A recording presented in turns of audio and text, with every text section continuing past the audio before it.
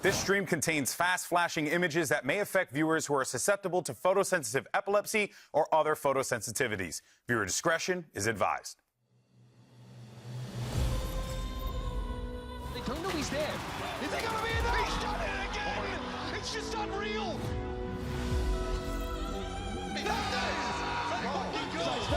Again, and Derek wins it!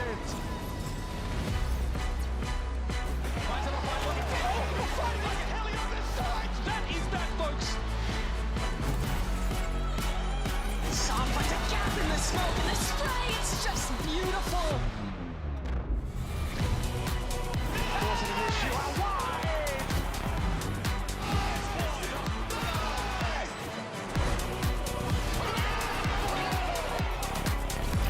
Agora sim! Vamos! É você!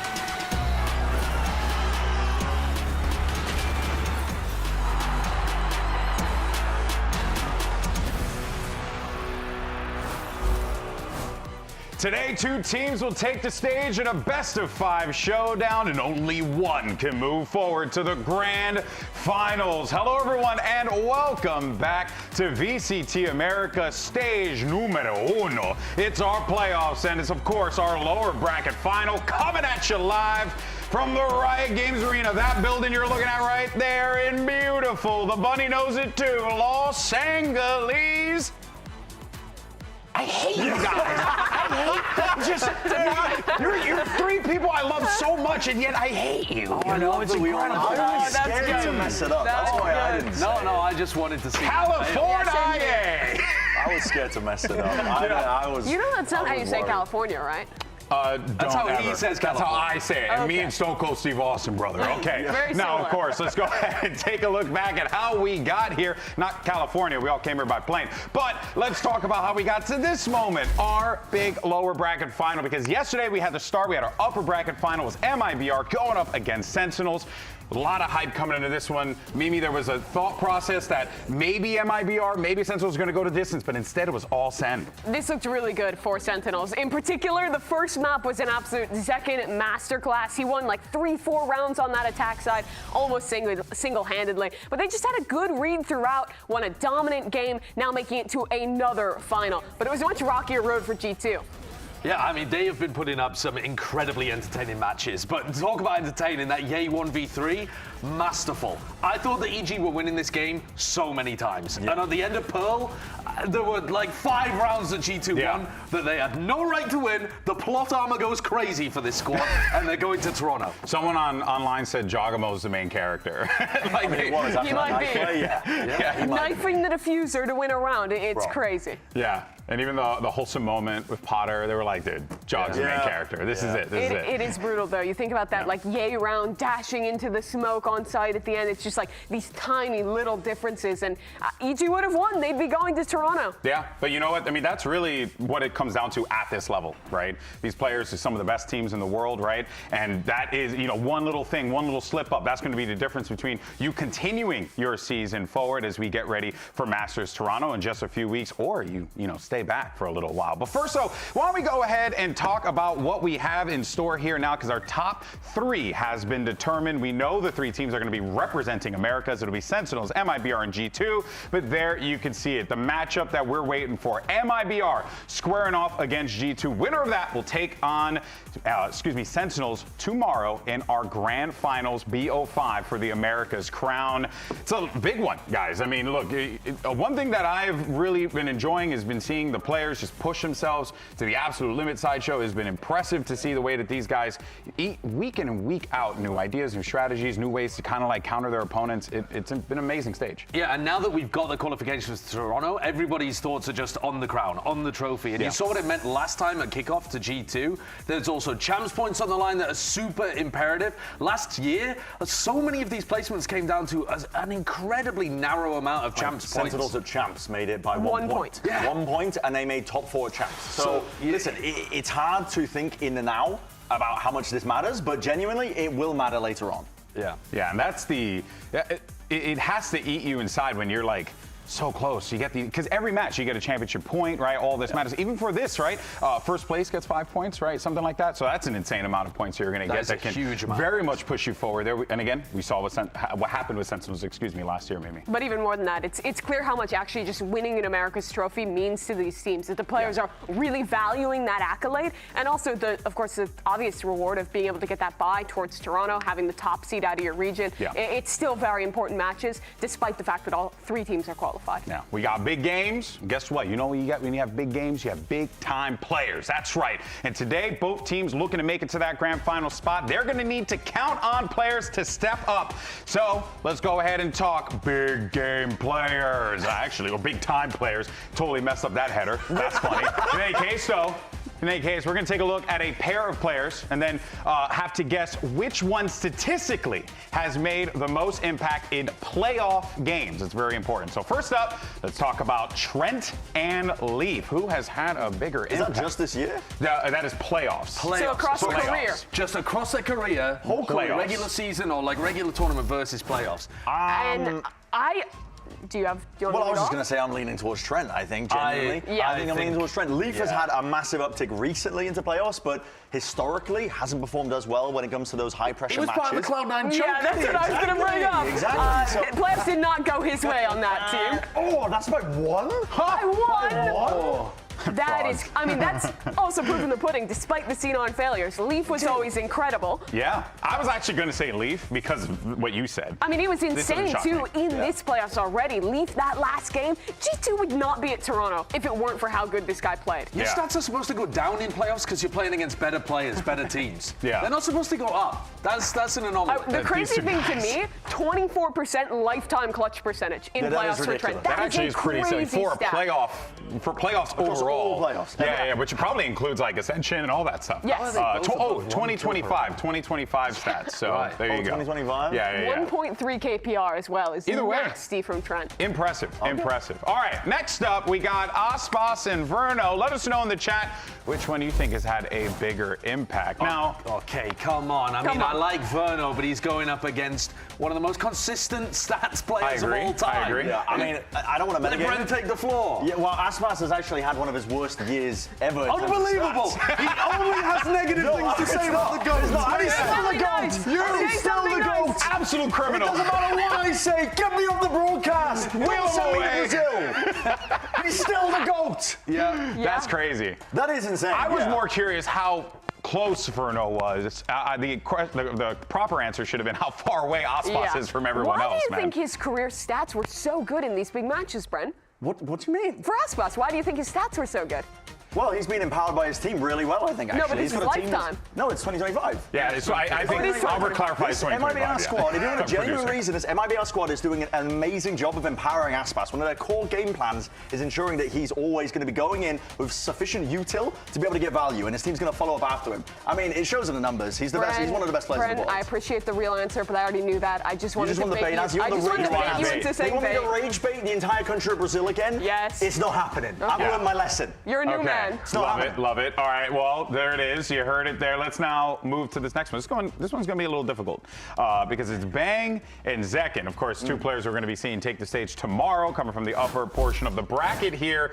Mimi, how do you think this, where do you see this kind of faring out? Because honestly, kind of can't argue with Zekin, but I don't know. Yeah, I feel like it might be Zekin this year. He has had massive performances. We were just talking in about this the other day. final series. I don't know. Bang has been, this is really close. Oh, yeah. My vote's for Zekin, and looking at the stats, he's leading it out just by a hair, though. Bang has had some rougher group stages, but I think this playoffs already has been so critical for Sen. Yeah. I mean, Zekin just cooked MIBR as well. Yeah. He's just had some outrageous performances where he dominates a game. Bang's been good, but Zekin's just otherworldly. Truly has. Also, Sideshow broke his mic. In any case, though, now at the start of stage one, our lovely Brennan Wyatt made some predictions in a segment that we like to call "What Are the Chances?" Let's actually go ahead and check in and see do the walk of shame, Bren. how they did. Yeah, go ahead, walk over there.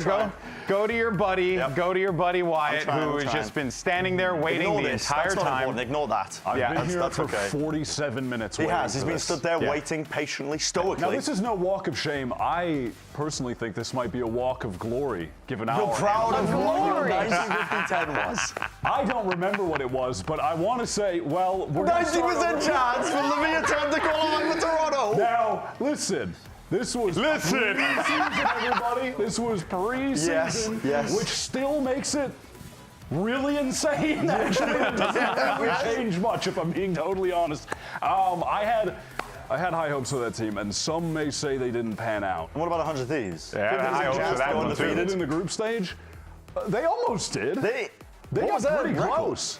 I don't even remember. It was basically it was almost 5-0. I was basically right. Okay. They had a fair shot of doing that, and they came pretty close. And the most unlikely one was that's that respectable. G2 would lose a series in stage 1. I mean, that's pretty unlikely. And they had to run into the most goated Sentinels that we've seen in 2025 to barely lose. I do want to clarify, 100 Thieves went 3-2, so 3-2. But there's they a were close 50-50 losses. chance of them being 50-50. You're not part of the segment. I'm sorry. All right, Brennan. I don't remember what I did. Okay. I genuinely have no idea. Okay, well, 90% chance of Wyatt's picks for the Omega bracket will be wrong. And by the way, we did this bit the day after we did the groupology, and he was already right because Lev lost on day one. So that came true in 24 hours. 50% chance for 100 Thieves to go on a run in stage 1. See, all right, well, at least we fell together as far as believing in 100 Thieves went. I mean, it was a 50-50. 10% chance for Sen to implode and then are forced to do another round of fundraising from fans to recover. That didn't happen. I predicted that as the most unlikely scenario. It didn't happen. It was unlikely. Well, you still predicted it would happen. No, it was No, 10%. 10% is like, that's So the you're least saying it likely was a scenario. But it came out of your mind. It didn't happen. In fact, they made money from Ben Affleck. I was the most correct I could have been. I think can we get like the ding ding ding sound effects, something like that? Just Brennan. I gotta come over. I I gotta go clock Wyatt, in. go commentate the video game. Bren, about come Livia finish your Toronto. job. That's Wyatt. Oh my word. Somewhere Rob Moore is out there be like, did we make money off of Ben Affleck? I don't know. I'm not too sure. I'll buy the Affleck Sen jersey. That's right. Oh man. Oh, that is my Batman though. Now, of course. Let's get into today's lower final and talk about G2 because they had to scratch and claw their way to get to this point, which is not something, Sideshow, that you would have thought given how strong this G2 lineup was throughout the stage. Yeah, we really thought there was going to be a gap between G2 and the rest of the teams in Americas, and it turns out the gap has closed. The rest of the team on G2 has talked about them being in a slump. Josh has said it. Valen said it. He's been too focused, he said, on his own individual game. Hasn't been thinking about himself as a leader, as an IGL, and has now just started getting back into that rhythm of giving the rest of his team what they need. And he gives that as the reason why they were able to make the comeback. My question is, why are they in these positions to begin with? Because you wouldn't have expected it at the start of the stage. Yeah, Lotus defense side was one of the kind of roughest maps for team play I've watched from G2 this year thus far. It seems like they were really out of sync on a lot of these retakes and weren't quite trading and on the same page the way they normally are. And Josh echoed that in the coach interview. He said that he felt like no one was stepping up to be that leader, to keep them on the same page. And they did rally back, but it was too damn close to missing Toronto. They did get it done at the end of the day. Sure. And that's the grit and resilience you need to see from a great team. Sometimes you're going to stumble, sometimes you're going to fall. It's about how you pick yourself up. Yeah. And even more importantly as well, our lone Canadian player left who's in Americas ended up actually making it to Toronto, because we almost had a scenario where we would have had no players from Canada attending the Toronto event, which I think would have been a shame itself as well. For Jonah P, he's had a rough playoffs at times as well, but he showed up towards the tail end of their series. He was really paramount, I would say, honestly, in them dragging it over that line against EG. That round 23 where he and Leaf are pulling out a ridiculous 2v4, like every player was required in order to get G2 across the line, which sometimes they've been able to coast with like one or two of them just popping off. Yeah, but honestly, that is what makes this G2 team so scary, is that they do have those individuals to do that. So when they're kind of shaky and they're a little bit unsure of themselves, you got to start asking some questions. Of course, thankfully, we have just the man for the job. It's Rivington standing by with Jonah P ahead of the match. Jonah, thanks for a moment of your time today. Obviously a big win yesterday and a big game today, but I got to ask you, what does it feel like now knowing you're going to be going home, playing in front of the family back in the hometown? Feels great. You know, Valon said it best in his interview yesterday. There was a moment where, you know, it felt like we might not be there, but that's all in the past, and I just can't wait to go home and fly all my family out and play in front of them and bring the trophy for them. That sounds awesome. And has this year felt more rewarding for the pressure and kind of all the expectations that you've overcome? Yeah, definitely rewarding in that aspect, but, you know, we're trying to get the grand reward of bringing home a trophy, but it's all a process, and being able to overcome these like hard matches every single match so far we've played, being able to close these games out is just exactly what we need to go all the way. All right, best of luck today. Thanks so much. It's clear that actually qualifying back to an international event means something to G2, because if you look across the world, we're going to have a Masters Toronto with no EDG, last year's champion, with no T1, the Bangkok champion, and it may have been a rough road, but G2 is back, and they actually have a chance to make good on that second place finish. And they bucked that trend, right, of teams going deep runs in Masters, but then like not qualifying. Like they definitely the second place curse. Yeah, they definitely bucked that trend as well. So if anything, I think like G2, they got to be feeling pretty good about that one, man. Wild stuff for sure. But, you know, we do got to talk about the individuals on this team, and you had some crazy moments, Sideshow. We got some absolutely ridiculous moments in this game. The heroics were off the charts. It did feel like plot armor. Now, my question is too, though, why are they even required to get into spots like this? And you see this round where they pull off the 2v4. Earlier on, Jorgamo had both of his gate crashes broken, and then you get into a situation where Valin feels like Flowers is completely empty, doesn't smoke it off, they end up going down a player, and then they're forced to get the hero moment. So I don't think they are playing against difficult competition, right? Yeah. The players in the playoffs, the other teams are stepping up and closing the gap. But G2 also are making small errors in these moments, not finding the right call the way that they were earlier on, and they're having to fill that gap with hero moments and ask their individuals to step up. And that is making for some electric Valorant, but like their hearts must be going 10 to the dozen out there. Can't imagine that. It is a little poetic, because that felt like the almost exact opposite of the Bangkok final Map 5 Pearl, where every hero moment, every clutch was going the way of T1. They lost the trophy because of that, and they barely make it back off their own heroic rounds to be here. Yeah, well, hey, they're going to be breathing a sigh of relief for now, but they can't be complacent for too long, because these two teams, MIBR and G2, have faced off before. And, you know, it was a banger of a match. If I'm correct, Brandon, this one was like a 13-11. I don't remember the exact scores, but it was a long one. It was one of the first times that G2 had really been hard-pressed, I think, in Americas by a team, because G2 have this habit of bringing the best out of their opponents, I think, in the best way to say it, because everyone is always looking at G2. They've got this target on their back. Even if you're not playing them, you don't need to prep for them. People are still watching their games because they want to learn from the best teams. And MIBR came into this so well prepped, great ideas overall. I'm expecting a similar theme for MIBR as well coming into this, because they were so close, so damn close last time to beating G2, and now they get another shot at it on top of it. MIBR itself, I mean, listen, you played a first game yesterday. You have time to actually watch G2 play that matchup. G2 are coming into this one with not much sleep, not much time to even prep and reflect on the close win that they just had. MIBR have a lot of advantage, I think, to come into this rematch. Yeah, and you can even see some of the responses here from, you know, Jonah P. and just in general, right? This was a tough game, Sideshow. So both teams now at this point, if anything, I think MIBR leveled up even more so. Where does that leave us? And I also think if you look at the final map, right, that was where we saw the Waylay have so much value. Jorgamo was owning on the Waylay. Leaf was also frying too. They both dropped 25 kills. Sentinels laid out a game plan of how to destroy G2 on Ascent.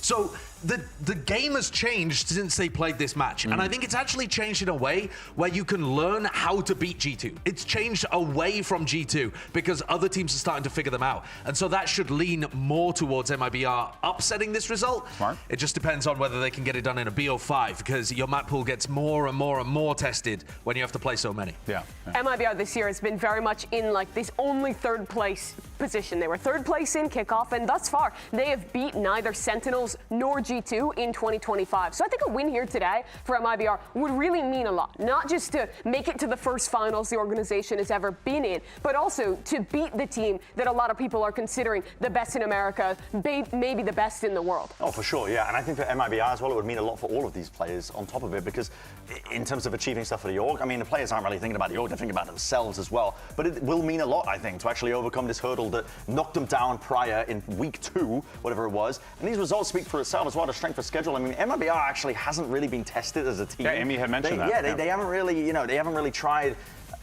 It's been, I'm not going to say it's easy for them, to be honest, but they have come into these games, and to go up against an opponent like G2 now is a real opportunity to prove that they are not just top 3, potentially top 2, and get a chance to prove that they are maybe even number 1 in Americas. Now, MIBR's pistol rounds have been pretty phenomenal. Look at these stats. That before they played against the upper final, winning 75% of the pistols, Brett. Yeah, 75% of the pistol rounds. MIBR put a huge amount of stock, actually, in terms of anteing their opponents, their setups. A lot of it just focusing on round 1, round 3 ideas on the pistol rounds themselves, trying to convert it because you can snowball so effectively. Sentinels removed that. They came in with very different ideas. They kind of ruined, I think, a lot of the core reasons as to why MIBR are doing pretty well right now, which is having really good reads and understanding on what a team is doing. Came in with new ideas, it threw MIBR off, and it helps as well that Zek was having a hell of a game himself. But for MIBR, I think this is still going to be an advantage for them against G2. I've already said prior, G2 are coming off the back of this with less than 24 hours to prepare for this matchup. MIBR finished their game, they're going to be tired themselves, but they had an opportunity to watch G2. And G2 are not going to be able to cook up the same level of anti-stratting, changing things up from the last time they played those maps. The tape is going to be fresher for MIBR, and they should be able to come into this with the same advantages that have been getting them wins throughout all of Stage 1. I want to see a G2 that's willing to play a little bit looser today. Take some of those risks, let the individual shine, because when they try and play too perfect, that's when teams that are really good with the ante take advantage. But the biggest counter to your point is that G2 is the best eco-round team. They're almost always forcing if they get plant down on when they lose side, pistol. And they are so good at winning rounds with those stingers. They won 3 yesterday against EG. That was one of the difference makers in winning that series. Hey, you know what? And I'm not going to argue. We want to know what's even more important? The power of friendship. Okay, that's specifically so true, GB. Aspas and Verno, because these two guys as a combination have been absolutely vicious. It's like watching Jordan and Pippen go out there do their thing. It's been really fun to watch, honestly. It has. It's been fantastic, because I think there were so many questions, honestly, of why did Verno get removed from NRG? What didn't work in terms of the culture there? And was Verno really going to be able to fit in on a team that was literally, culturally, in terms of the language, super different? But the way that Fraud and the way that Aspas as a leader on this team have helped Verno integrate, you see it in terms of his comfort on the stage, his confidence, he's coming really well, like everything's working for him. And I love that you mentioned, I think, Fraud integrating Verno into this team, because it's one of the things that I think Fraud has always done so well over the course of his career, actually, is making sure that the team chemistry is good, it's precise, there's no issues within the team. If there are issues and friction, it gets solved and resolved. And honestly, as a coach, I see him as one of those coaches that brings the best out of players when he gets given them. And it's clear from the way that they built MIBR and even integrating Verno, like you said, it's come to fruition here. They are a top 3 team. They are aiming for higher. And GB, I know you probably know his story better than I, but he's not a Brazilian guy coaching this team. He had to learn a lot to become the coach. Yeah. I mean, Fraud had to go through basically, from Cuba and has that background, right? Learn Portuguese. Obviously, Spanish helps with that. He's teaching Verno Portuguese. Yeah, which is incredible. And also, by the way, I'm just going to say this out loud for the people watching at home. Learn a second language. Seriously, okay? Culture. I'm trying to learn my people's language of Spanish right now, and I can relate to this. But you know what, though? It's hard. It's difficult. Because, yes, you could teach Verno Portuguese. Yes, he can understand some basic phrasings. At the end of the day, though, those translations are always going to be difficult. So I think it's even more impressive how they've been able to integrate him with those challenges in play. It's honestly just been really, really fun to watch. Yeah, I think it's been excellent. And you can tell that they really enjoy playing together as a duo. They're constantly duoing. They've got the little bromance going on. It's working. I mean, you saw Verno made an account that was Vernozine to match all the other Brazilian players on the team. He's feeling it. This squad is gelling so much, and it's so good to see that turnaround for Verno from being the guy who energy dropped because he didn't gel with the team. Well, let's keep the BFF, happiness train moving forward, because we got those 2 boys standing by with Riv. I am joined by Aspas and Verno before the match today. And Aspas, we saw online people were asking your wife Naxi what it was like to be married to the best player in the world. And her response was more so, you should ask his husband Verno. So Verno, my question to you is, what is it? No, but really though, what's it been like playing with Aspas, getting to know him, and then just kind of building this camaraderie? It's really nice to be in a team that is really comfortable and like feels like a team, you know, and having like someone with you really helps like the energy and everything. What you say is like the one thing you're taking away right now that the best player in the world has taught you? Taught me? Bro. I don't know, bro. There's just too much. I'm eating Burger King every night, you know. All right. It's a big takeaway. All right. Yeah. All right. There you go. I want to ask you about the match, though, real quick before I let you go. It was super close last time. What have you taken away? So this will be a victory now. What have you guys prepped? We changed some stuff. We prepped some things for G2. So it's going to be a new match and a new day. All right, gentlemen. Thank you so much. Best of luck in the games. Oh, it turns out the key to friendship is Burger King. In any case, though, it's now time for the VCT Americas All-Star Pick'ems. That's right, we have so much talent here. And what we decided to do with our top 3 teams is that we're going to recognize the best of the best and pick our All-Star teams. And we have 2 teams. It's Team Mimi Show, boo, and Team Golden Bren. All right, now, okay, so we're going to draft our squad. A couple notes. So these guys are a couple rule breakers over here. All right, pools are going to be limited to our top 3 teams, okay? And you can only pick 2 max per team, okay? So that goes double for me, so I can't pick all of G2. And it's a snake draft, as well as you have to pick a coach. Well, we'll give you the first pick. Oh, we'll thank be you so magnanimous. much. Go for it. Thank you so much, fellow bald man. I'm thinking we're going to pick one of the players who's been putting up the top performances in 2025 so far. I'm going for Trent. Yeah, I like that. Yeah, that's Kaplan. Where did he come from? Kaplan's there. Kaplan hit it underneath Trent. It's another Kaplan. It's always. It's another guy because it's not a move tool. I don't want Kaplan. Get out of here. Leave. Leave my presence. Come here, Trent. Incredible. All right, who are we going for then? I think that's amazing. Yeah, we'll go for Leaf. Notes? Yeah, we got Leaf. Of course, we're prepped for this. Leaf? Get Leaf on there. Second pick. Where did Leaf go? No, he's right there. Don't worry, you didn't get Kaplan. I panicked. Who are we going for next? You want to go for? Yeah, let's go for. Okay, I think next pick I'm gonna take Verno. Verno. Oh. Happy with that. Okay. Intriguing. Okay, we got 2 picks. We got 2 picks. I'm gonna get for the speedy. You know what I'm saying? Yeah. All right. I think we should take another G2 player. Okay. I just don't know. I mess with it. Which one you want? I like Jogova's mustache. I like his play. I think mustache is important. Facial hair is key to success. And in that regard, I mean, I would even go as far as to say Cortez. Well, you already have 5 players with your 3 Kaplans. Yeah, that's true. I'm just taking Valorant. No, I don't think we can take Valorant. We 2 max per team. Yeah, 2 max per team, you fool. Speed it up. Speed it up. We can take John. We need an IGL. Take John. Boom. We can't take Valen. There we go. That's okay. Okay, we need a smokes player. Bang. We need an initiator, I think. So yeah, Bang. Let's go for Bang. And I'm thinking, honestly, I'm thinking Jonah P. Jonah? I don't know about you. Yeah, I'm happy with But Jonah. Jonah goes crazy here. That limits us. That cuts us off for any more G2 players. I'm fine with that. I think that's okay. I'm actually so fine with that. Wow, way to leave I'm happy Valen off. with And Josh RT. You guys are terrible friends. Don't make us feel bad about that. Okay, you should. All right, our turn. Dude, I feel like we can. There's an easy one here. Go for it. Go for it. I'm going Aspas. Yeah, I was gonna You've say. got Aspas and Jorgamo on the team? Hell yeah, Yo, Jog can do anything. I'm not worried. This guy's John. What do we want? Artisan? We need an IGL. Wait, maybe too many cooks. We You already have John. Oh, no, we have John. Sorry, we have John. I don't know what his role's going to look like. I don't care about the roles. Shannon? All right. Obvious answer for me Get here. second on our team. How is second How do you left leave until the him? end? And, crazy. What's going on? And you got to pick a coach. We need a coach. Who do you Kaplan wanna or go for? Fraud? Or John, we can do. Damn, honestly, Can't all go for 3 are Josh. great. So I said John, Josh. Oh, yeah. Fraud. Throw Fraud on there. Damn Yeah, you. let's do it. Damn you to hell. Earlier.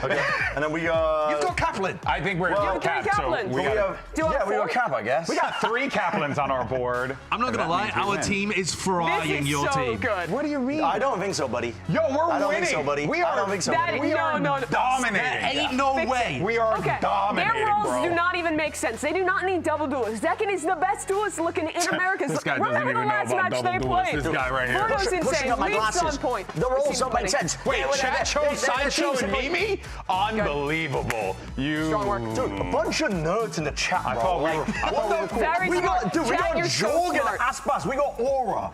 Speaking Bren of went for Aura. MIBR. Wait, Bren. it's kind of crazy that the rest of us all went G2 though, after they've been having such close games. Yeah. And yeah. MIBR were in the uppers? I always go G2, so I'm a firm Bren, G2 give believer. yourself. Myself, Give I've yourself already given for myself MIBR. over the entire death segment. I think MIBR have been getting away with, it's kind of really anteing, I think, getting themselves set up really nicely on the pistol rounds of good ideas. G2 have got a tight turnaround.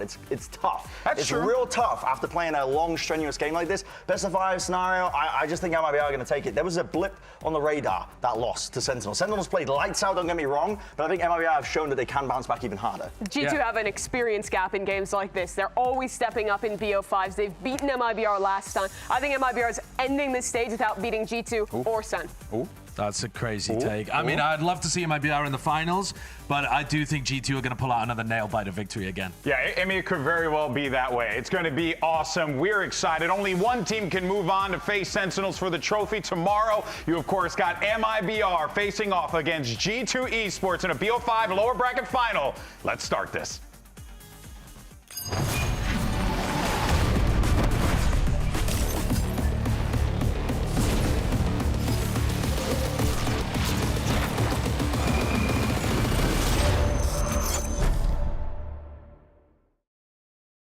I'm feeling comfortable to play against G2 because we already played against them before, and it was a really tough match. They almost lost and we almost won. The first time we played them, I could feel how good they were getting. When we get tested like that, we know like there's a team like on the come up. Beleza, beleza. Ainda dá tempo do MIBR. Esperando. Cortesia. Pega um. Pega dois.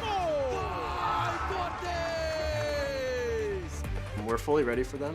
You know, we're gonna bring it to MIBR and stop their momentum. From that feign, from the fake itself in the covers itself, but a mistake is made, and wrapping his Ray all the way from behind. G2 laying claim and laying siege all the way to the site. There's no stopping this train right now. The match against G2 is another opportunity to show we, like a team, improving. We can win these guys. Riot Games Arena, let's get ready for our lower bracket final. E hoje é valendo a viga. Vem aí, o MIBR! MIBR, this is what, and look, a run that this team has gone on, a run for this organization. A top 3 finish in Americas is massive for them, considering, Mimi, that last year this was a team that wasn't even contending for playoff spots. The last time that you saw a Brazilian team winning a stage of Americas was loud with Aspas all the way back at the beginning of this league. We haven't seen Brazilian teams making it to the finals since, and this is a huge opportunity for MIBR, for Aspas to make it back, and for their 2 rookies and their fresh IGL to have a shot at a trophy. Yeah, they have so many players that are looking for the first time at a trophy. It would be sick to see them make it to a grand finals. When I watch this team, I see a team that trusts each other, and that makes a huge difference. And now, let's bring out their opponents, your Kickoff champions. Make some noise for G2 Esports!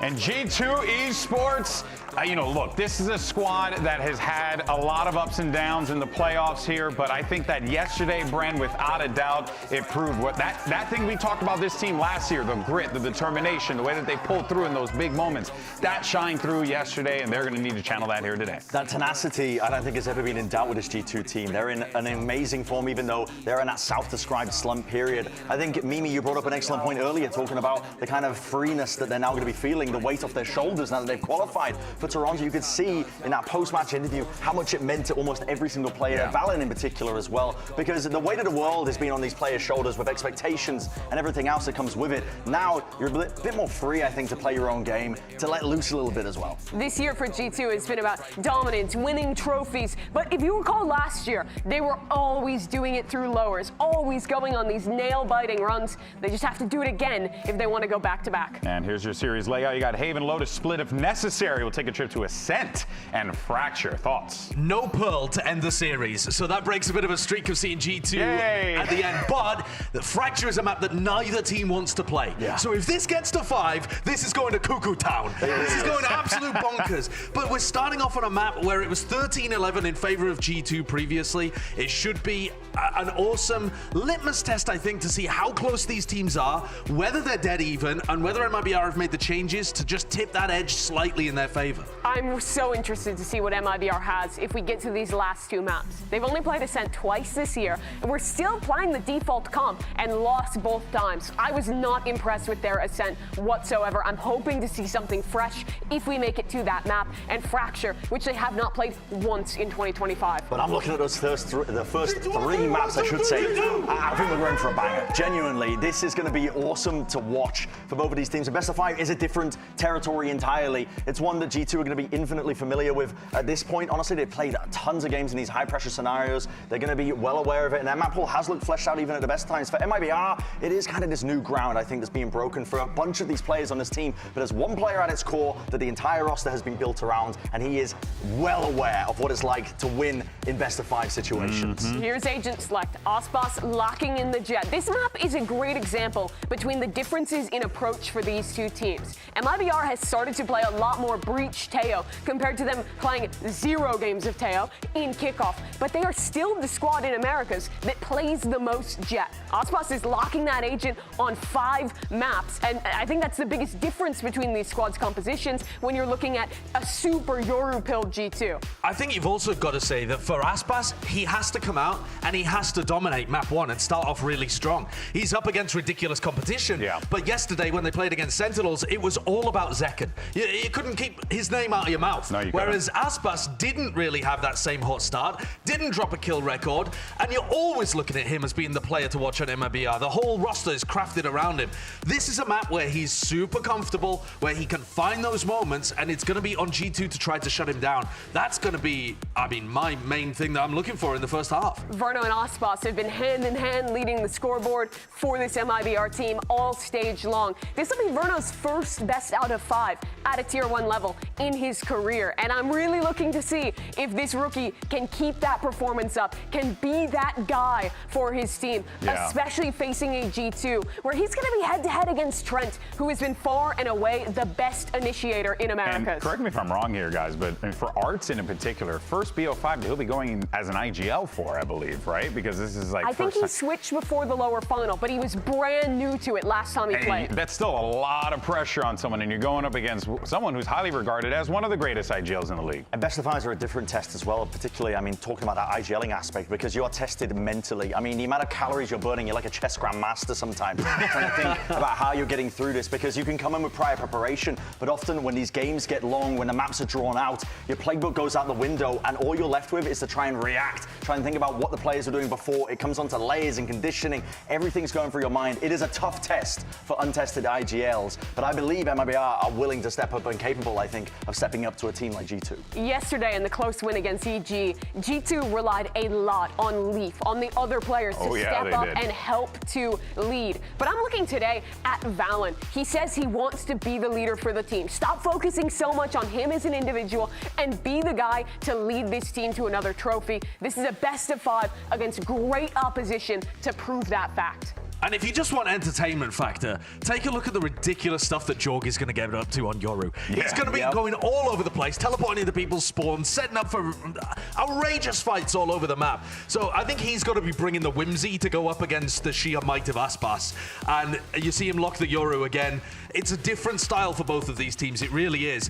But G2, I think they've got the weight of expectations on their shoulders. Of course, but also the weight is kind of off their shoulders to the same degree. They've qualified for Toronto. They're coming into this one on, hopefully with a good night's sleep, with high expectations hopefully lifted off them. They've met their own challenges. They've reached what they were hoping for in terms of goals. Now they want to see how far they can take it. We talked about big game players. No one's better in matches like this than Jojimo. His chance to shine against one of the game's greatest duelists. Well, let's go ahead and get into map 1, shall we? We're going to send it over to your casters, and I think these boys are ready to go all 5 if necessary. Here's Uber Wyatt for the call.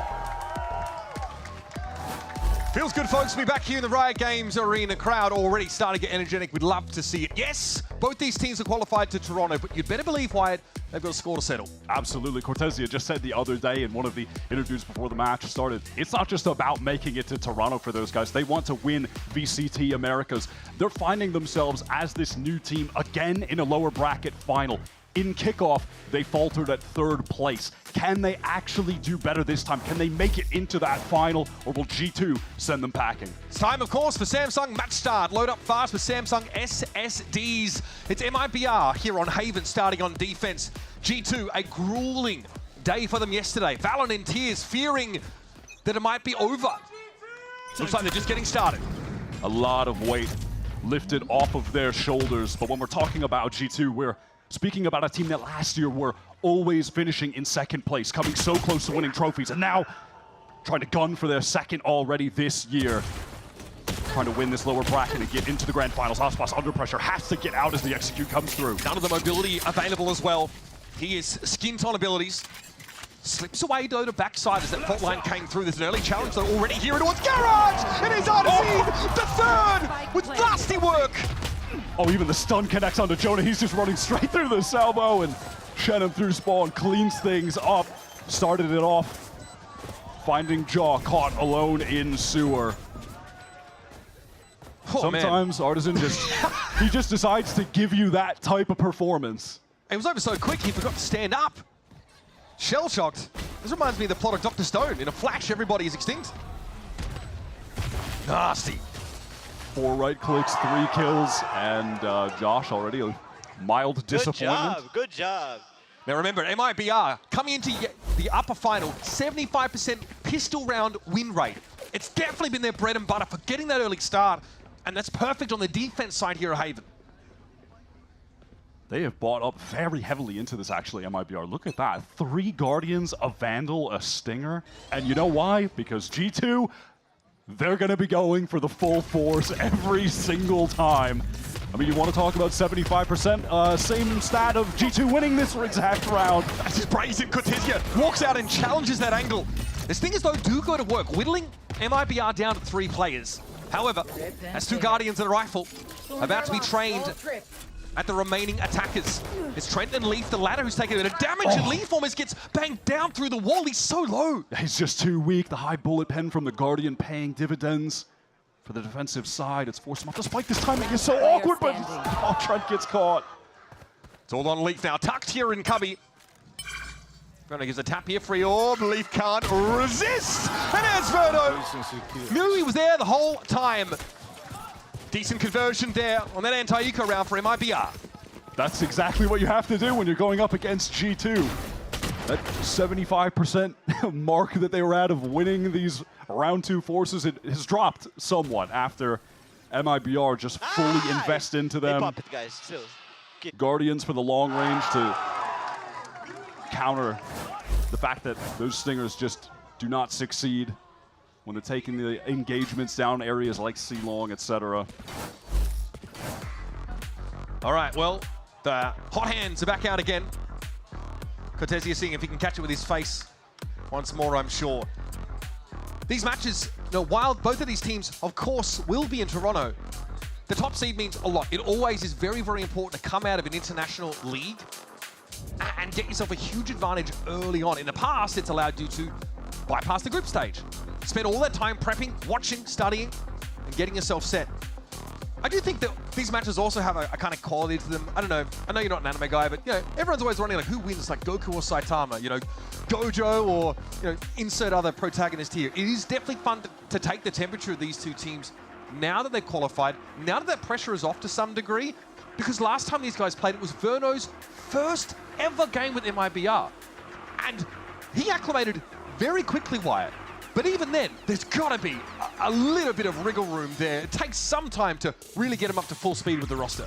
Absolutely. That was such a close affair. That was the first game that MIBR played with him, as you said, and it was a 3-mapper. They were the first team to push G2 as this second stage started, or rather first stage after Kickoff started. And just based on the eye test alone, obviously this MIBR team, even if they finish in 3rd place today, we've seen them get significantly better. They are not the same MIBR that we saw in Kickoff that were making it to that point, but it felt like there was a gap between, G2 and them. There was a gap between Sen and them. And of course, look, Sen did beat them pretty handily yesterday. Sen are in God form at the moment, though, so I don't want to knock MIBR too much for that. I would be a little more concerned, honestly, though, if for them moving into Toronto, if today is not a close affair. If we get a similar result as we did with MIBR against Sen, then I think you could maybe start to worry a little bit. Of course. But I don't want to get ahead of myself. This G2 looking incredible this year, already showing up in an international final. This man on the screen, a big part of it. But let's hear from the man himself on what he, Jorgamo, brings to this G2 roster. I would say people need to think of me on G2 as like that kid that came in from another team and just showed up on the core roster of the Guard and closed out a trophy. Like, you know, I think I want to be a reasoning for them to know why they actually brought me into the team. You know, we fell short, sure, but that was still not enough for me to be like, yeah, guys, we got that trophy. You know, we still talk about to this day, like, oh, we got second. Like, you know, I don't want them to ever hear second again. Either we won or we lost. There's no second, you know? So I think that's why I want people to know about what I can bring into this team and what I brought already. And yeah, I think that's what I need the world to know. What do you think this last couple of weeks has actually been like for this G2 team? It must be so jarring. Have such a flawless run through group stages, and then you hit a wall so early in playoffs, an upset loss, and all of a sudden, the doubt starts to creep in. Will we be able to go back to a global tournament? Will we have a shot to redeem ourselves after that banger loss against T1? We've heard from other players who have been at the absolute top of the scene that it's easier to get there and harder to maintain that spot because everyone is looking at your play style. They're taking from you. They're understanding how you are approaching the game because they're taking your approach. And that's been tough for G2, but I do really respect the fact that they've been able to maintain a level that they're winning all of their games. They have been closer, and it's just been Sen that have been able to come over the top and actually beat them at this point. And I think at some point, too, we've seen teams need that. You need that extra kick of energy that, okay, they are right on our tail. We gotta take it up to that next level now. And if G2 have a next level, that's where they're in God mode. That's where they're an untouchable team. And in many ways, it's kind of serendipitous that that loss comes at a point where it doesn't eliminate them entirely. Right? It comes at a stage where they're in a double elimination tournament where they get a second chance. It's honestly, you can honestly look at it as being potentially best case scenario. You get humbled the way you need to, you double down, you fix things, you now realize exactly what other teams are looking at, and you're not out of the tournament. You still get to make it to a global event. You've got a month after this to prepare, whether you're top seed or second or third. Seems like if you're a team like G2... You're definitely going to need a couple days off after getting clutched on by Ye multiple times to lose your undefeated map and then barely making it. You're going to need some time between now and Toronto when this stage ends. All right, we had a network cable switched out there. Final checks in progress, and then we'll be underway once more on Haven. It will be our third round of this map. Both of these teams, honestly, pretty solid on this map over the course of the year. This is another map, though, where MIBR kind of show their tendency towards classical comps, trying to put Aspas on the Jet, as opposed to, maps like Lotus, where they're trying him on the Neon more. We saw even Waylay on their Pearl. This is, though, where Aspas gets his bread and butter. Certainly. And you can never really go wrong with Jet on this map. This is one of the cool maps on the pool right now that you do actually have a lot of options as to how you want to approach it. There are multiple comps that are all very, very relevant. MIBR kind of taking the more traditional approach, and it's still very valid. All right, we're getting back into the game now. G2, they are forced to save as they did their standard second round force that they are known for, but MIBR were able to convert that round in pretty clean fashion. giving them a nice early advantage in this map. Chenom is someone to keep an eye on with that Sheriff. He also has a rifle, though, to work with, even more deadly. Is this a Sheriff round for G2? Artazine with that very tight off angle, expecting a fair bit of action over towards the B side, and with that stealth drone, being aware that Jorgamo is testing Garage, they're in the right place for now. Ooh, that flash didn't actually connect onto Ospas, so there was no audio cue for G2 to know that someone is actually posted up in a long regardless of that, but they're going to pivot back. Cortese, he's pushed up, he just has the Sheriff. This could be tough, he does get the first, but he can't connect the second. Instant trade from Trent. That was, though, the Sheriff player, the weakest buy on the entirety of MIBR, and they're ready at the back of C-side. Chenom already guns Valen down. Fault line comes through, but where's the control util? They lost Valen so early. Now it's up to Leaf, who has snuck through in fairness, but has a heck of a lot of work still to do. He wants to try and pivot through Garage now, 2 players on site. Just with this Sheriff, have to get some one-taps, but Artzin shuts him down. Again, game so far from him. Yeah, absolutely. Those Guardians in long range fighting C-Long as G2 are trying to push up with the weaker weapons. They're just so cooked. I mean, this was really their best opportunity. The fact that it was just Cortese with the Sheriff pushed up and they could get a 1-for-1. But already, Chenom and Artzin had rotated back C for support with such a quick pace that G2 were really put in a hopeless position. Now they are on the full buy, though, for the first time in this game. The economy for MIBR very strong at the moment. All right, here's that fault line and a smoke. So start to see some of that Astra util now. Verno will respect it. Pull off this a little more. Aspas being moved from A long over towards this B site this round. Making use of that verticality, but Chenom gets plucked out from under him and he doesn't see a damn thing. All right, the stealth drone is going to go into the B side from Trent. Jaw has A control while he still has his dimensional drift over towards C. So there are options for G2 right now in the mid-round, but they are content just allowing MIBR to play right into their hands. There's MIBR getting impatient, pushing up for info. They don't have a lot of easy ways to get that on this team. Beautiful shot from Artazine. Joel caught with some util in his hand, but quickly Valen snaps back. And it's Cortesia all alone. And when you only have the stealth drone to get that sort of passive info, you do have Cypher, of course, but you might be able to take some risks to push up for info. Get one more gun away, though, I think, from G2, and you're feeling good. Can Cortesia get at least that? Yeah, could throw down the cage, try and obscure one of these angles, isolate a fight. Just on his right, left and in front. Virtually impossible to win these scenarios. Never see it happen. Cortesia tries to draw some aggro, but Valen finds 3 for the round. And all things considered, G2 getting their buy in here, maintain 3 rifles. G2 have a very cool attacking setup there when we're in the mid-round, where they have the ability to pivot back to multiple sites because of Jaw on the Yoru, and having that gate crash over towards C just didn't end up mattering because MIBR wanted to go for something proactive on this late in the game bonus round buy. And G2 were able to easily nullify that aggression, just post it up on the right angles, connecting the shots, really just that simple. Just a perfect example of contacting for info getting punished by a team on a slower default. Ospas has upgraded to the AWP here, and he's going to post deep A long, where G2 are really giving him no opportunity to play because they're always putting Nebula here. Oh my goodness. Okay, Aspas thinks twice about it, but G2 have snuck in the timing. The timing is right there. Like, oh my goodness, what a flick!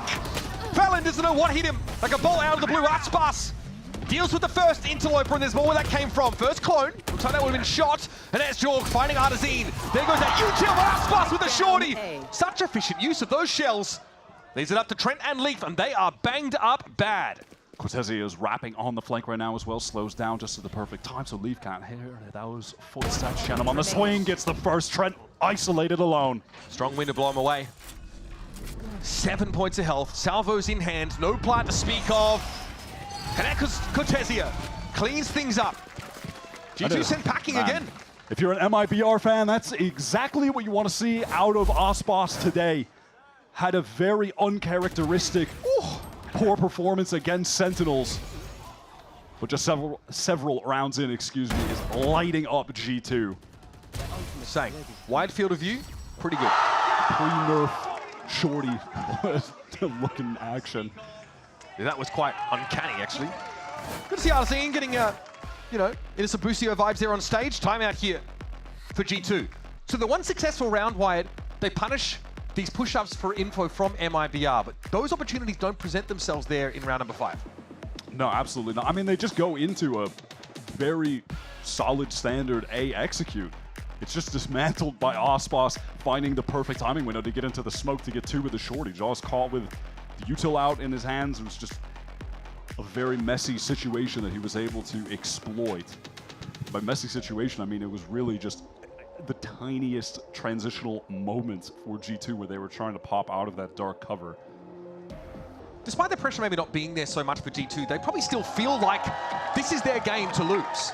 I'm sure you can see it on the face of Josh RT. Yes, he looks less nervous, but he definitely looks adamant that they should be moving into our grand final here of stage 1. Will say yesterday, man, I've never seen Josh look more uncomfortable when we're on the coach cams. He is normally so cool, so calm, but you could see the stress and agitated his body language was so different. He was starting to look like Kaplan after facing like a mild inconvenience, right? For real. Thankfully, there's no G2 mascot to get crushed between his hands. Okay, Teo util here just to clear sewers, and obviously that same smoke up A long. It's Verno, again, respecting it. Wants to get the information with the stealth run because G2 have been happy to, on every single round, they place this Nebula A long, push up at least Jaw into this area of the map. It's just going to be a full-on A exec from G2. Here come the smokes, and it seems like MIBR will be content just playing this for the retake.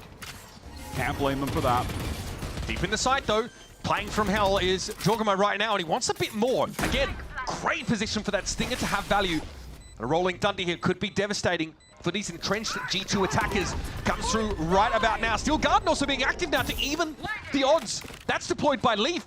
MIBR now can't capitalize on the stun. That got a lot of connections there. Aftershock is going to be good to force Jonah off this angle with the fault line. He's going to have to send that out and run. Still though, MIBR, look at the delay utility. By the time they get in here, they're going to have virtually no time to actually defuse this spike. What is going on? The salvos stop MIBR from following up on that util from the breach, and now they're getting cut down by G2. Not even a full stinger round, but have a look at this. Plenty of rifles to be recovered. Trent and Jonah P get their grubby little hands on them. Oh my God, Shenham is brought down with an op in hand. That's ugly. Oh, threads the needle with that one. Jonah jumping across. I think maybe he took the leg shot actually. He's at 2 HP, but regardless, I love how G2 were able to position themselves in that post plant. I'm not mad at MIBR giving the site for free. Sure, play a retake there. You have the significant weapon advantage. But G2 respond to that by pressing forward, stuffing them in the choke points, close range with the stingers, and it really also comes down to Leaf getting a Steel Garden off that connected onto, I think, 4 players, minimum 3. So you're just wasting time. Yeah, nice. On 2 separate occasions, G2 have amazing util to respond. First to the Rolling Thunder, then to the Aftershock that was going to force Jonah out. Really sick stuff. Down. Great reactive play from the attackers. A well-earned round. This time Verno wants maybe to ask for a little bit more towards A long, but it's another slower start from G2. Oh, Cortesia punished, pushing for information. This is some vintage G2, getting the attacking off in the hands of Leaf and allowing him to just pick off defenders that are overplaying their hand. Yep. Reminds me of that Chamber Leaf action. Can still get it done here as well. Jorg, deep into the seaside, backside smoked, and now MIBR have to put it together. Valen probably hears this. Disrupted the plant. Jonah P might want to try and just pave the way with a fault line here. When he gets this plant, he's going to have the Rolling Thunder, by the way. Going to be even more difficult for MIBR to try and get back into this site. Jonah's thinking about it too. Has it lined up. Hardesine also getting ready with some util of his own. Jonah lets it ring out. Rolling Thunder comes through. This will delay things a little bit more, and Shenham is set upon by Valen. He heard the TP earlier and picks his spot beautifully. Hardesine is going to try and clear this out now. Valen well aware of where he is. He crosses back to the right. He's out of there. There's only one decision to make for Aspas and Verno after the Rolling Thunder is expended, and that is to save. And hey, at least they got it out, I suppose. Artson would love to be able to take an engagement and upgrade this Sheriff, if he can. I don't see him getting too much here at all. Push down mid. Solid opening there for G2, but in fairness, Wyatt, in fairness, Cortesia serves him up a bit of a freebie, pushing that C-Long again. It's MIBR contacting for info. And immediately after that, G2 just have the easiest decision in the world to get into C. There's not going to be any trips, just accelerate. Well, they have dimensional drift for Right into Jorg the as well. site, Insta. It's way too easy. MIBR, awkward situation with the cash. Cortesia fully investing. Some players still have a little bit in the bank. This is a nice spot. They've still got this op from Osbos. Still have not found a round to have big impact with it. He got the one pick. What was that, 4 ago, 3 ago? Round 4. It's been a while. In fairness, they converted off that beautifully. Now, though, it's a little bit of a different world. Aspas is not sure about whether this is going A. He thought about heading heaven. And G2 just probing, once more trying to draw someone from MIBR out. Wait for them to get impatient. Aware that MIBR are running a very different setup in this round, as Verno has typically been over towards A, sending that stealth drone down long, but gets pinged out for the G2 initiator util as they slow down in this mid round. They probably guessed that Aspas is playing A long as a result of that. So far, those two have just been switching places. And that was true initially, but not so much now. Deep in sewers. Artazine set up here to try and extract some value from the Stinger, and he might have an opportunity here. MIBR were really expecting G2 to try and make some kind of foray towards B. That hasn't been the case, so now they are trying to rotate some defenders over towards A, where G2 are selling that presence and pivoting back to C. This is gorgeous. The site is so free. No, okay, nice for Cortesia. Finally forges out, but that wall is set for, you know, an A hit. So MIBR definitely drift over that way, and that's value. It covers back C site. Eventually, G2 are going to try and clear into that area now.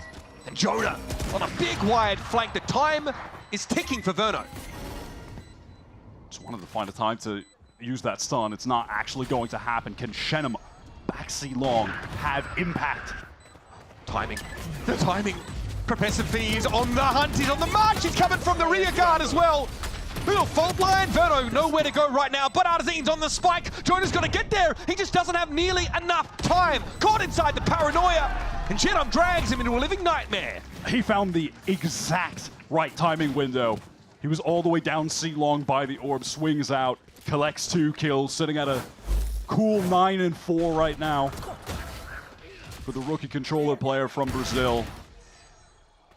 Yeah, it was just in this moment. Oh, there's no two eyes timings on that. 2 timings happening simultaneously, right? Jonah on the wrap. Nice! And Shenum, great round. Let's go, I like boys. the Let's idea of go. trying to Perfect use that. round. Cosmic Divide is misdirection, right? Imply an A hit, then pivot to the other extremity. You have to give credit to Cortesia as well, who found Trent on the rotate in the mid-round to set that up. But regardless, we're into the next, where G2 still have a ton of cash to play with. They're going to be buying for the next couple at least. Enough so that they still want Leaf to be playing with this attack side operator even. Going out. Haven't really seen any early sewers play from MIBR since that round 4, and Cortesia shows himself. Last round it worked. He got a kill pushing out. This time, he shows a little too much leg. And now G2 have all the time in the world to work the map. Artsin is trying to... Oh, wow, barely escapes, just ducking his head below. He wanted to try and find a moment to even things up 4-on-4. MIBR making a decent rotate here towards the A site. Verno is on the way. Shenum, TP's out, all is well. Artazine low, and at least they have a player in the site. A bit more of a sacrificial lamb though. Verno's gonna be there. Trent now knows he's about to get busy. Special delivery comes in, he's got to take the power. Oh my goodness! At the crosshair placed to perfection, but Verno's still fighting. Eventually cut down, but at 10 health, this whole time, Artazine's been waiting to emerge. He has done the most, and Jonah gets sat right down. 1 bullet left, stone cold from Artzin, tucked into the corner. Man, he is having a game How right does he now. stay alive there? We haven't seen this from Artzin in a minute, but we've known he's been capable of it because he will just give you the maps where he is IGLing, playing a supportive role, and is the star of the show with the highlights. I think he just tucks next to the dark cover because he walks on the side after getting dinked by Jonah in sewer. Yeah, they backed up into that spawn side, and then he rotates, pivots back in after the Tejo missiles from Trent expired. That is nasty work. Some really good pathing. Oh, I like this. Okay, a bit more of an aggressive smoke on the defense side here towards lobby. Jorgmo doesn't respect it, but also is the only player, an insert here with a gate crash to get out, and he will. As much of what we've seen from the opening rounds for G2, Jaw just typically hasn't actually been pressured to need to teleport away. This is the first time that's really been the case. And now that they have control of A, MIBR rotating around towards CB, they know that G2 are going to be heading this way as they are making their exploration through Garage. This Armageddon is fantastic! G2 have to split very quickly away from this, but Leaf is on the other side. He's a little more committed, but MIBR haven't capitalized just yet. Backside also an Armageddon. Both Taeho's unleashing, and it will be a C retake for MIBR. Okay, and a great Steel Garden from Leaf.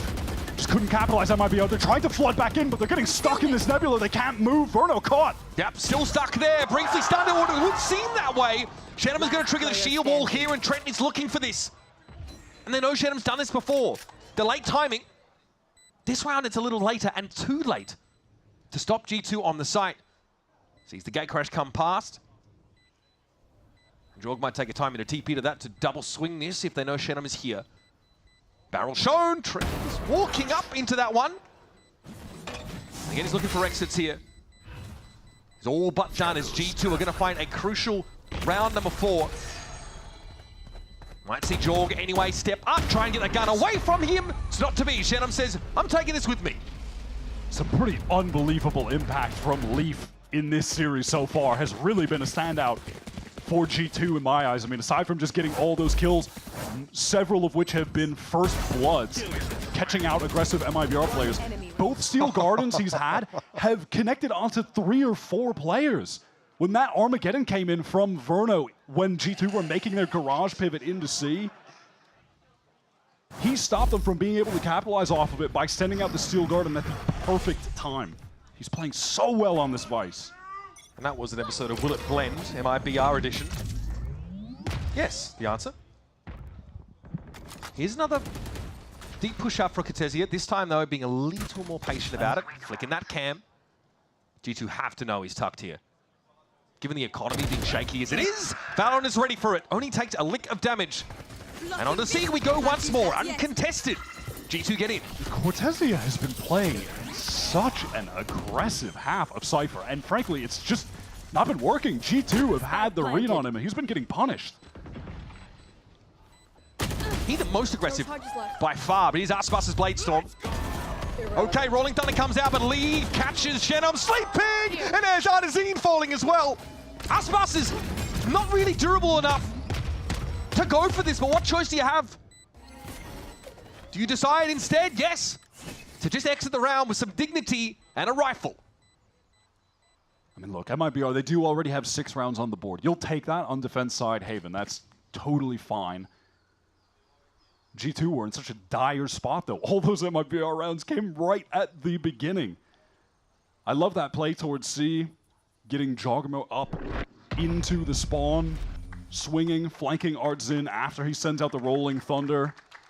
They isolate those 2 front players, just effectively ignore Aspas, who was flanking all the way down C long. Like, he gets this kill here, and then look at the response.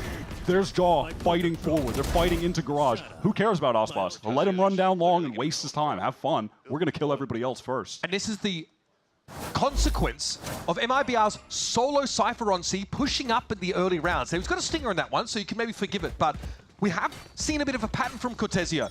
He is taking some big risks against a team who's really hard to punish. Look at the board. Your Cypher has the most deaths on your team by 3. He's died 9 times already. Regardless, Verno, he's pushed up way further than typical into this A lobby, and he's caught in the salvos. That is dangerous. Jaw is sprinting around, getting info with this Cosmic Divide up as well. And this divide implies a potential B hit. That's why MIBR haven't flooded onto A yet. But here's Jorg from the top rope. And that's the beauty of the Cosmic Divide. You can get out of the teleport on either side, and the defenders won't hear it. Double swing through is perfect. Valen jumping through the fog. Once again, G2 with a very clean entry. These attack side rounds have looked slick. Now they have that hammer control here. Aspas dealt with Leaf, so now you're on a timer if you're G2. But the threat is pretty low. Shenum and Aspas on opposite sides of the map. And, well, G2 are going hunting. Jorg with yet another 3-piece, and that is clean, baby!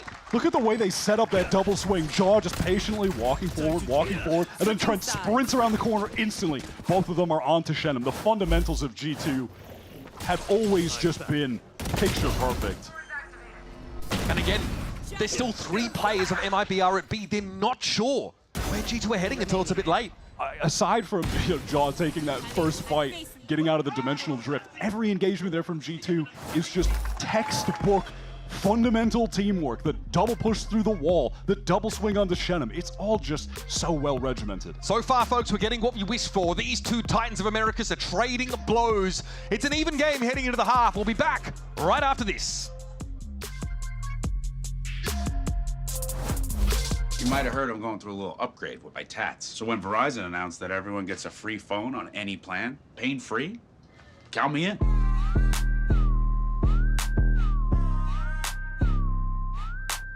Try and beat it. I'll give you a sec.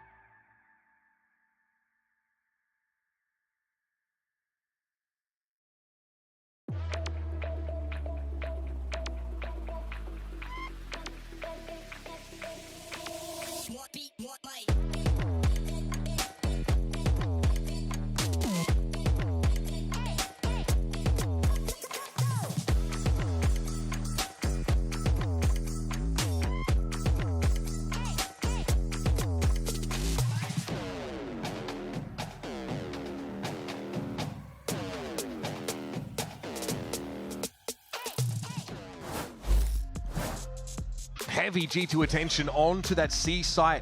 Ends up putting us in an even game at the half after MIBR got off to a roaring start. They win their first 3 rounds. It's a solid look in the bonus, and then looks like G2 started cotton on. They do love a long game, these guys. It is always a joy to be able to watch Valen call an attack half of Valorant on some of these 3-site maps, especially Haven. Just the 2 where they worked the cosmic divides and in tandem with Jaw's dimensional drift were so cool. Let's see if MIBR can replicate that great early start they had on the first half here on the second, or if G2 can win their first pistol round in this series. Trent was one of the standout players yesterday. Just a Teo 1 trick nowadays, but he makes it look damn good. He has to back off this A site.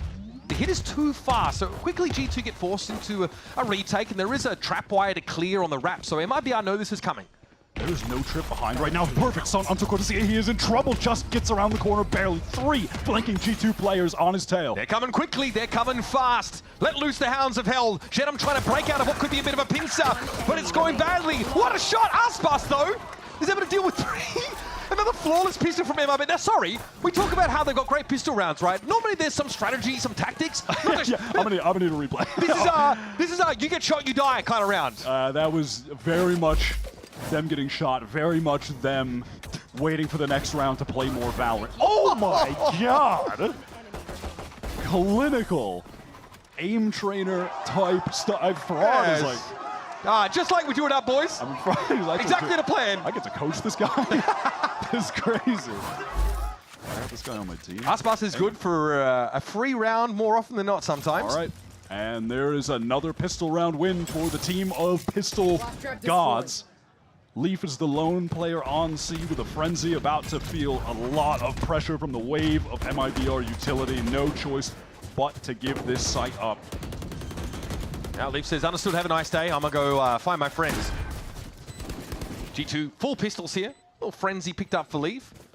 And once again, there is a backside trap wire like there was in the previous round, so this will be telegraphed.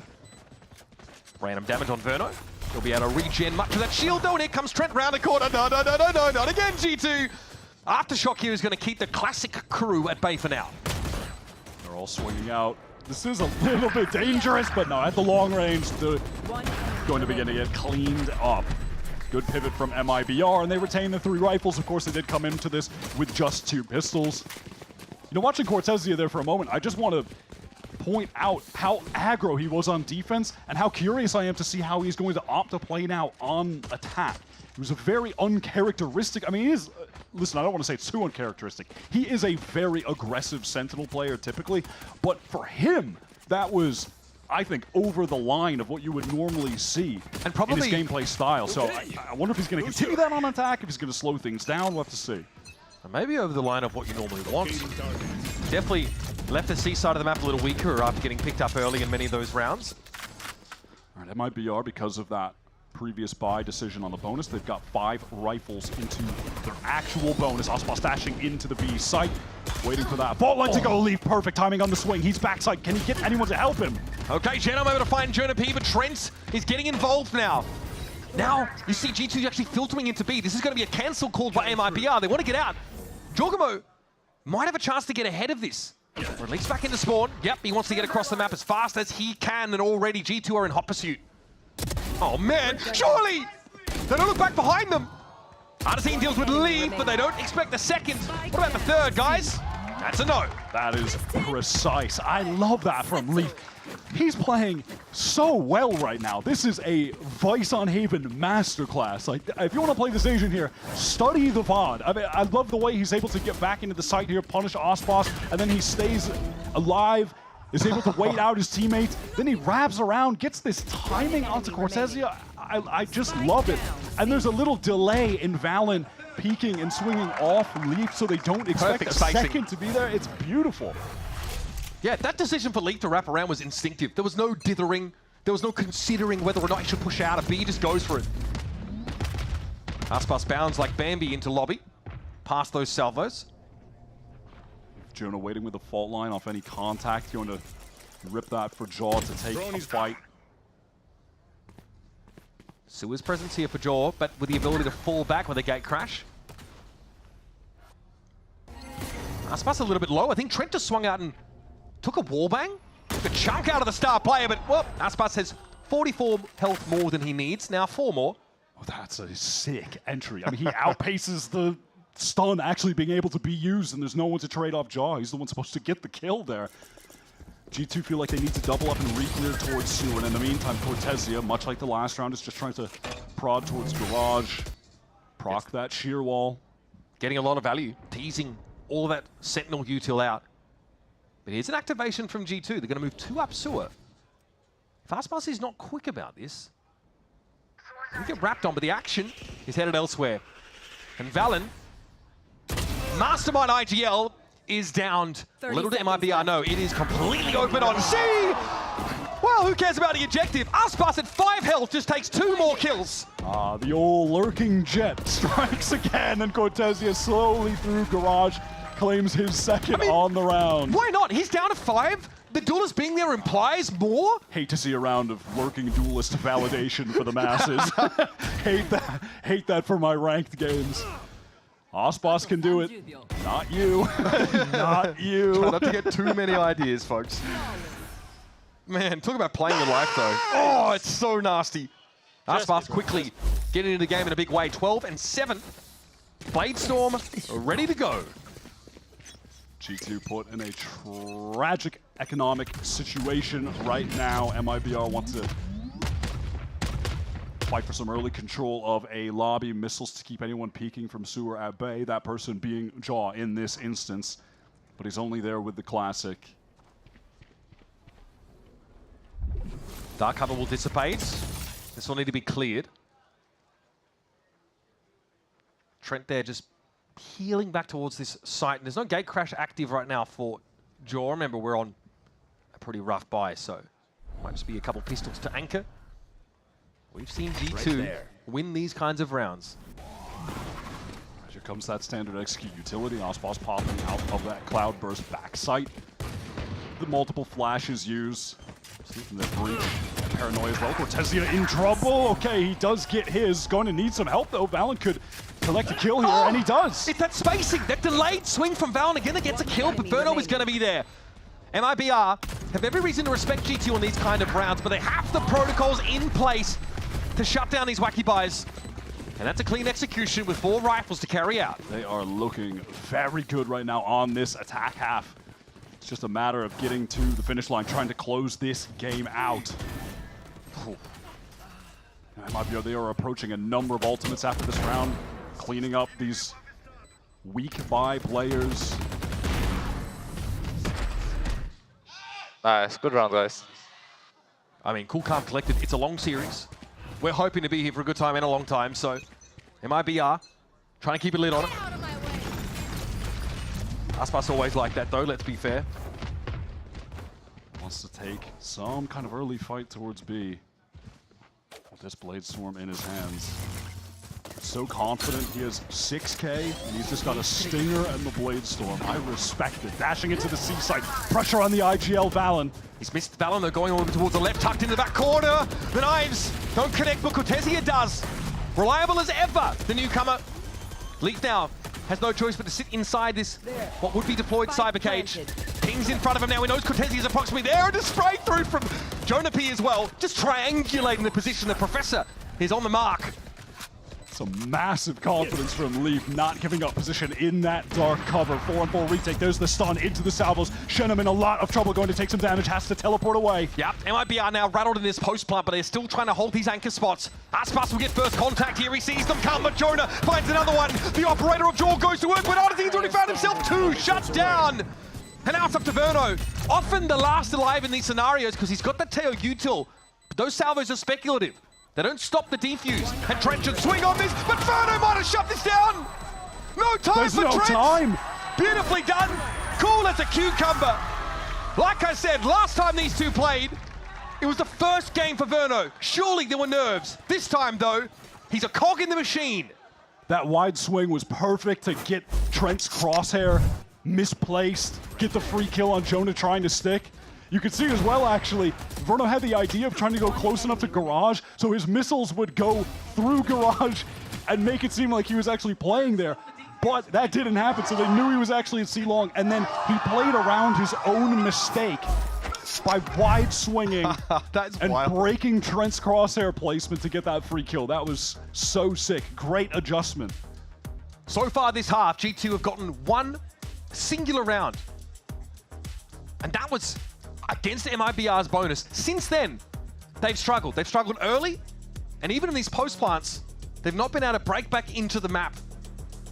A close one there, very winnable. Those are the kind of rounds that, honestly, you have to secure more often than not if you want to take a game away from this MIBR squad. Valens look good, but time to time, just like that previous round, completely overwhelmed by the pace of MIBR.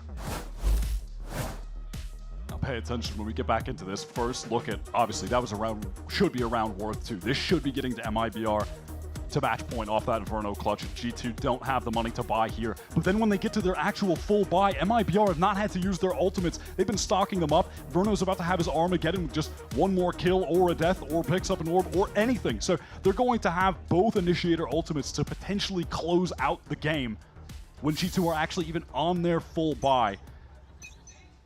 It's going to be a crazy round because G2 are also very close to those key abilities, but they'd have to ration them, unlike MIBR, who can leverage them to try and get themselves a guaranteed win. Cam cleared. Cage dissipates. Leaf ducks away.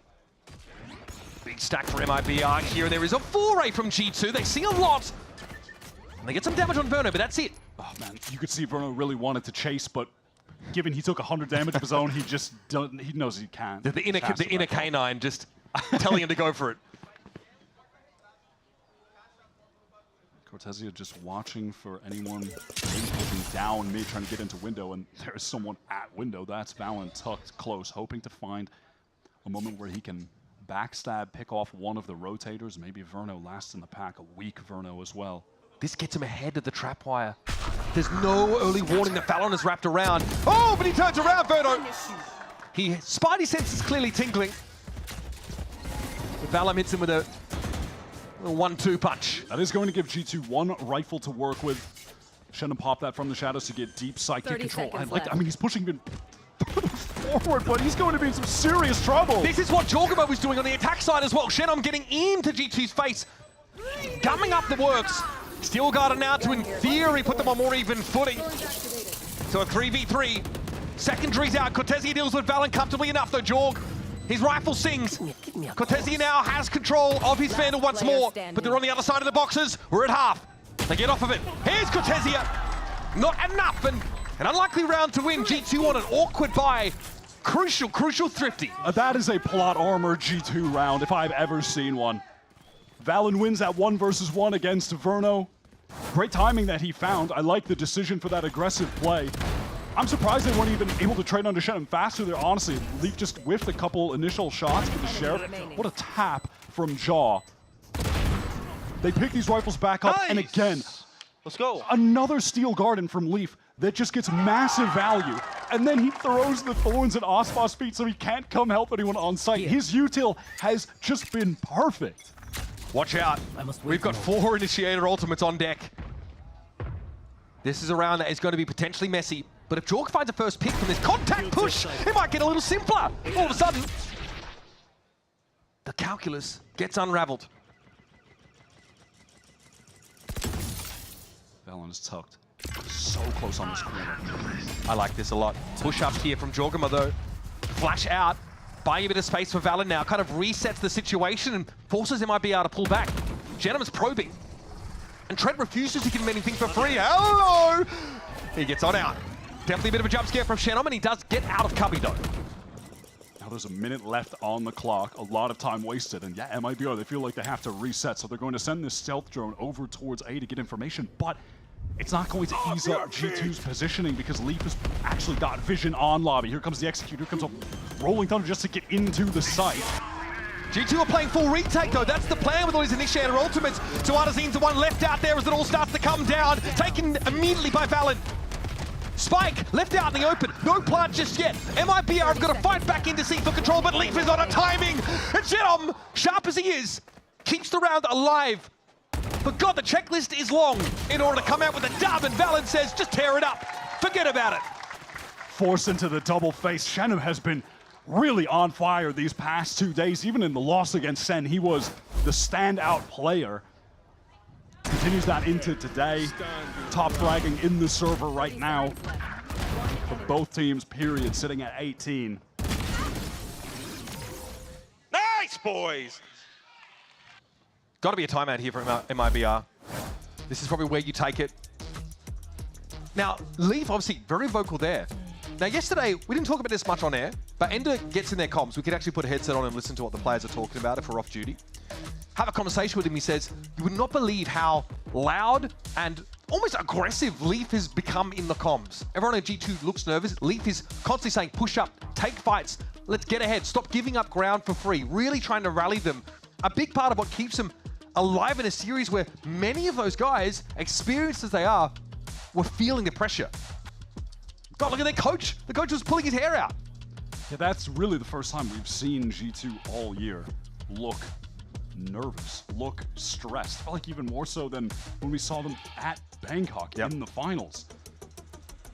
So obviously there's a lot of relief there, but they're still gunning after the second trophy to add to their cabinet after getting the first one, winning America's Kickoff. You heard Jorgamo, he said no more seconds. It's either win or lose from here on out. They want another crack, an international glory. Losing in a best of 5 is not good enough. They're going up against a very hungry MIBR that have improved with the addition of Verno, that finished in 3rd at America's Kickoff. They don't want to finish in the same spot again today. The hope of Brazil, man. Showing us that there's so much going on under the surface in that region. See this young talent now shine on the Americas stage. Here's round 21 for you. MIBR still looking for the last couple. And Osbos runs headlong into Jonah P's board. He headbutts it. It's so simple and it's executed to such perfection. Again, it's just the timing on these double swings out of the smoke off that fault line, and now a triple reclear. This could be dangerous for Valen. Double swing, but it's absolutely dismantled by G2. Never doubt the G2 crossfire. Trent behind him, ready to work with him, and he's about to find that there might still be remnants of MIBR. Now, I know what you're thinking. G2 would never expect there to be the last 2 players going in the same site. Well, you might be right. They've got plenty of individuals to distribute again across the map. Taking their time are MIBR, and G2 obviously have no reason to play into this. They are going to wait for the spike to get tapped. If G2 pull off this win, kind of feels like they're unbeatable. I'll be honest, even though Sen beat them in the upper bracket, like, how do you stop these guys? Oh, not a scene. They just make these comebacks occur out of thin air. This is excruciating for MIBR, trying to tap, trying to plant, and all that util leveraged at them. After Shocky will kick them off the site for now. They give Artazine enough room to plant. Clone comes down, Artazine takes him down. Firing squad, they're waiting for him. Take him low. Artazine still has the stones to swing into that somehow, but the op brings out. Jaw cuts him down to one. Cortesia, close but no cigar. And G2 are rapidly catching up. Love that little jiggle peek from Trent, but it's all of the early round team play from G2 that puts them at such a significant advantage. And when we see it back on the replay, it's just that stun into long, double swing through the dark cover, or Nebula rather, to get this first kill. Yeah, right here. 2 players through, Ospas isolated, triple re-clear. MIBR go for the double swing. Crosshairs are already on those angles. Actually pulled apart, limb from limb.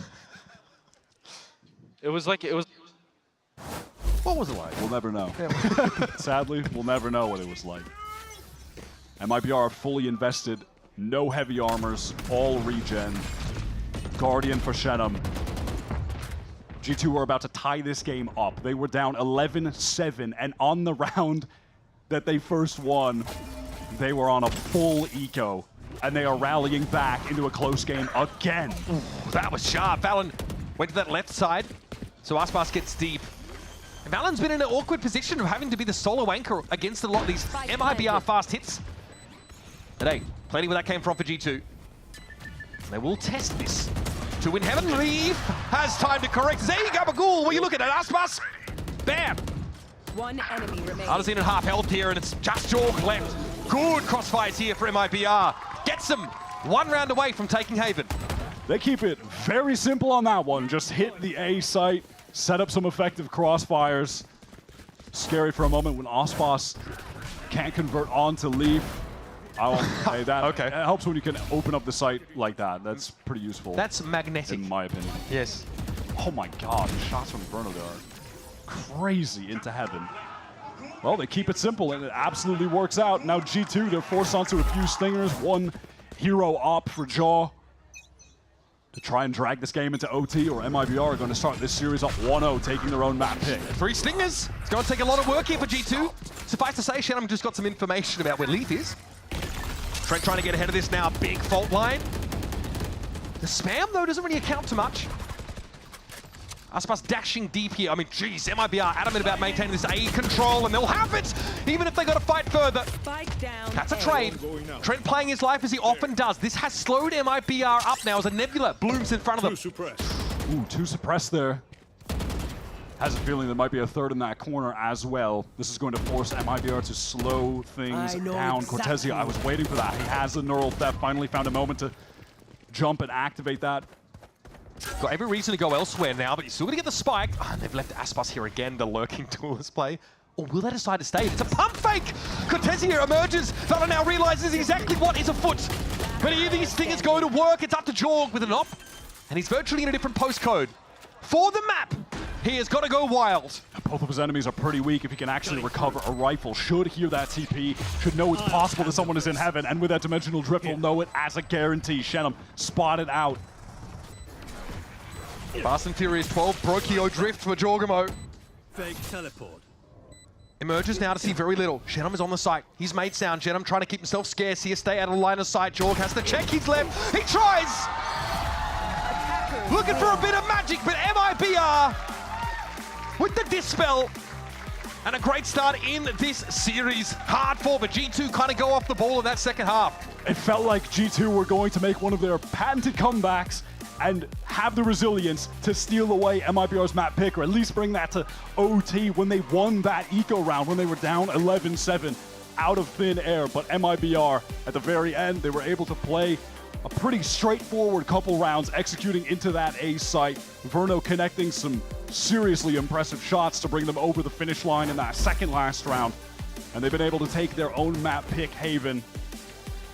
The map starts with Artazine kind of popping off, and it remains a theme throughout. Some great timings from Shenum in these post plants.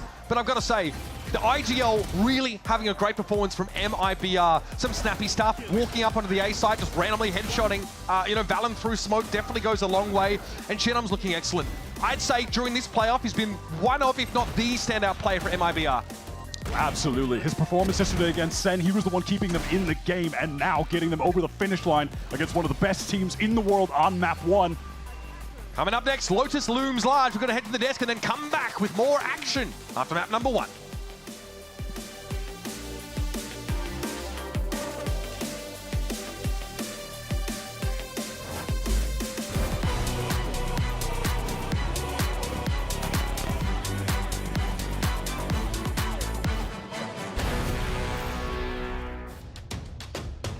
This is a little scary. No one's looking at Reginator. Reginator! Might be too overwhelming for the pool and a whiff. Coming as well, so he's ready for the crosshair. What? He's sleeping on the angle. Hold up.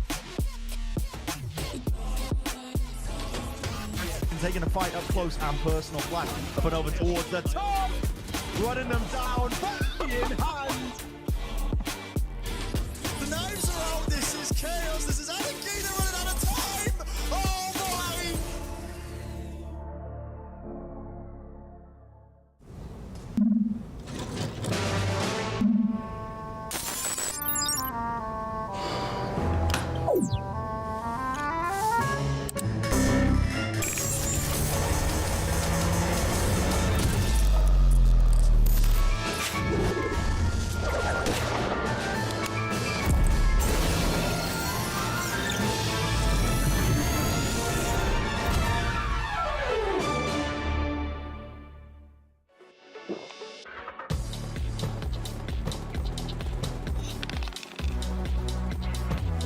Red Bull gives you wings.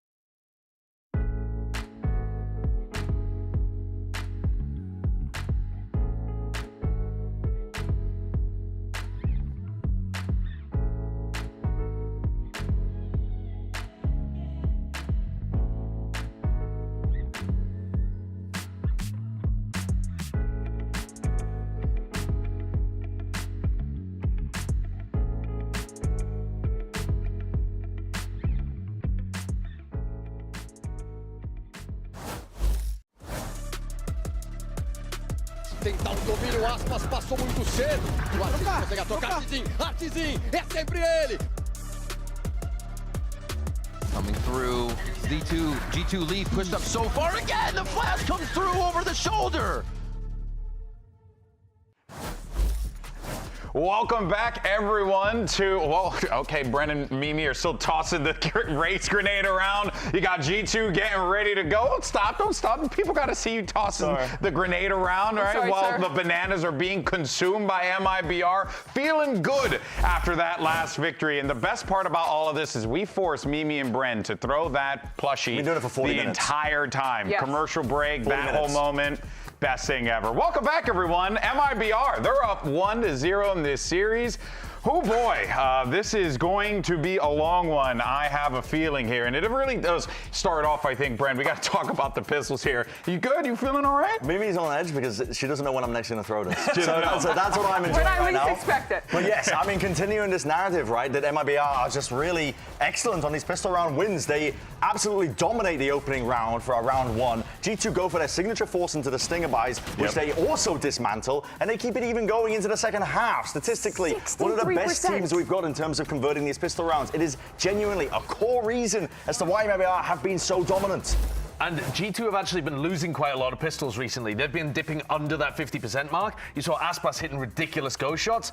I think this is going to be a tough match overall to win if so many of the pistols keep going the way of MIBR, because we're expecting the overall scores to be close. Yeah. So it's only small things that made the difference. Well, I will definitely say that what helped out nicely in that first pistol was Artson hitting right-click a couple of times and getting himself a couple of kills, but also Mimi playing really well on top of that, making some damn good calls. A lot of pressure for him. Yeah, this is only the second BO5 he's had as an IGL. Remember, they started the year with Nosworth taking the role on this roster. Then midway through kickoff, Fraud sits down, talks to Artson, who he's been working with on this team for quite a while, and kind of recognizes that they're really aligned in strategy, the way they see the game, and kind of encouraged Artson to take the risk and take on the primary IGL role for this team, which he never filled before. And by all metrics, it has been great. Top 3 in that first kickoff, now here again, performing and one map up in this lower final, and well leading, also going out there and being the guy putting up numbers. Yeah, he had a great individual performance, but I think Haven is always the map we look at as like the test of the IGLs and how they're going up against each other.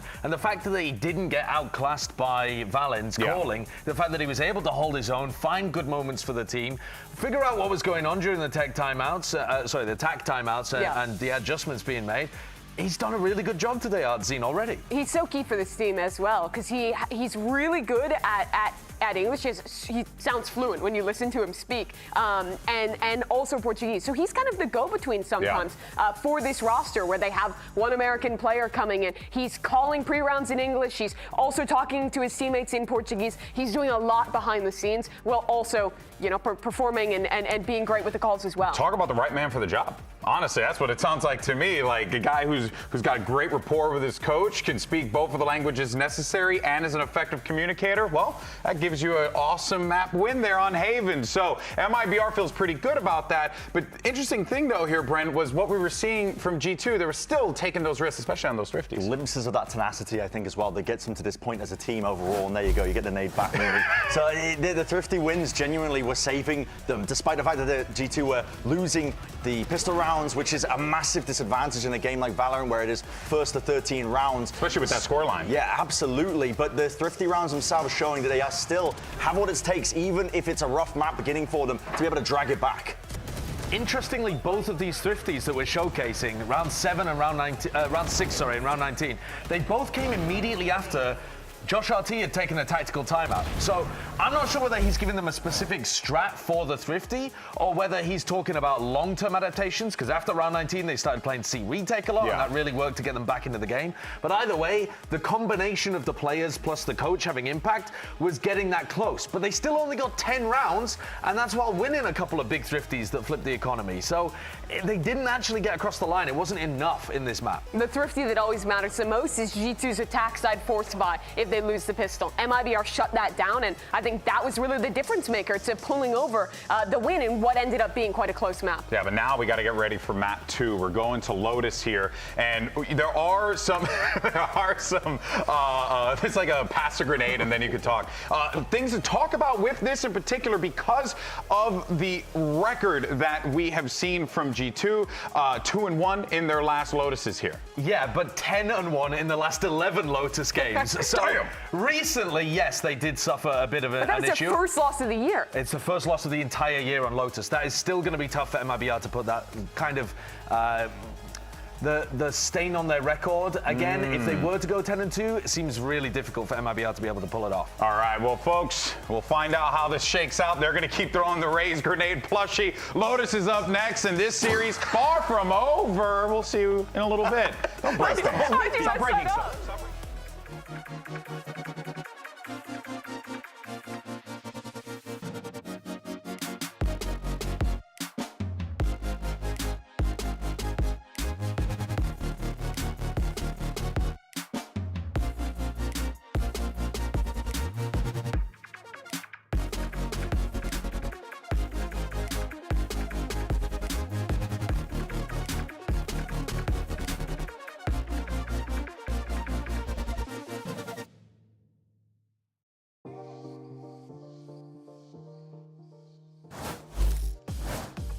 Lotus on deck next in this best-of-5 lower final. Winner advances to take on Sentinels for their shot at first seed out of Americas and a huge leg up when we get out to Toronto.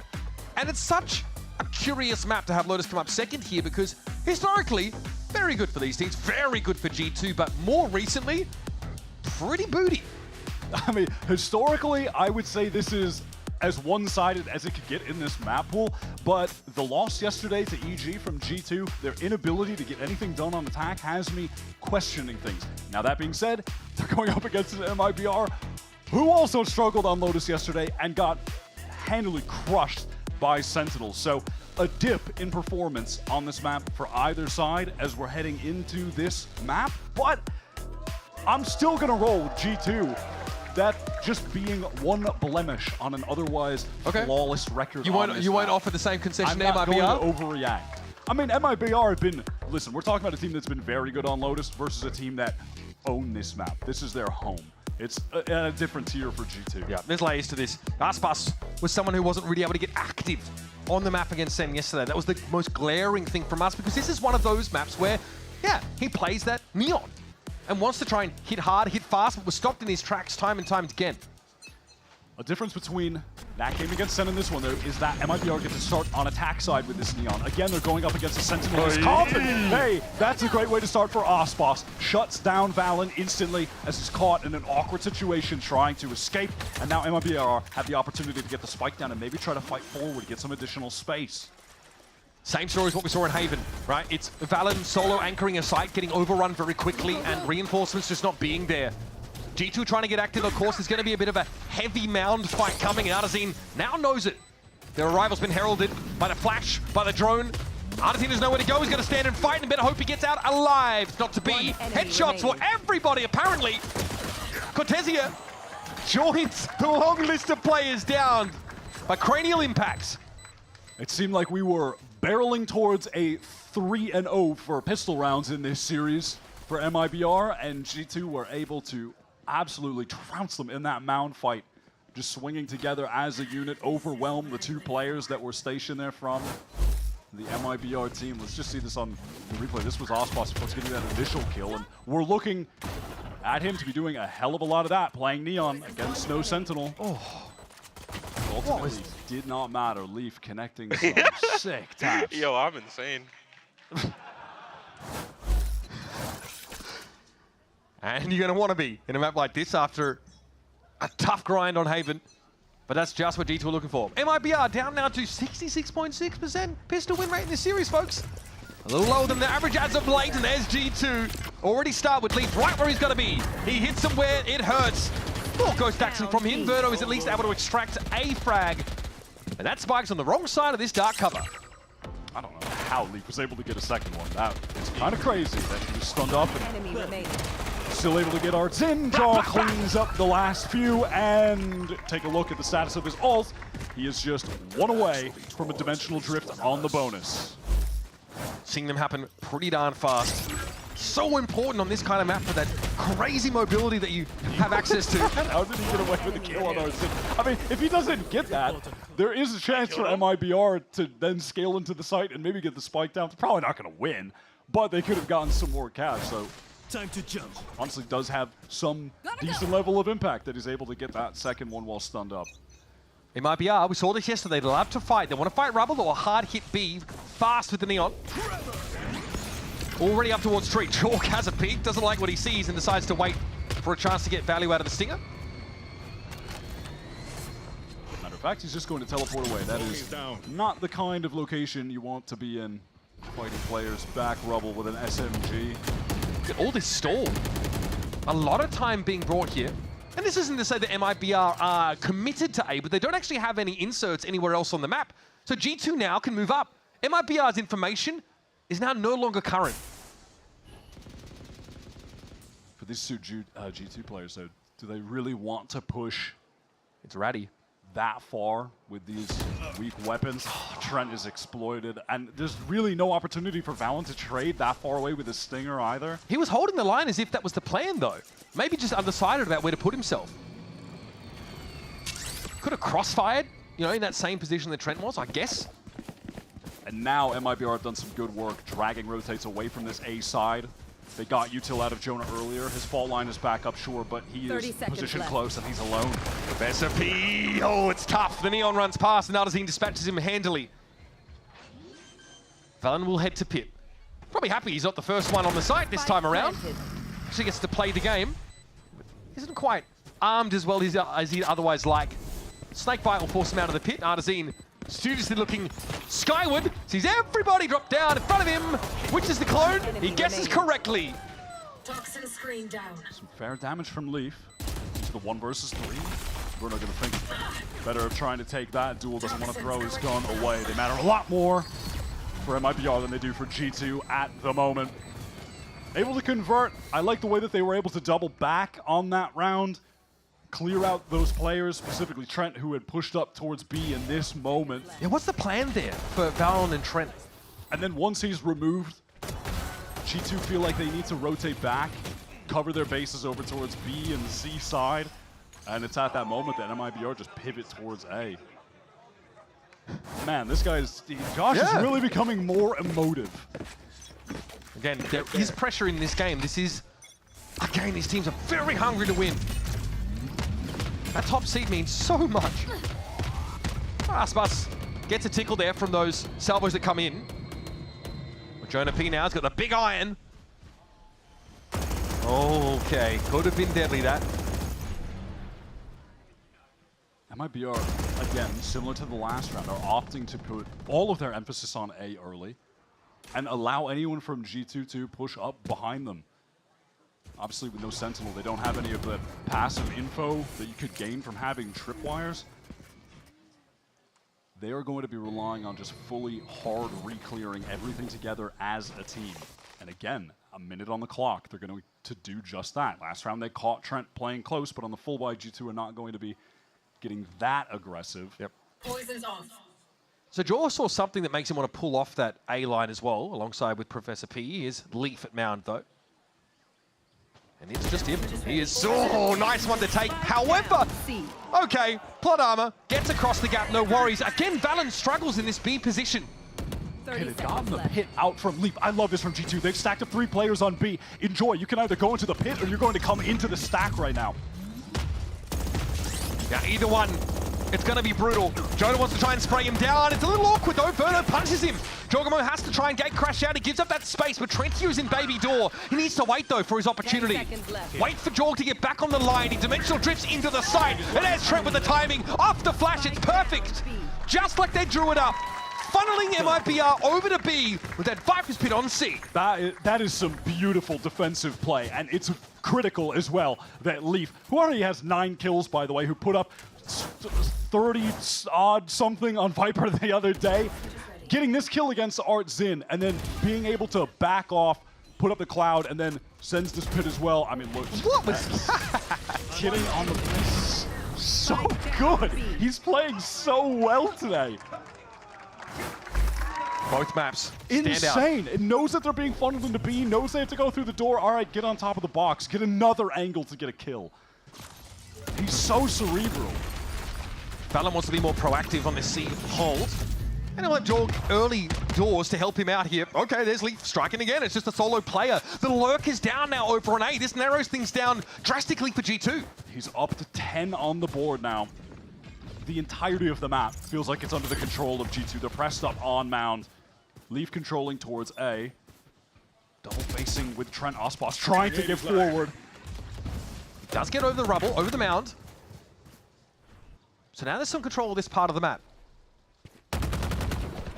Okay, just like the previous round, Jorg sort of swings that and then pulls off entirely. The weaker point for G2, just in these like mid-round pushes up for info has been B. This time though, playing a bit more passive, converging on that A side while MIBR are going to hit C hard and fast. Artzin's got the rolling thunder. He's going to rip it straight away onto the C site. It's dodged by Valen. This is still a 4 versus 5, by the way. 30 seconds. But G2 will be happy to play retake. A battle of the util under the sun gets employed there. And yeah, looks like MIBR are going to end here. Valen happy to pull off the side entirely. Now, no big util ultimates from G2, but they've got plenty of initiator to work with. What are they going to do now, MIBR? Do they try to fight for some space? Try and catch off G2? There are 3 players coming from Mount. Yes, they want to fight into Waterfall. It's closing though. This is getting dangerous. Jonah can't push into Waterfall quite yet. There's Verno dealing with Leak. Jorg has to break through here. Numbers are even. MIBR's last 2 stacked up here at Waterfall, and it's a dangerous proposition for G2 to defuse. Valen steps out, and Cortezia sits down. It's on Aspas now. Fast lane in. Jorg gets it to half, then gets off. Another tap. This is going to keep Aspas honest. Keep him wondering. What the heck was that? Pops up. Fortunately, Valen's played whack-a-mole before, apparently, and has enough time for the defuse. But I tell you what, seeing Aspas, you had to believe it was possible. that should not have been doable. That is like any means of how the game is supposed to operate. That was. It's like watching Arsenal on a zipline. Try and shoot. The same thing. It really is. Oh my god. Again, players like Aspas make their own rules. That was sickening.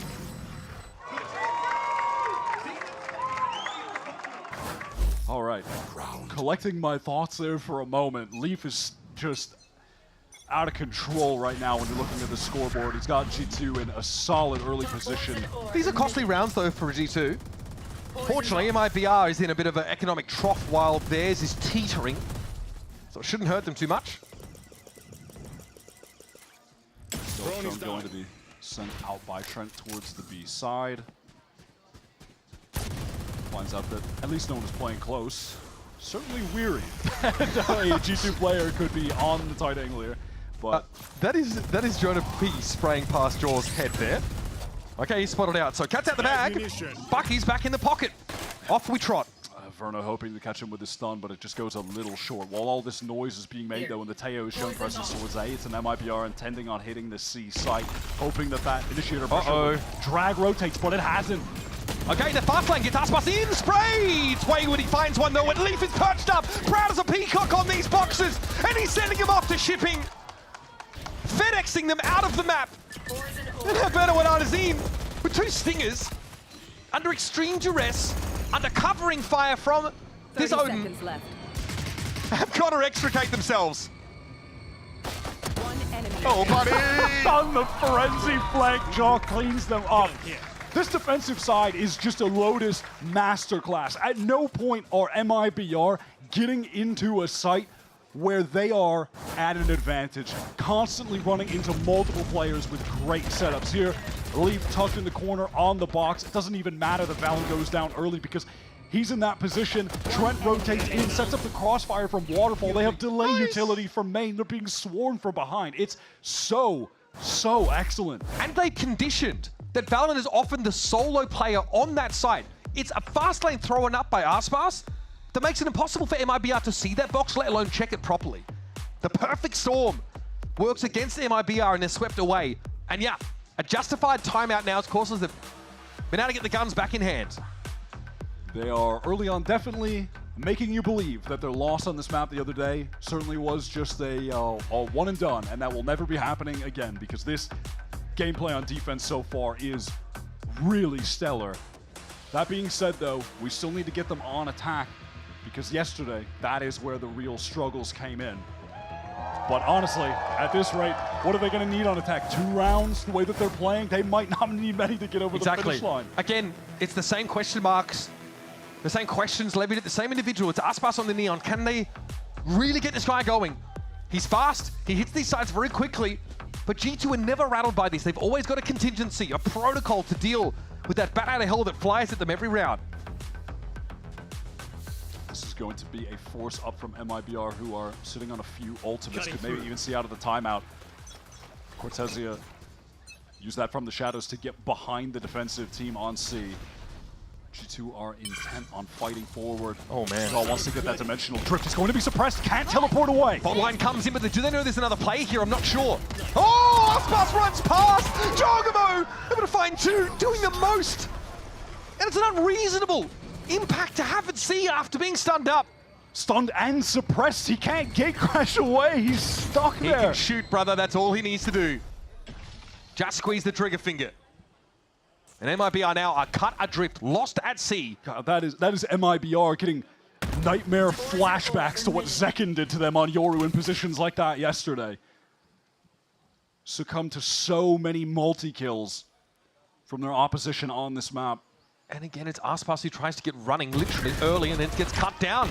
Late re-explore there for G2. Verno is not ready for it. Better be saving these boys. 60 HP for Artsin. Shenum is pushed up very far towards A. Yet to frag. The only chance that he can get his first on the board right now onto Trent, but it's not looking likely. Sprayed down to 58. Hit by the special delivery, and they didn't hold the spice. He's feeling it. 22 seconds remaining. Do MIBR even try to get into the site at this point, or do they hope that they can just save the guns and move on to the next round with Look at them being That is the corralled. choice. They are being encircled. 10 seconds left. You know, G2 don't have the greatest economy at the moment, despite being in a large lead. The rounds have come down to 1 or 2 players surviving, so they don't want to go too crazy hunting. Okay, just some predictive spam, and Shenum goes down. Okay. They think they're so secure. Now again, important kills for MIBR, I guess, but the economy of G2 is really getting rolling now. Let's see this back. Oh. They are just so locked in on Valen running away back towards the site that they pay no mind to the potential of Jaw to be staying there. Got your get back. Just a demonic chuckle. But this is G2 conditioning. Like now, there's a second player playing off that Omen. Okay, they're doing it again. 2 players pushing. 3. Oh, Jaw, oh, but he's 3. shut down. It's the trade by Valen. Big investment here for G2. It's gotta have to pay off. Arzin, stuck in that corner, doesn't have a way to get out except smoking himself off, or getting smoked off. He's able to get out. Trent. Shenum through the wall. Trent set to stand up, but always G2 stacked up in 2s and 3s. Verno and Artsin, the last 2 remaining, swung on by Jonah, but he is denied of a kill, and it's down to the 2 versus 2, 2v1. Crispy with it is Valen, but he is cut down. It's Leaf, the one player you do not want to have to clutch against his up-and-comer, cerebral IGL in Arzin. Look at the amount of angles that Artsin has to be concerned about at the moment. Leaf could be coming from anywhere. Bam! What a shot! What a clutch! MIBR get a much-needed second round on the board. Desperately. G2 committing a lot to that C fight. This was the round, I thought it would be the one out of the timeout, but the one after, where Cortezia went for the From the Shadows teleport behind the enemy team. He immediately goes down off that play. It was read by G2. They win the fight over towards Mound. And Artsin brings them a desperately needed clutch. He goes off on map 1 Haven, and he's going off for them on map 2 Lotus. This is the depth of talent on MIBR on display. They have a roster full of players who have the potential to be the star on any given day. But I think they'd like him all to be firing at the same time. That's not happening though. Okay, Lee takes his chances there. Aspas able to bring him down, and any chance of reprisal cut off. G2 throwing Armageddon in the way. Verno has his build up in this round, and Valen takes the timing. Okay, it's messy, very messy. And Jonah P is the last one standing with the Odin. No armor to speak of, and no lifeblood in his veins. Can't be mad at G2 for trying to force the issue there when MIBR were just congested in Baby Door. And they were certainly not the favorites to trade that out in their favor, but they did. Aspas tucked in that corner. He gets his first kill on Leaf. Trent wanted to trade it, couldn't do it. G2 just want so desperately to get the kills while they're encircled. And this is like a fastball B hit that MIBR were mixing in every now and then against Sentinels. It was one of their more successful attack side plays. Out of that timeout call, MIBR have rallied back. 2 rounds put G2 on an eco. They were looking all out of sorts, but they are straight back into this half. Look, you're not loving getting 3 on Lotus on attack. You're hoping for a lot more. It's an attack favorite map typically, but so they are taking what they can get as G2 are pushing through their own spawn. Shenum on watch. Not bad from Shenum, and he's done enough there. There was a wrap from G2 pushing out a B. There's always something happening on that part of the map. And MIB also were aware.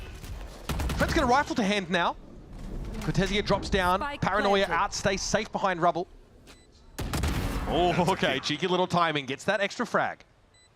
Now there's a chance for G2 to go for this. The off-angle Leaf swing. collects onto Verno here. Player standing. Yeah, hand straight to head there, bit of a scratch. Verno had to flick awfully fast. Trent here playing with house money, essentially.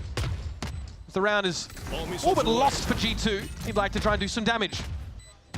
Might as well, didn't even come into the round with the rifle. Does collect a third, but is shut down. MIBR finding a lot of success after the timeout called. Fraud putting them in position to end this half with a respectable minimum 4 at this point. Oh man, that could have gone ugly. That could have been disastrous. If Leaf gets that kill... And he has upper control. Recovers the rifle. Not even close, baby. A totally different situation. I'm out of here. Look at the amount of ults the G2 have right now. Is Leaf going to try to use this pit straight away just to control C and the rest of the team stack up towards A? It's possible. He's actually getting info first, so he doesn't want to use it unnecessarily. Big fight, though, for Rubble. We like to see these. Here comes a Rolling Thunder, though. Catches Cortez around. Aspas, though, holds his own. Jonah isn't able to capitalize at all. Trent tucked out, takes a fight to Aspas on the move. He goes careening into the door. Armageddon up here for Trent now, Jorgamo. Might even be able to combo that Armageddon with some of this information from the Dimensional Drift if they really want to risk it. Yep, he's yapping, relaying it. Leaf might even have been looking at this flank opportunity now. He can double up. Verno dropped down. Here's that Armageddon. Played off perfectly by G2. Well worth using the ultimates in this kind of round. And it gets them the result they were looking for. That was a beautiful combo. And Jaw gets out on the backside of Rubble, doubles up with Leaf. They fight together. Could have been dangerous for a second because Leaf was on that flank and they were totally unaware, but it all works out according to plan. But you have to give credit to Trent. Bam! That's a sickening shot onto Aspas. Aspas getting a little bit more active here, but no more involved. Dropping in these early rounds, and again, you want that Neon sometimes to make that space, so you at least trade them, but with the walls up everywhere, it can be messy. Again, this is MIBR, all 5 players fighting towards A early. Last round of the half, they're just going to go for it. Cortezia here. From the shadows, gets him in position now. Relay bolts there. Aspas burns Valin down. And they might want to keep pushing on this. They check the corner. Trent's spot from last round has been vacated. He's playing a bit further back as Artazine deals to Jonah. There's a wrap here from Leaf, but it might be a little bit too slow, and the Viper's Pit won't get value this round. Here's Trent, though, again. Stunning. Lines him up. Special delivery. Catches on to Verno, but he, too, is stunned. Down to 7. And Verno will finish the job. That buys enough time, though, for Leaf to get in position at least. But there's an attack side. Viper's Pit on A, impinging into tree. Leaf could try to counter Pit to get into tree if he wants, or just fight close. Art's in with the Shorty right there, but he's caught. Even now in numbers, Leaf ready for it. Shorty to hand himself. He dives into the pit. It's a hit, but not enough damage. And Aspas with his own Shorty will get MIBR out of that attack side half with 5 rounds. Maybe not as much as they're looking for. G2 choke him out a little bit at the start of that half. MIBR were looking buried halfway into this so far. And out of a timeout call from their coach Fraud, they were able to string several rounds back. And now they can have a go at this. I'm looking forward to seeing what G2 can bring us on attack today. That is where they struggled against EG yesterday. That is where they faltered and lost this Lotus map for the first time in 2025. It has been their undefeated home ground. MIBR to grind in that first half, they get themselves to 5. That's good enough for now. Quick break, we'll be back with the second half and conclusion of our second map, Lotus.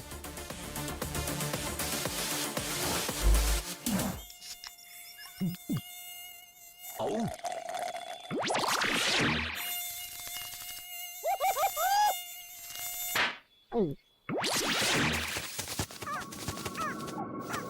Huh, nature sure is full of wonders. Red Bull gives you wings.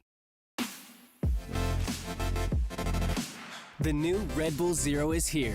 100% wings with monk fruit extract.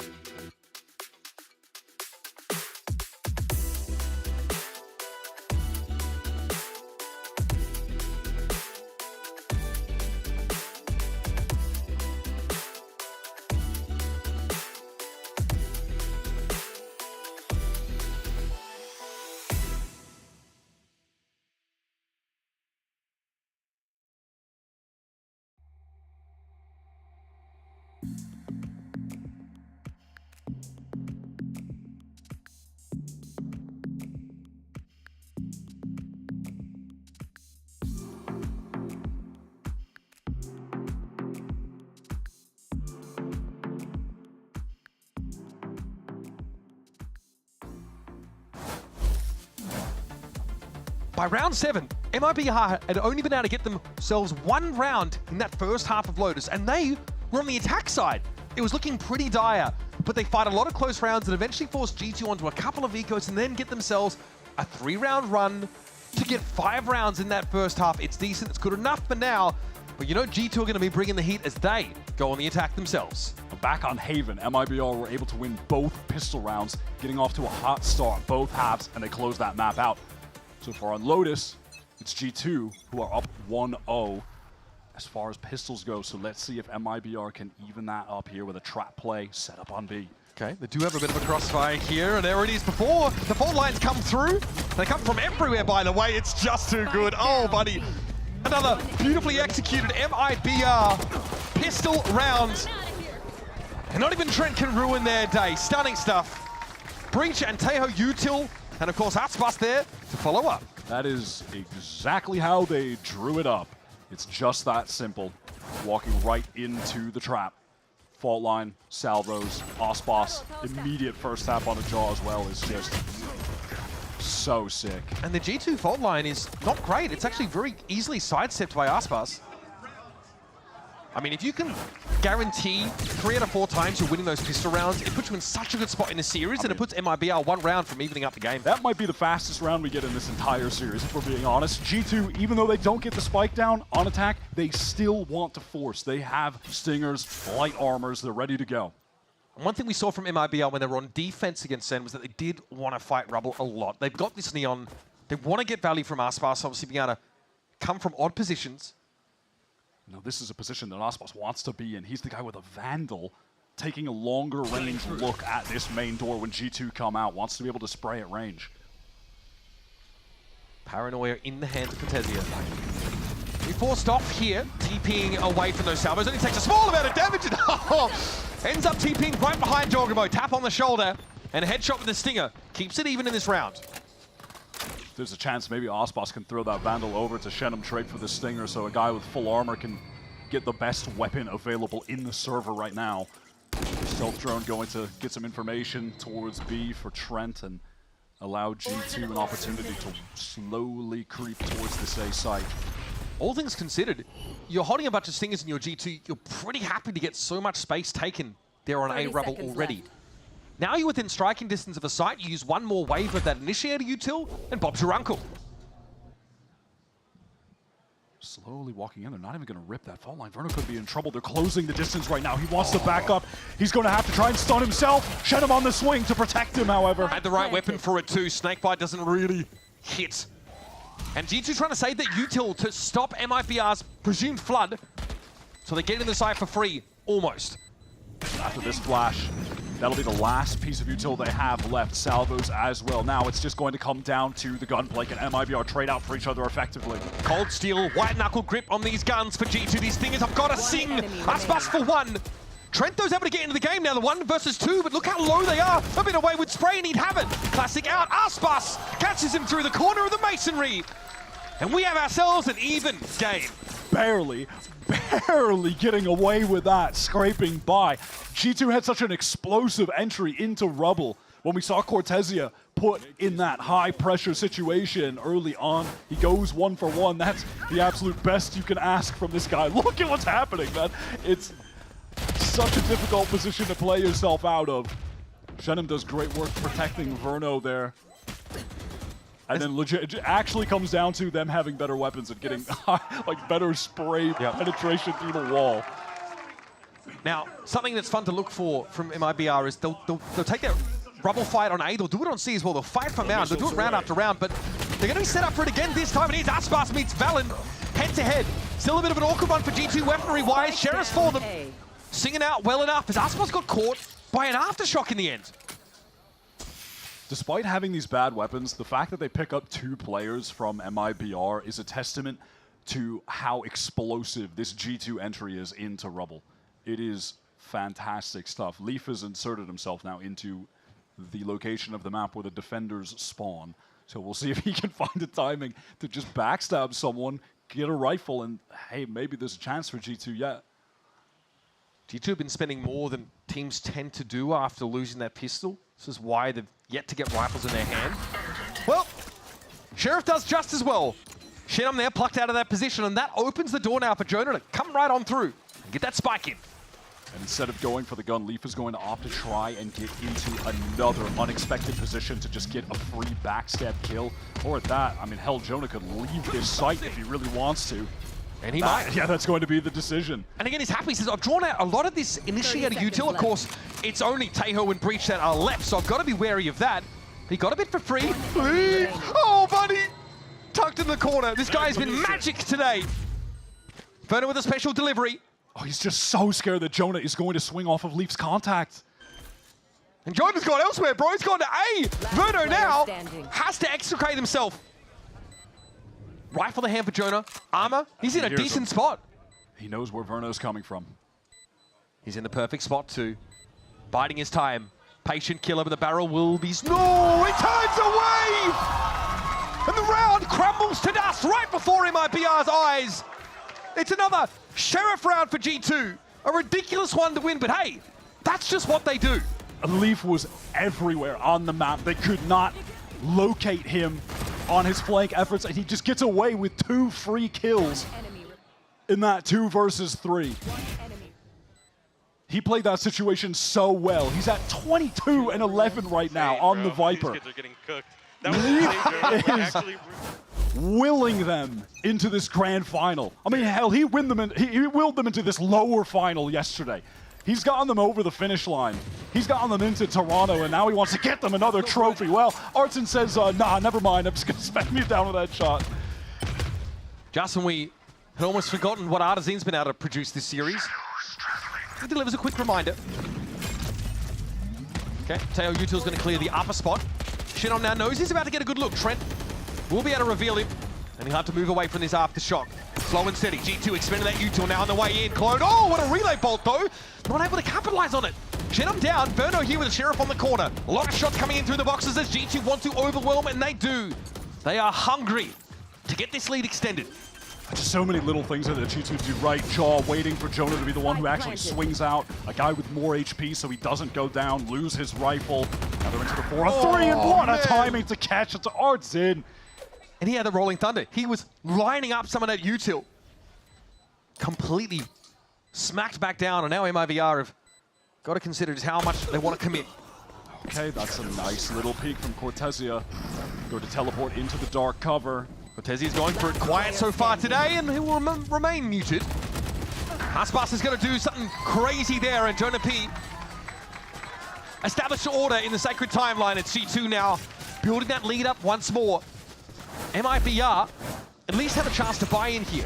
Jonah comes up with a great three-piece. Jaw finds the entry, but then he's so weak, and look at this. He lets Jonah be the first one to round the corner against that Sheriff, so he doesn't go down to one single body shot.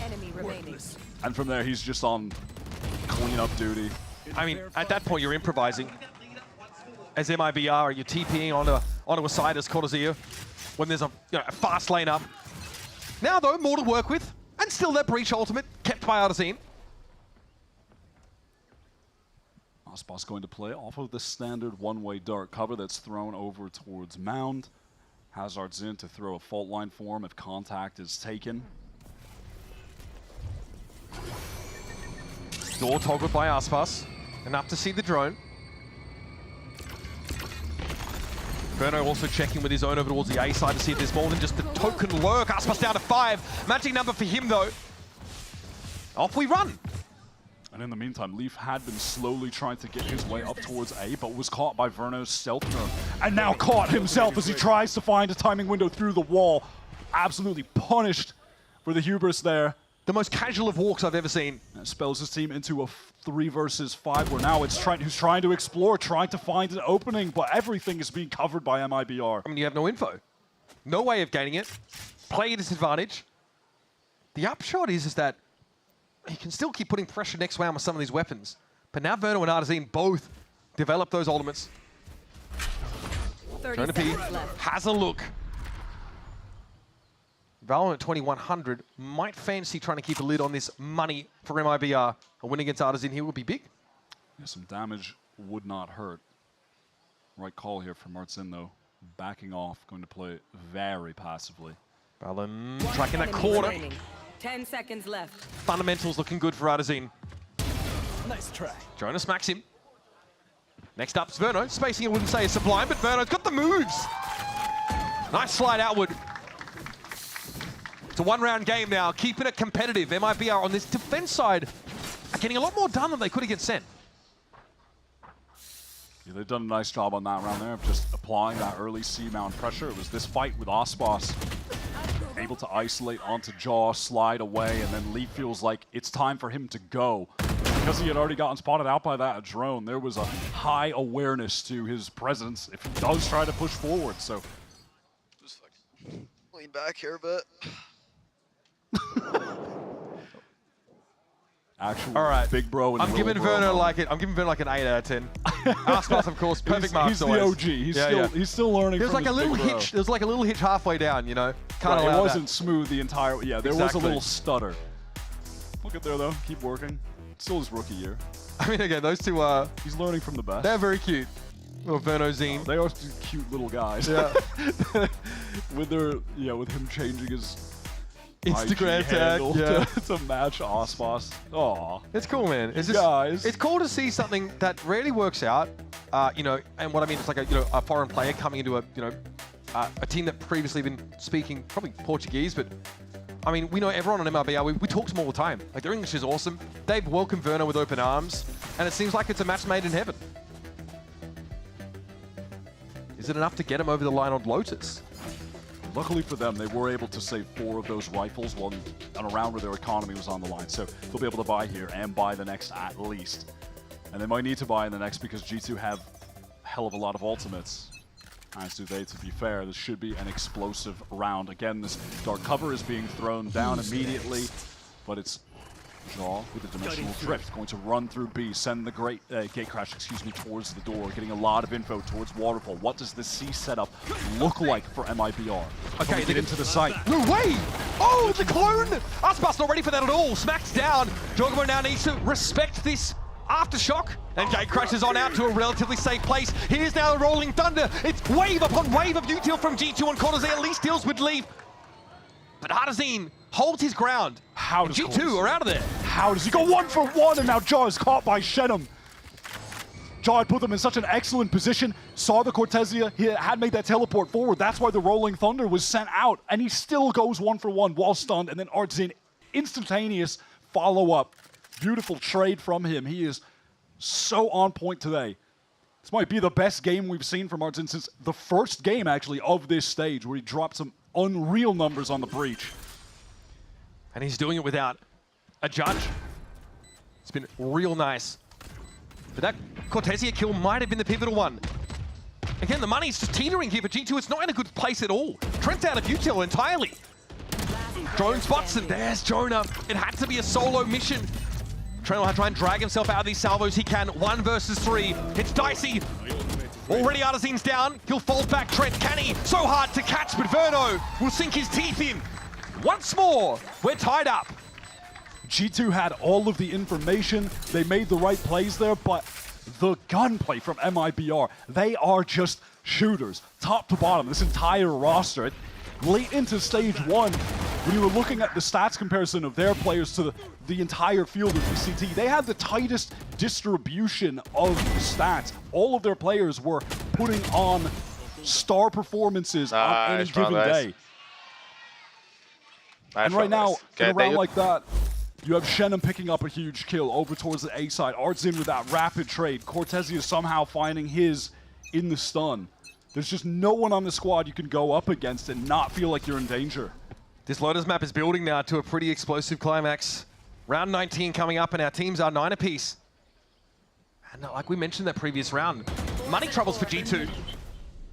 Just a Guardian at best for them. Wow. Past several rounds, Leaf has met his match over towards that A side. Again, fast trade, Aspas hungry for more. And he knows he's got the advantage. He knows he's got the better weapon. Might be one of the sharpest individuals we have here in Americas.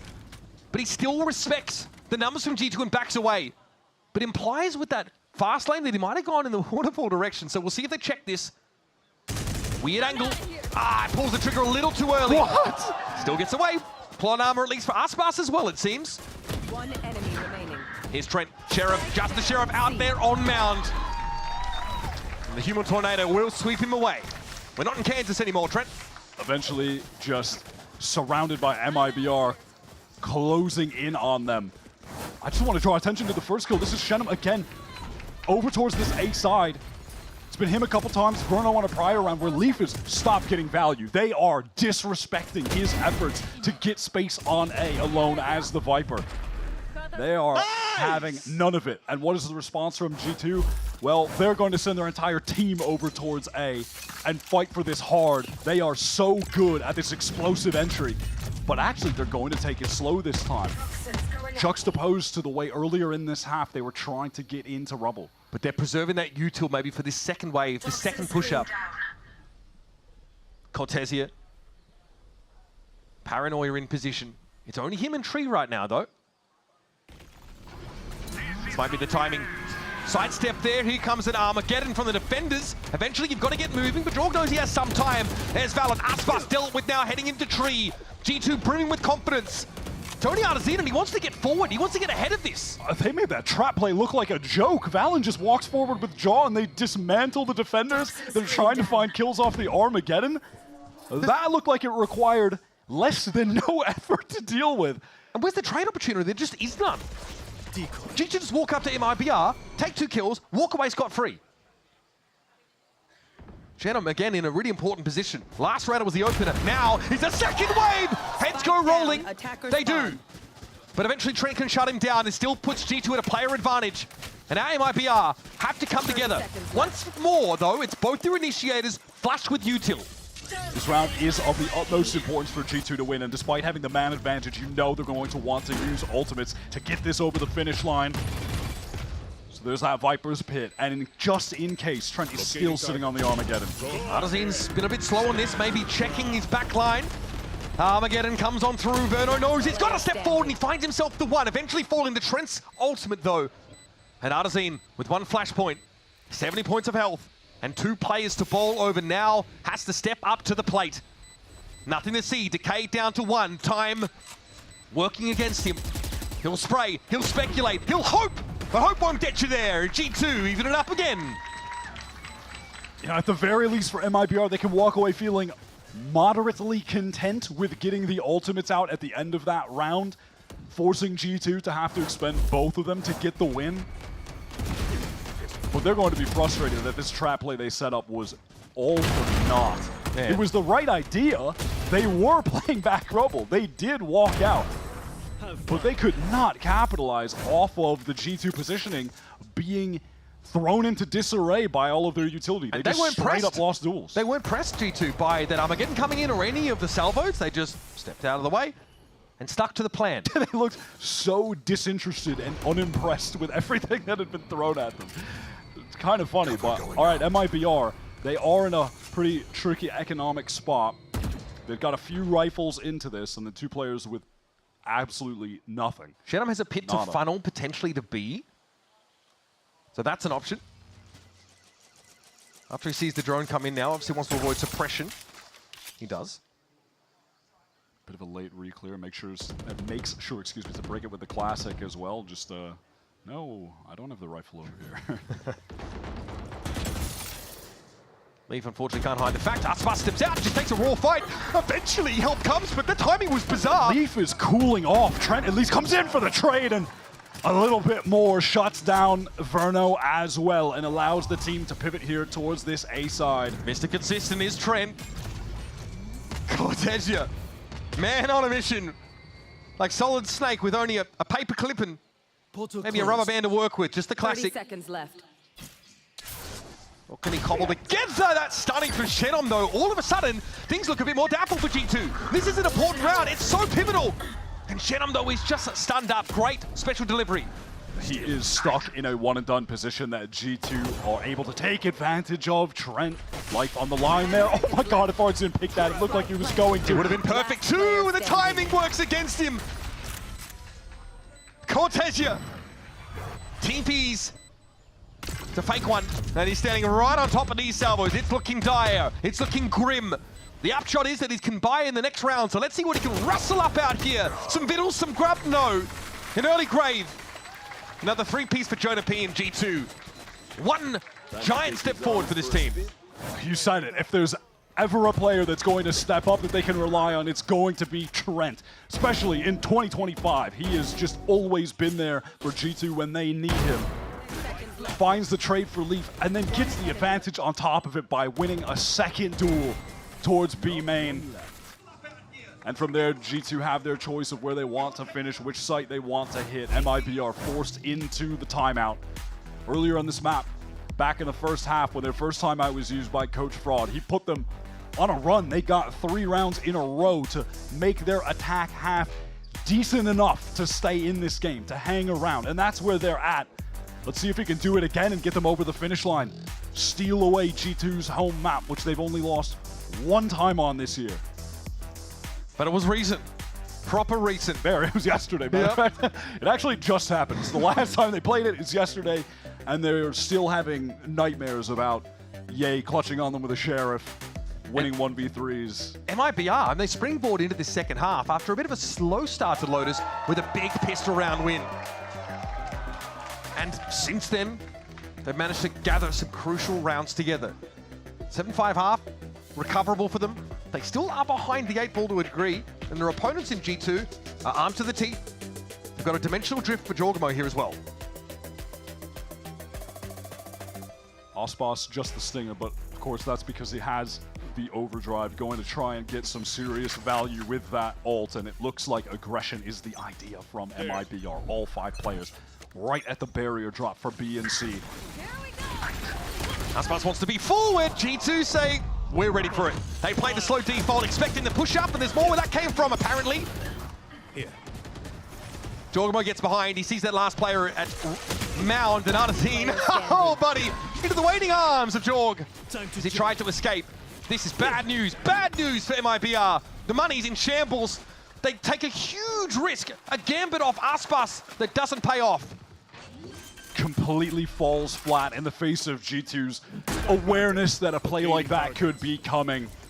That is a pretty standard play in the playbook for everyone on Lotus defense, especially when you have the Neon running that early BC pinch, straight running at the attacking side. They were stacked up, ready for it, and it looked like Jorgamo hit a stunner shot onto Ospas to really just shut that effort down in its entirety. Verno relegated to a slow, sad save. G2 can afford to hunt a little bit. We saw the stats coming into the game. Verno with a higher KD than Aspas, even though has a lower ACS. It's because we have a lot of rounds like this. Verno is the Teo player, needs to be hanging around late in the round, so often survives, has less deaths than his contemporaries. That's a nice little pick on Leaf, but doesn't really furrow the brow of G2, who now stand on map point. Doing pretty well weapon-wise, and it's up to MIBR to cobble something together. God, that is lethal from Jaw. And then Trent just spamming through the dark cover, which I still also just love that that's being placed again, just displaying how aware G2 are of the situation that's headed their way. 1 away from tying up this series 1-1. RG2 on their home map of Lotus. Intentions of getting out into rubble early. Going to be slowed down by that initial fault line, and Valorant taking a ton of damage. That Guardian high bullet pen through the wall. Yeah, Artesine, good spray early in the round, and there is a Viper's Pit already set up on C. We do sometimes see teams pivot into this pit, and you can clear it, of course, with, I don't know, a Rolling Thunder. Jonah P has one of those. Drone comes out on the B side. He sees the gate crash comes in. So Shannon not sure that G2 have been put off this idea of going C. MIBR have rotated over towards B right now, as they have some fair information close A with Cortesia playing up close. Wow, they are just going to Rolling Thunder Shenum right out of this. He's likely to be caught by this unless he can tuck in that bottom corner. Unlikely he gets there in time. Trent opens with a drone. Here's a lot of util to flush the pit out. They know where the Viper is, and here comes the Rolling Thunder now. Shenum got to be forced back. Now, can't do much there. Jaw's able to run him over. That pit will dissipate now as the defenders try and get set up here in Waterfall. But Lee, he's already so far forward. Jaw on the site itself. Just lazily steps out of the way of the incoming util. Trent is about to have the Armageddon when he gets the spike down too. Two players up though for G2. Spray for Cortesia. Finally gets in the game. And what a savior! Just as it looked like it was all done, Cortesia steps up and keeps MIBR in the game. I don't know where he came from. It looked like they had no hope whatsoever. Down a man after Shenum is just routed out of that pit, has no hopes in that situation. One enemy remaining. Just the spam through. Oh my god, he didn't even get back out with the classic. Nice Cortez. You gotta win those. G2 have a timeout left over coming into this round 24. What better time to make use of it? God forbid, in their opinion, that things go far enough that we get into OT. That's when we enter the Bizarro world, where everything's made up and the points don't matter, and MIBR could steal the map away. You mentioned the Armageddon being developed by Trent in that fight. Never had an opportunity to use it in that round. MIBR were just so, they hit the gas. They were in there way too quickly for Trent to even have an opportunity to let it go off, which is a testament to a good decision from MIBR to not ease up while the spike was being planted. They did not give G2 an opportunity to position themselves. You just have to give credit to Cortesia for manifesting that round win out of thin air. He's been slow to start in this series, but maybe this is the turning point for him individually to really wake up. He has been one of the easy Rookie of the Year candidates. We come to a fork in the road. Either an even series or overtime here on Lotus, where G2 would be at risk of dropping a consecutive map. Bated breath here, and you can feel the tension in the room. Armageddon available for Trent, and Rolling Thunder for Artazine just around the corner. It looks like we're set for a good old rubble fight. Off we go. Instant fault line going to come through from Artazine, and now G2 trying to scale out. Jorg gets deep, but there's no one there to meet him. Aspas apparently found him. That's dirty. He was pushed forward. G2 sent Jorg so deep and weren't really there to back him up. And now you can see Trent having to run back towards spawn. They're worried that someone from MIBR could be pushed up out of C, pushing up out of B. Oh, they look nervous. They look extremely nervous. Paranoia for Jonah. Yeah, just used by Cortesia to maintain control of this A side of the map. G2, they have to re-clear everything. They have no control of Mountain. The dark cover just expired. They're just going to have to pure contact that on the opposite side of the map. Okay, here comes that aforementioned clear. Aspas is too clean! Too clean! And in the perfect round to get going, he gets it done. Valen disoriented, surrounded inside the poison orb. And Jenna will put him to bed. This one's headed to extra innings. G2 just try to work both sides of the map, divided 50-50, and either side completely crushed by the MIBR defensive setup. We demanded that Aspas show up today after such an uncharacteristic underperformance against Sentinels yesterday that's gotten them into this lower bracket spot, and he is making good on that promise. He is stepping up 24 for 17, sick 2K on that final round. Haphazard rubble fight though for G2. They send the Vanguard of Jorg forward first, and he doesn't check his 6. Just gives up the kill for free, and they can't recover from there. And I gotta mention, at one point, Leaf had 10 more kills than the next highest player on G2 and was at 22 and 11. He has cooled off. MIBR have his number. He's been a 00 agent so far after that. Here's Trent Shenum getting taken down. He looks to probe on B, but G2 are very proactive this round. And quickly, Leaf starts to move into a backstab position. This is going to draw Verno away from Mound, but seems very lightly held for G2. They want the retake. Verno versus Leaf on the flank, just going to keep him in his place with that. Molly doesn't want to take a fight to him. Martin in some serious danger from that spam, and he does go down to Trent. Spike is down though. MIBR down to 3. But if Aspas is live, anything is possible. Here's Leaf on the other side of the door. Verno, oh, Buddy on the move as well. Cortesia though finds one, and here we go once more. MIBR disadvantaged, but in a position to punish a defuse attempt. Oh, there it is, the slide is in. And Aspas has arrived once more. Jonah goes low from that one, walks into a crossfire. Oh, come on, man. Valen now has to salvage the round, but he's burnt to a crisp. Daddy's home. And that is why Ospas is the GOAT of Valorant. Unbelievable 4K. Uses everything he's got in his arsenal. Rifle, shorty, enough kills to get the overdrive. Away with elbow, a sharp word. Flick of the wrist and it's job done. Oh man, that gives me chills.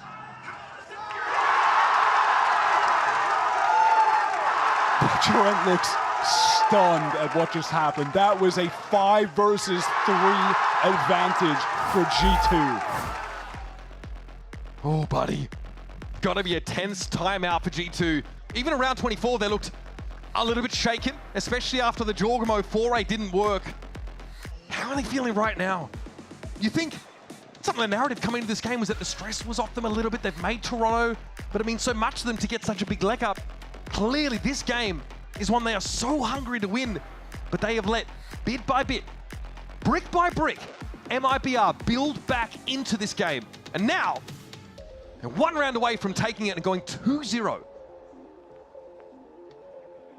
G2 taking a moment to just calm themselves down a bit, let the frustrations ease out of their minds from that last round, knowing you were in position to have that 13-12 lead, to be 1 round away from getting to that 3rd map, tying up the series 1-1. But now they are on the precipice of being 1 map away from knocked out in 3rd place. MIBR could get this series up to a 2-0 lead if they can convert this 1 defensive round.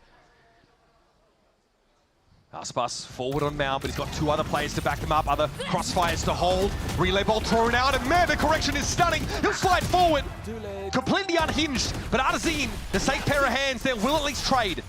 He made a correction. I don't think he could see a thing. He just knows he is locked in. Verno is controlling all of Leaf in these situations had been so aggressive, but he's been getting shut down this time. Is Verno the one getting too aggro? Yes, he is. Leaf bides his time, finds the kill. And now 2 rounds in OT in a row. It's G2 with a man advantage heading into the post plant.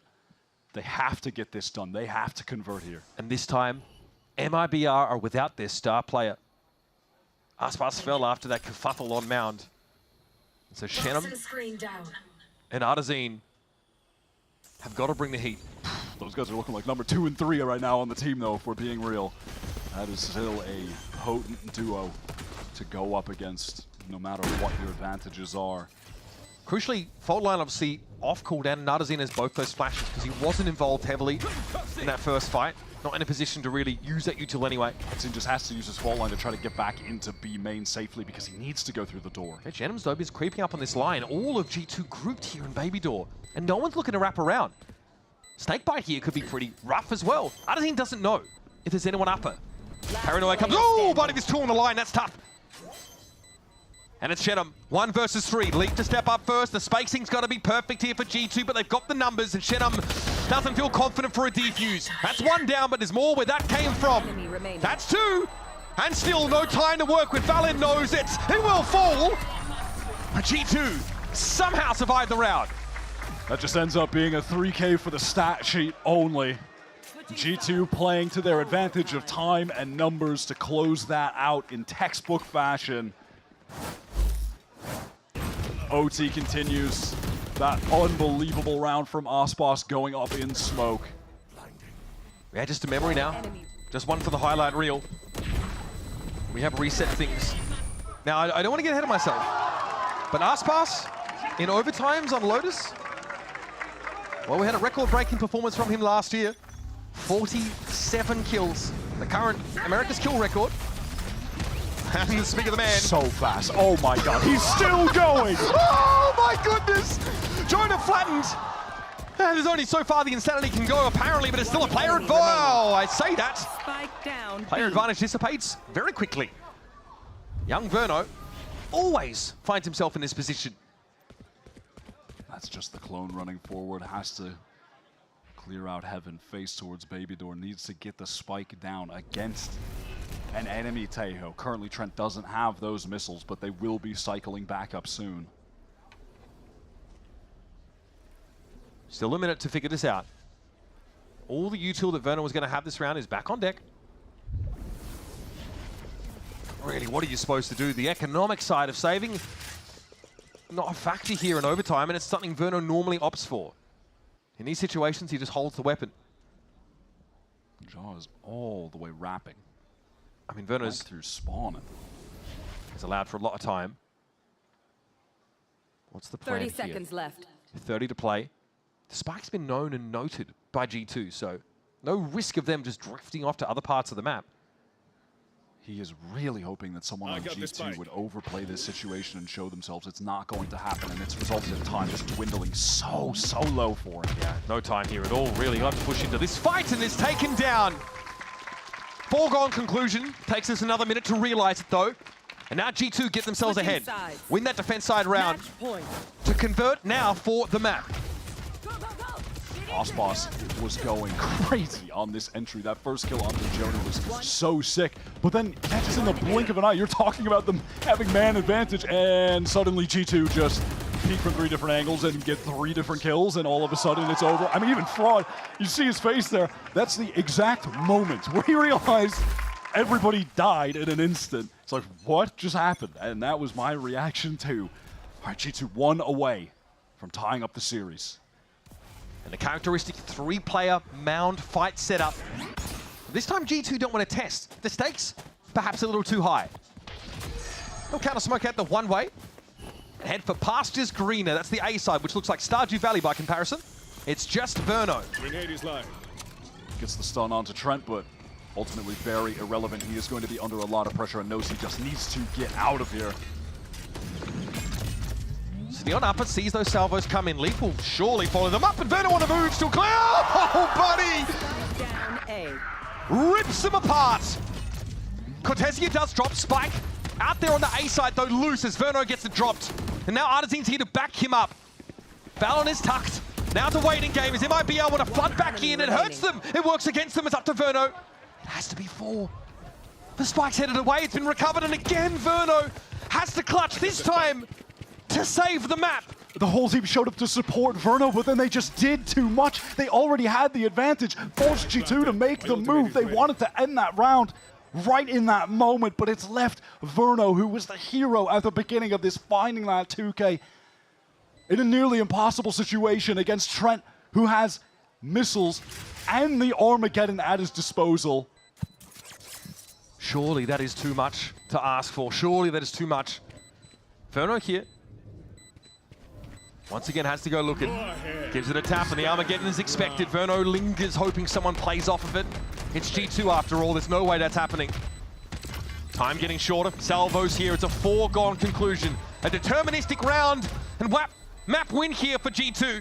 Verno can only await his fate. It's signed and sealed. G2 take their map. Trent coming up so huge in that last round to get them 3 kills, bring them over the finish line.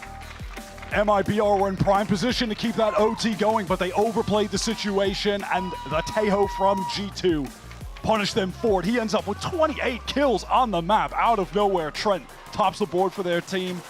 Ospas with a sick performance, even for his standards, but it just wasn't enough. G2, they took 1 loss on Lotus. They got knocked down, but they got right back up. This still looks like it is just their go-to home map. The way they play defense is phenomenal. And it all starts with that slick pistol. This jump shot from Aspas was pretty absurd. But by and large, it was a first half where G2 were able to punish, were able to exploit. Jorgama with stopping power like this made it really hard for Aspas to be successful as an attacker. Drawn out that first half. It was really difficult. But of course, MIBR, they break back. That second half comes in, and they win the pistol. And we've seen this before. They start to run away with these rounds. Ridiculous clutch moments now. A really competitive map. This is going to be a great series from here on out. Yeah, it looks like we're on for a 5-map banger, if I'm being honest. I don't want to get too ahead of myself, but these first 2 maps have been incredible. And you still just have to respect MIBR for even pushing G2 to their absolute limit on Lotus. Stay locked to this channel, folks. If you bonkers go anywhere else, we're headed over to the desk to break down this map number 2, and then map 3 in a best of 5 for that spot in the finals will be coming up.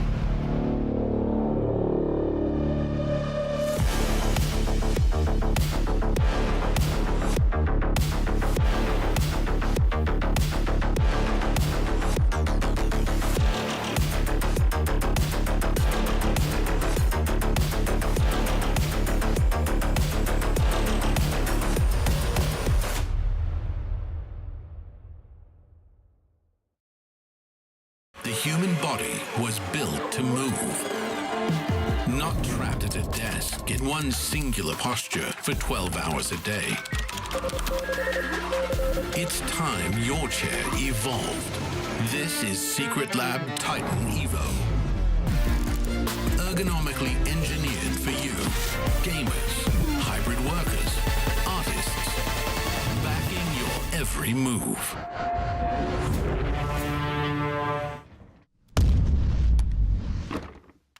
Red Bull gives you wings.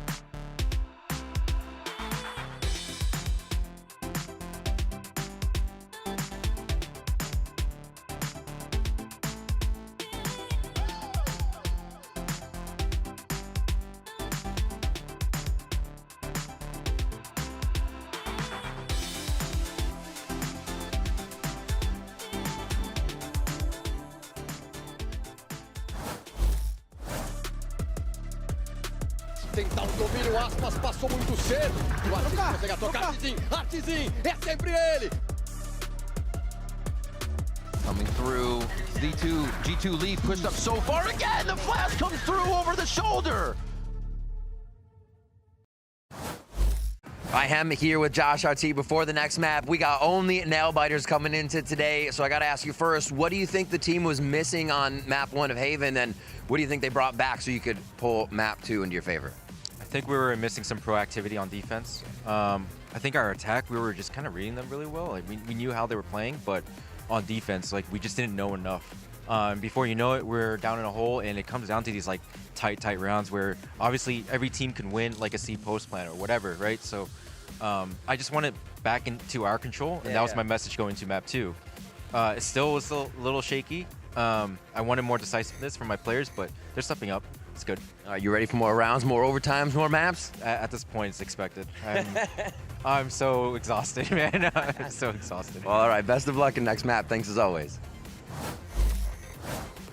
Josh RT gonna start looking like me after a little while there. My guy's gonna be losing his hair. But hey, Josh RT will go kind of hard with a beard. In any case, though, I mean, look, G2 picks up a nail biter of a win. It goes to OT, 15-13, of course. And well, I want to talk. There was one round in particular you guys wanted to talk about, right? That there was that round 11 in particular. Mimi, you already. It wasn't on camera. You didn't have to show it. Come on, man. It wasn't shown on camera. It wasn't shown. But now what do you want to talk about here with this round 11? Yeah, so I think the last time that G2 played this map, when they had their first loss of the year, what they really struggled with was being a little off kilter in some of the chaotic team fights, especially their C retakes. And this round, I was really impressed with the way that they navigated the chaos. They're down in a 3v5 after they lose Jonah P here, and because they're one of the teams that is super committed to this Yoru, they get a ton of value out of the ultimate whenever they have that online. Here they have a round where a fast flank is coming in from Leaf. They're ready to go with an ultimate through from Jojimo.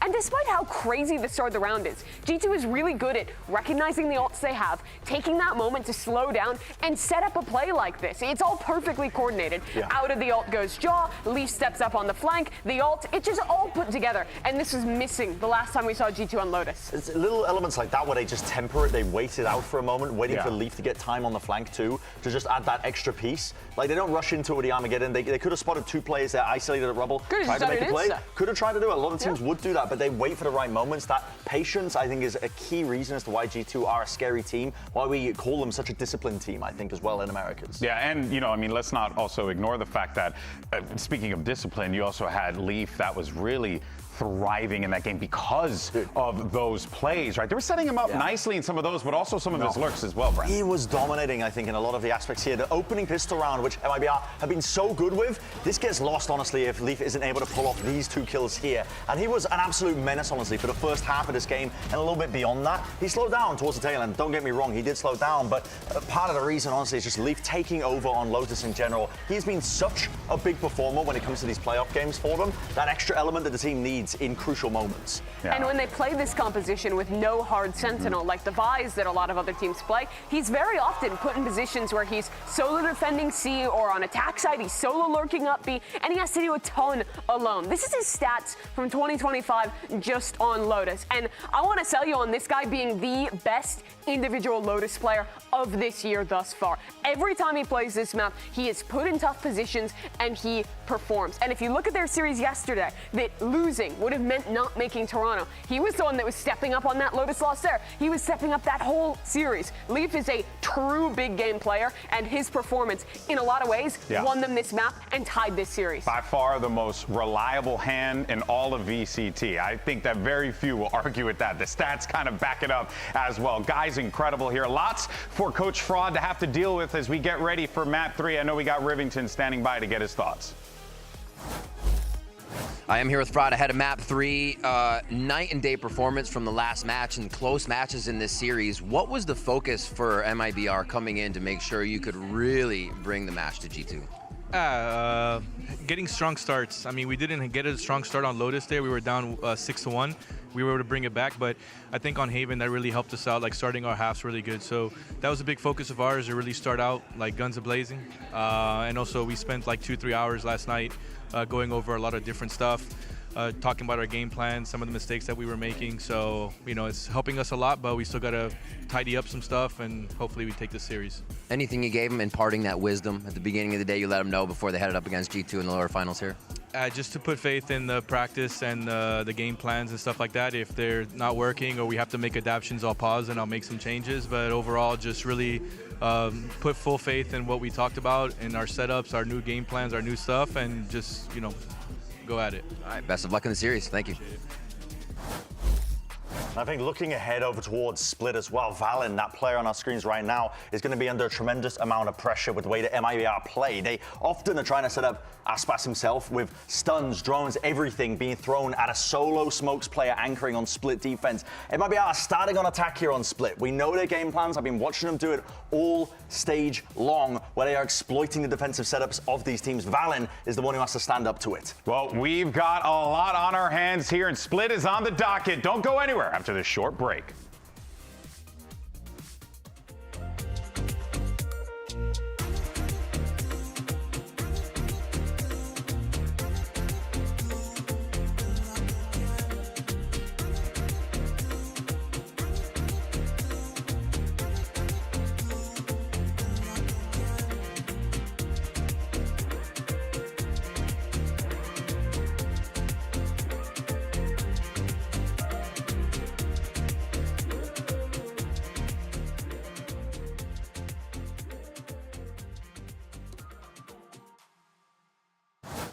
Pay attention and see if we can find something that reinforces that.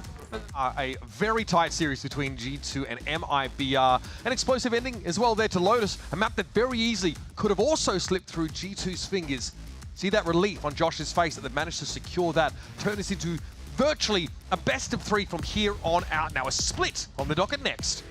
Listen, we were looking for Aspas to come to life today. He absolutely did that and more on Lotus. That was an all-star performance from the greatest of all time. His Neon was fantastic. Can he carry that over to the Jet now on Split, where very different tales for either of these teams on Split. Yesterday, it was G2 coming back into the series against EG, beating them on Split. For MIBR, it was them losing their series to Sentinels. And yeah, they almost made a comeback happen at the end. It did end 13-11, so not all woes for them. They feel good about the map to the extent that they picked it. So a big problem for MIBR yesterday on the attack side Split was They fast hit these well-anchored sites by Bang, and were just slammed by the double initiator utility. Aspas was getting caught, stunned up, taken down by salvos, you name it. He was subjected to it.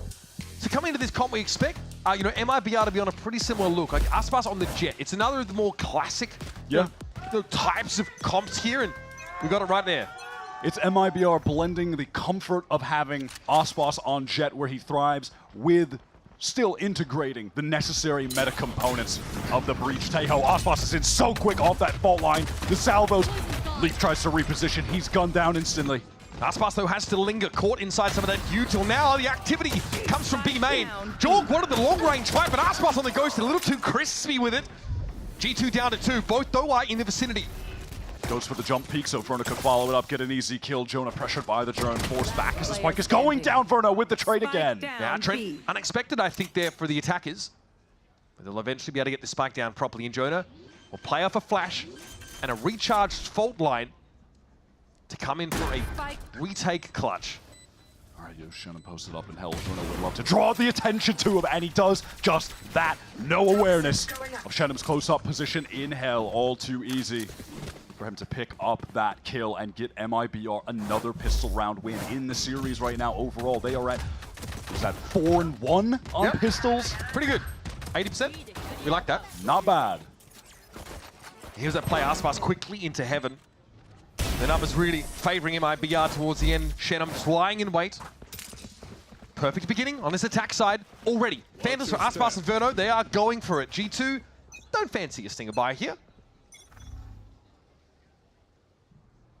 Just a couple shorties, one sheriff for Jonah. Aspas happy to wait out anyone pushing down mid, and he may just get his wish. Valen has pressed up into that corner. Surely MIBR re-clear that.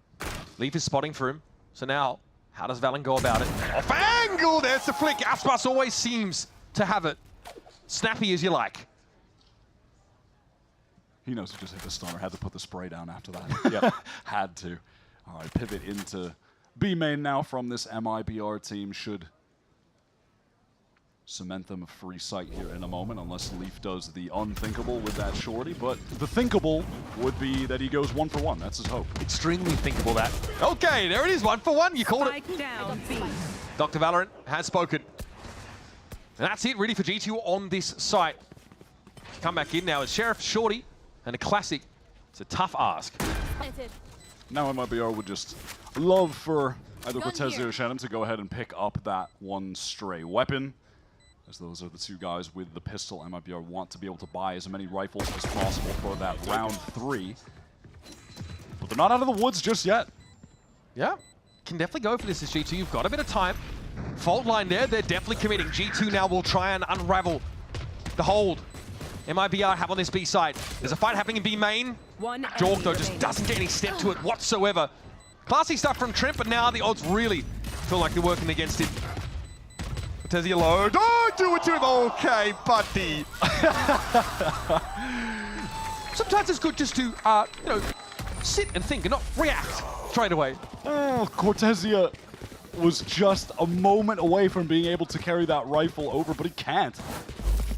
So G2 will be more than happy. Kind of get away with murder there. Absolutely. They'll be happy with all that economic damage that they were able to. Oh, that was close. The deal. We did get that from Jorgamo yesterday. Ridiculous knife kill. Caught. Oh my god. That's too funny. All right. MIBR, what are they cobbling together here? They've got a couple rifles on account of the players who bought nothing. They literally have just recreated last round's buy into this one. Oh my god, Jaw.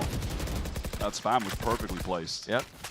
Well, Artazine, though, Sheriff player, so not something you're probably writing home about if you're MIBR. I think still proceeding apace. You just haven't had any good progress through the middle part of the map. Smoked up by both sides. Aspas might still look to operate around that dark cover as he peeks into the corner. Jaw, of course, has to respect this Teo util, and he'll have some to play off himself. Still a clear mid as far as he's concerned.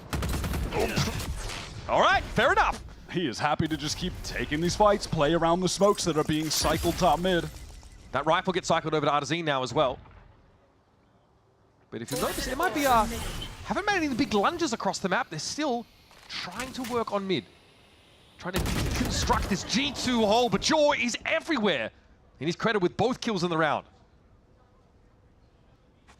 G2 have allowed MIBR to get this space in B Heaven, Leaf playing on that common off angle. It's just such a strong one, however, and Inferno is shot down.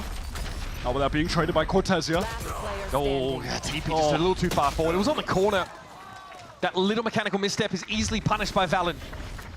There's G2 walking out with 4 rifles from their first buy.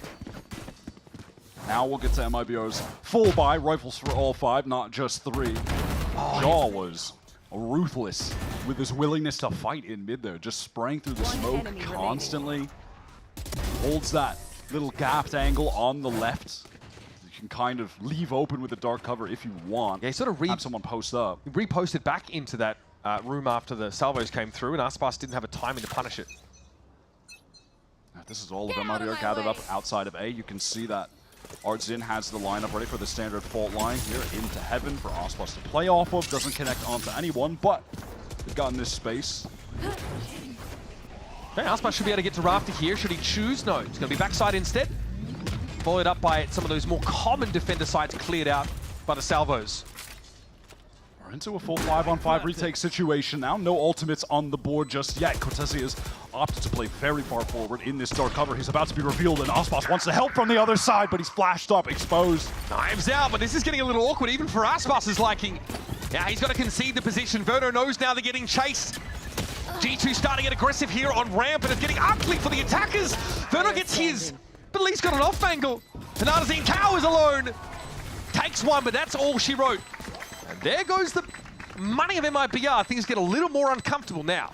The Brazilian side, they were just unable to fight for any space of significance. It was really only Cortesia up in Heaven there. And then you could see, yeah, Aspas is trying to fight up ramp at the same time, but it just doesn't work out. G2 overwhelmed them with numbers. The flash onto Cortesia was perfect. Fraud feeling some early frustrations here. It feels a little uninspired for MIBR. Like, as soon as rifles have been a factor, they milled around mid a bunch that previous round. Aspas down early. They mill around A main, and G2 just take a pretty aggressive timing to overload ramp with 2 players.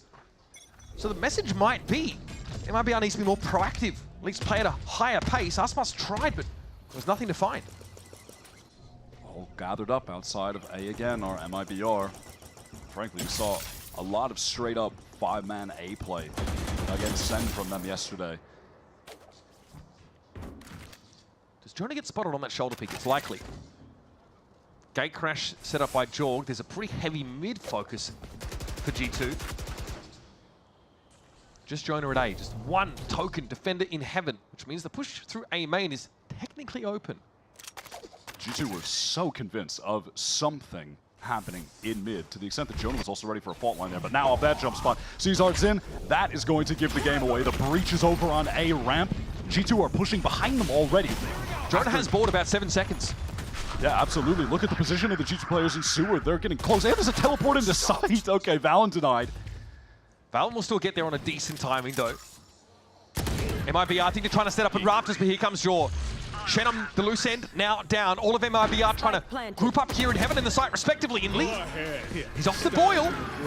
Wait, this Armageddon is so good. It's forcing all of G2 out, but Jaw's collecting the kills backside. G2 will fight in the sun or inside. Doesn't seem to bother them. Aspas and Cortesia here now have to go for it. Aspas, just a wayward bullet would take the man down. Now it's up to Trent. All of a sudden, this has fallen apart. Aspas knows approximately Trent is Heaven side. 7 bullets left. 7 kills for Aspas in the game. What opponent to take down! Oh, the extra step taken to the right. Converts for the Red Bull clutch. And a pretty important one at that. Now MIBR can start to build that bank a little bit more. Look how this played out. Aspas is on fire today. Getting that first kill, and then from Heaven, eventually just needed 1 bullet to connect on Jaw while he was sticking it. What was it, like a crouch into step? Sick movement. Knock, knock. G2 still have enough cash to buy, though everything is going to be on the line for them here.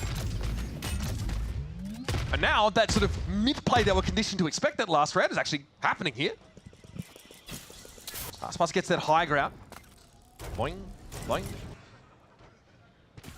I like this though, getting active on the A side, G2. Shenum gives it up. No insert left here for G2, but they're happy enough. Because all of that pressure came to MIBR, they are ready to take space elsewhere on the map. And they've worked up mid, they've worked into Maya. Leaf has been a nuisance on this exact off angle on a prior round. He's hoping to get that one, fall down, reposition. Standard aftershock there. Trent already off that line. Armageddon coming through. MIBR got to be quick about it. And Lee just picks him off. Says, haven't you learned to eat your greens? Live munition. Trent forced back by the sun temporarily, but only 40 seconds on the clock. The rest of G2 are running over to this B site, just denying anyone even being able to pick the spike up. The cross-map fault line is nasty work. Set up by Jonah. Averno, again, well, we've seen this one many times before. Trent had such an excellent usage of the Armageddon into the salvos there.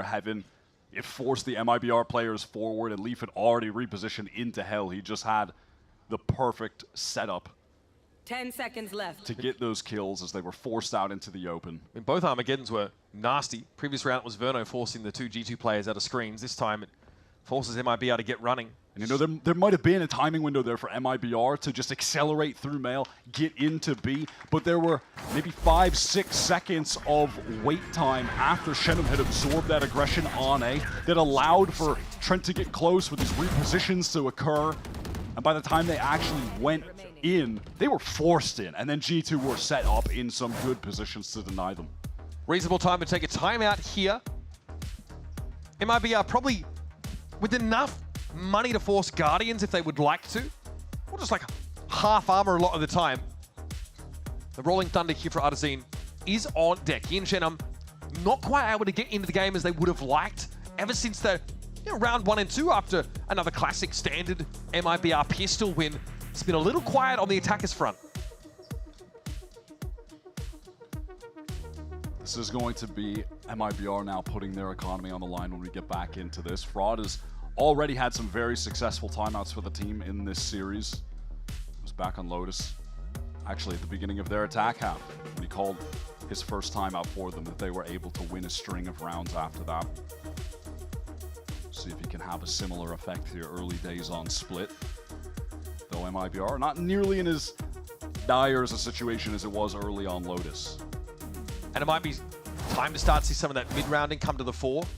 Artazine's in a hell of a matchup. He's played, what, 1 BO5 as IGL on this team? And VALORANT, of course, more recently, was a global final in a 5-mapper, calling that one against T1. And yeah, many of G2's games go the distance. That's been a theme for them last year as well. It was all dominance, it felt like, to start off with, and now they have been getting tested by every single team, every series. And aside from that loss to Sen in the upper bracket, they have met those challenges, beaten them. That's why they're making it to Toronto. That's why they're still in this tournament. No one has made it easy on them, though. This time, that characteristic mid-push from MIBR is going to be a little stifled with the Viper's Pit set up. Jog is on the walk. He's got backup too. He's picked up the operator out of this timeout. Cortesia, though, much more well-behaved than he was on that Haven map, and still it's not enough. The discipline was there, but Valen steps up and forces him to fight. We saw Sentinels yesterday exploit Cortesia being on his lonesome in B main frequently. He needs to not succumb to that same fate against G2. He's the one to try and get active a lot in these early rounds. Might need some more variation, though, as Aspas is just hammered with so much util. This is definitely shades of yesterday's game for MIBR. Losing that loose player on B, their fast hits getting stuffed by util. It's like a nightmare that repeats itself. I love this from G2 out of the timeout. Cool. We're going to buy the AWP. We're going to push up into B main, take control, do something different. And whatever plans MIBR had heading into that, we don't even get to find out what they looked like to any percentage of an extent. I mean, they were just immediately dismantled. So that first push. Cortesia, they're just losing out to Piggy's advantage, perhaps. Osboss looks like he was stunned up there by Trent. Valen just gets the spam.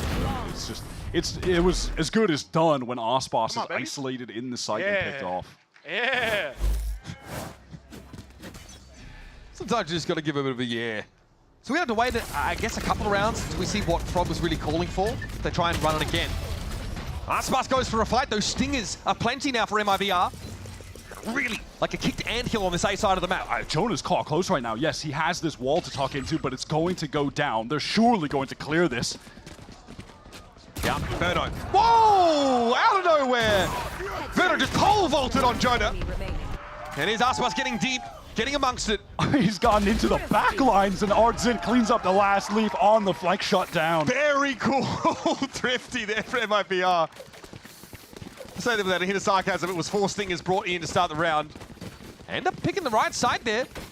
Yeah, they picked the right side, and finally someone from G2 to MIBR's liking has actually moved up on ramp early. They were in the range of that fault line to get caught. Osboss finds the initial kill and then just sprints into the back line. It's like you come home at 3 a.m. and Aspas just turns the light on as he's sitting in the armchair. I've been waiting for you. Set up in this board. Oh my god, instant fight now from G2 in main. All of the players stacked up with that util. Again, it's been so nice. The combo of Trent's util is there. However, perhaps the defenders have overstayed their welcome. Verner's able to cut them down to size and even up the odds. Jorg can't post up on that rafters angle. Arzine slaps him down instantly. He just didn't expect him to be in the site that rapidly. Valen weak, Verno hungry for more, knows he got the take and wishes he bought a Vandal. It's down into the 2 versus 2. Spike, though, is down. MIBR trying to play off this together. 2 flashes as well. In hand for Arzine. And Leaf has finally arrived on the scene. The cavalry's here. He's very healthy. But he's got to put it together with Valen, who's still snaking his way into screens. But not so healthy anymore, is Leaf. Wants to try and take this fight without backup, by the way. Valen is not there until now. So much damage done to Leaf. Both G2 players weak. Time is ticking. Valen slammed, and now G2 have only Leaf to account for. Oh, and he just barely gets into the range of the stun. No time at all. Leaf at 11, Arzine artfully dodging the corner. Just staring at him. Just trolling the guy. Shorty puts it to bed, and that's 2 in a row for MIBR. These hits on A are starting to look real nice, but I love the response early from G2. You said it, they overstayed their welcome. They find 2, and they've committed here close. And as soon as that wall drops, wide swing from Verno. The players that got G2 the advantage fall themselves. And just little things over and over cascade into their defeat in that round, because then you had Jaw trying to post up on main but didn't realize it was too late, that Ardzin already beat him to the punch, was in the site, was on the angle. He goes down. Then we're suddenly into a 3v2. And it just keeps crumbling from there. MIBR have taken the lead now on attack split. Something we heard from Josh RT in between maps is that he would have liked to have seen his boys be a bit more proactive. A little bit more adamant about getting forward, or a little bit more confident. And that's something that Leaf was trying to call for during the games yesterday, as Ender had the cans on, was listening to their comms. They definitely feel like their mortality has been kind of exposed to them over the last few weeks. Just how close these games have been. Now maybe that same level of confidence isn't there. Or maybe it's too much in that kind of round. They've got to find a balance. This was the map as well. Yesterday, the Leaf dropped 28 and 12 on playing the Viper. An obscene stat line. He started so well in this series, but the second half of Lotus, he started to fade back in the periphery, Wyatt. So far, solid here. Nothing, unbelievable, nothing bad. He's playing just a solid game at the moment. But when someone is playing at a level that astronomically high, you have to keep your eye on them and just tally where their performance is going. Yeah, is that more obvious if he goes off the boil, right? Yeah, 100%. This is a full buy for G2. Osboss fast into heaven, and oh my god, the stray bullet. Leaf killed by the missile as well. Literally shooting in the dark. And Leaf ended up getting picked up there, lingering. I think the rafters side got taken down by a salvo. Here we go, all over the B side. This round is just as good as done, unless G2 are able to catch someone from MIBR unaware. Will Trent check this as well? Or is he confident enough that Jorgmo crossing? Yep, well, giving him all he needs to know. In comes Verno, knife in the back at 2 Brutus. It's on Jonah. And already it was looking like it'd be unlikely they'd try with 3 guns. Even less so with 1. I think Jonah's seen enough. They went forward just hoping that someone on MIBR would overextend, that they could maybe find a kill, find a way back into the round, but the odds were always going to be stacked against them. Well, it looked like he was going through the motions, but Jonas, crispy with it. Oh, okay. Put that away. That timing is so crazy, and he's shot down by Cortezia. Pretty important kill. MIB are obviously happy to chase into that. Look at the money on G2. This is now starting to snowball out of control for them. That shot on Valen is so silly. It's so ridiculous. And then there were follow-up missiles that came through from Verno. Find the kill onto Leaf. And that's what it's like to coach Aspas, I guess. Some of those random moments just tend to fall in your favor. Yeah, they don't feel so random. Yeah, not with the amount After we've you've seen them hundreds of times over the years, do they? But they should be random. That's not how the game should be played. G2 have got a half buy into this, just making sure they have enough to afford. Maxed out on the last round of this half. Aspas spotted egg, gets ahead of it. Jork here just gate crashing out, doesn't quite feel confident. Handling what he feels is probably a large number of MIBR players. This is going to force Jonah out into the open, but he's ready for it. Apparently, cosmetic stun, anybody? Artisan on the line, it's going to be traded with an overload of players now. Jorg, with nothing but a ghost, has What? There's no way, brother Pooley. I mean, everybody is just blinded up by the paranoia. Okay, let's just settle down. Leaf here gives his position up, and Verno is able to convert. Not too shabby for MIBR, despite G2. Oh my God. Last round That before the was switch. frightening for a moment. I think that paranoia connected onto 4 players, one of which being Valen's teammate, Jaw. Some collaterals acceptable. So Shenham, of course, who was able to just, cool things down a bit. Things got a bit hectic. Round ender there from your boy Verno. Here's the last round of the half. Ultimates of note, plenty for G2. Yep. Full arsenal for G2 to try and get a 5th round on the board. Doesn't feel like it needs to be said, but Split, you need more than 4 on defense when you're going to attack. It is miserable to start down at a deficit like that. As has been the case in many of these rounds, Aspas, there it is. Leaf returning to that heaven position after giving it up because of the util. Aspas not ready for it this time. Where is this TP headed? Maybe just for info into screens, cancelled. Cortezia sees enough, and this has got 2 players from G2 drifting over. Yeah, that's making it seem like there's going to be a hit towards A, but it's all of MIBR gathered up running through B main. Not an area of the map that they've been heavy-handed with prior to this final round. Valen repositioning in mail. Looks like he's going to be able to catch Shenham. The spray is wild, but it pays off. Still 3 up now for MIBR. Have to find a big turnaround here. As that Armageddon comes in, Jorgamo dances amongst the napalm. Verno got picked up by it in the end, though. And here's Trent doubling down. It's on Artisan. And he can't see a darn thing. 4 players involved in that kill. Jorgamo with the credit. 4 ultimates used, and the round is also won for G2. They'll be happy to leave the half with that final 1, but they won't be thrilled about it just getting them to 5. You hate to start your Split attack side down. MIBR on their map pick. Looking much better than they did yesterday earlier on against Sentinels. Such a brazen post up there by Leaf as he hits back up the zip line to take the fight. I'm just jumping up and down while he's full stunned. That is correct. Yeah, Aspas definitely gets affected by like a fault line as he gets on in there.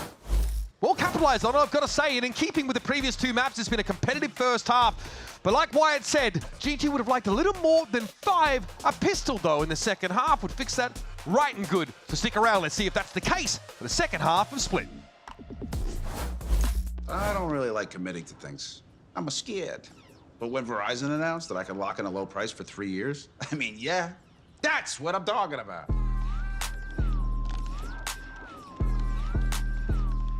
Can you hear me now?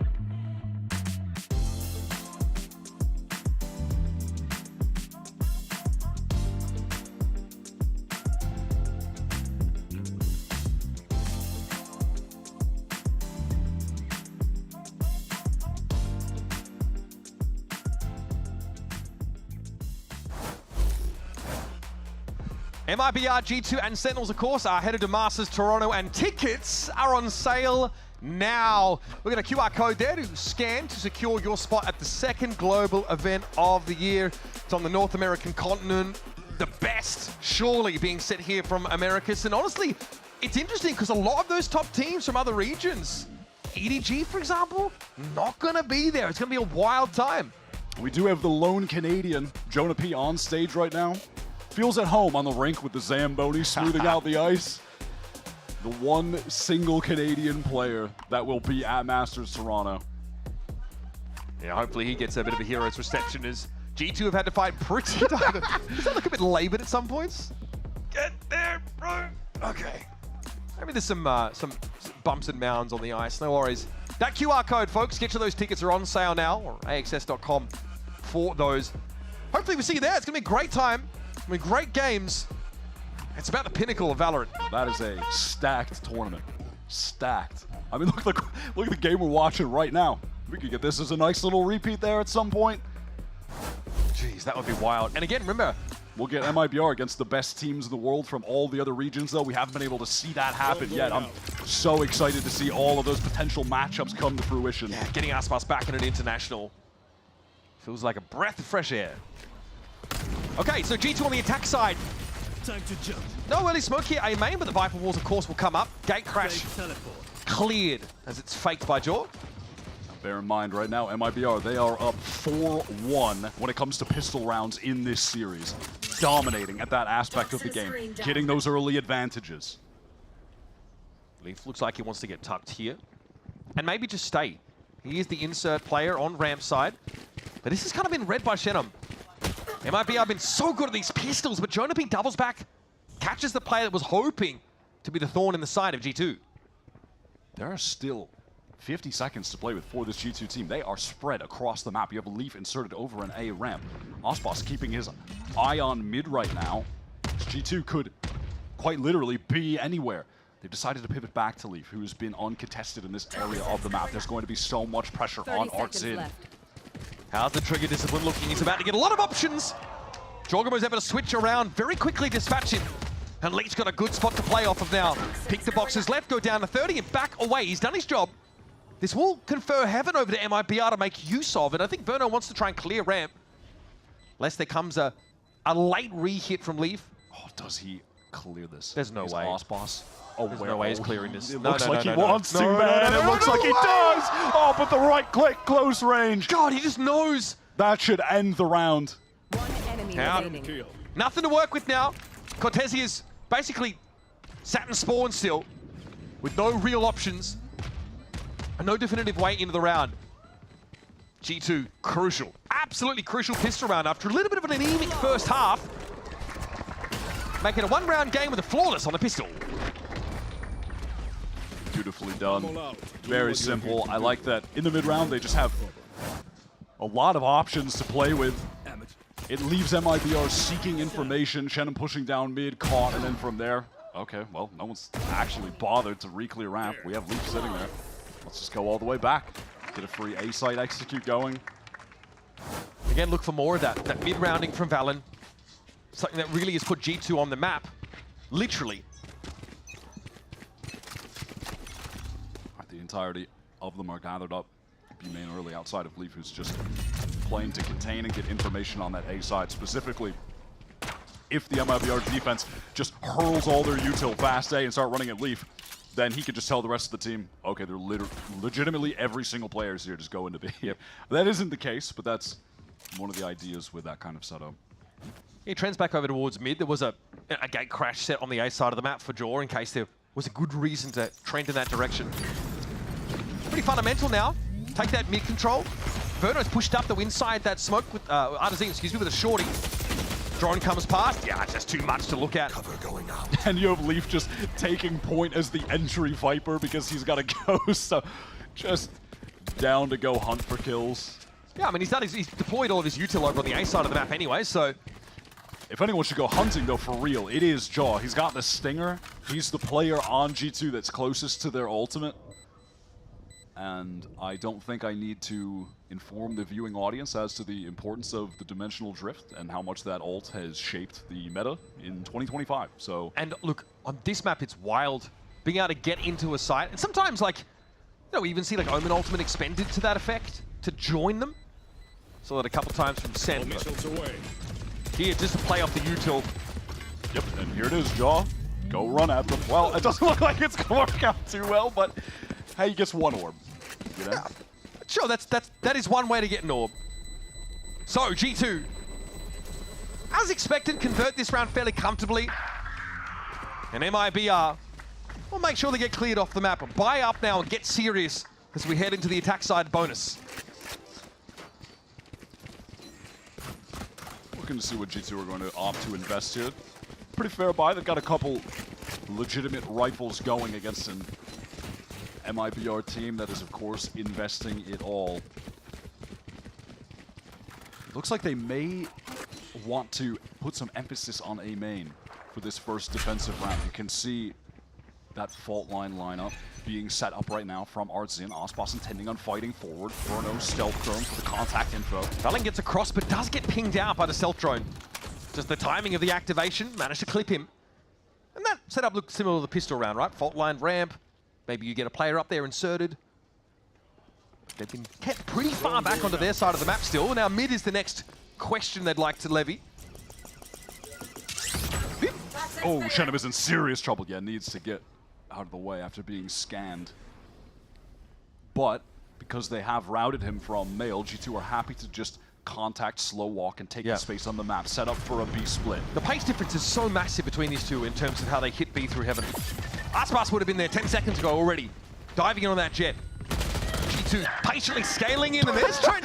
Yeah, and then Trent decided the time for patience was done. Oh, he's got a stinger, put it to work, why not you? And this gun round for MIBR has fallen flat so far. Verno's in no position to have any impact, and Aspas, there's no way he could be asked. This is a straight up save situation, not even a let's walk forward and see if someone can find a kill and then, hey, maybe we try to... No, we're just saving. No other options. I do like how G2 played that round. They absorb all that aggression on A, and then they just pivot so quickly into that male take. The second they realize that Shenum ran away, that they hear his footsteps going back towards stairs, they just get into that space to the extent that Trent realizes, I'm going to close the entire distance just running with the stinger right now. And in the meantime, they're coming out B main. The other two players divided in that split. It's so well done. Yeah, they're playing off the stealth drone in the mail room very often. Oh my god. Little bit of food action there from your boy Jaw. Valen cut down, but Venom is low. No one else really there to go for him, and that's Aspas' gun ripped away from him. He's up Ivy. Oh, yeah. Okay. That is a dank reference. Importantly, the rifles that MIBR were hoping to hold on to, they just could not carry out of the round. Beautiful play off the fault line. G2 do eventually explode into heaven. It's just the tempo is very different to what we saw from the jet comp on the MIBR side, but it's just as effective.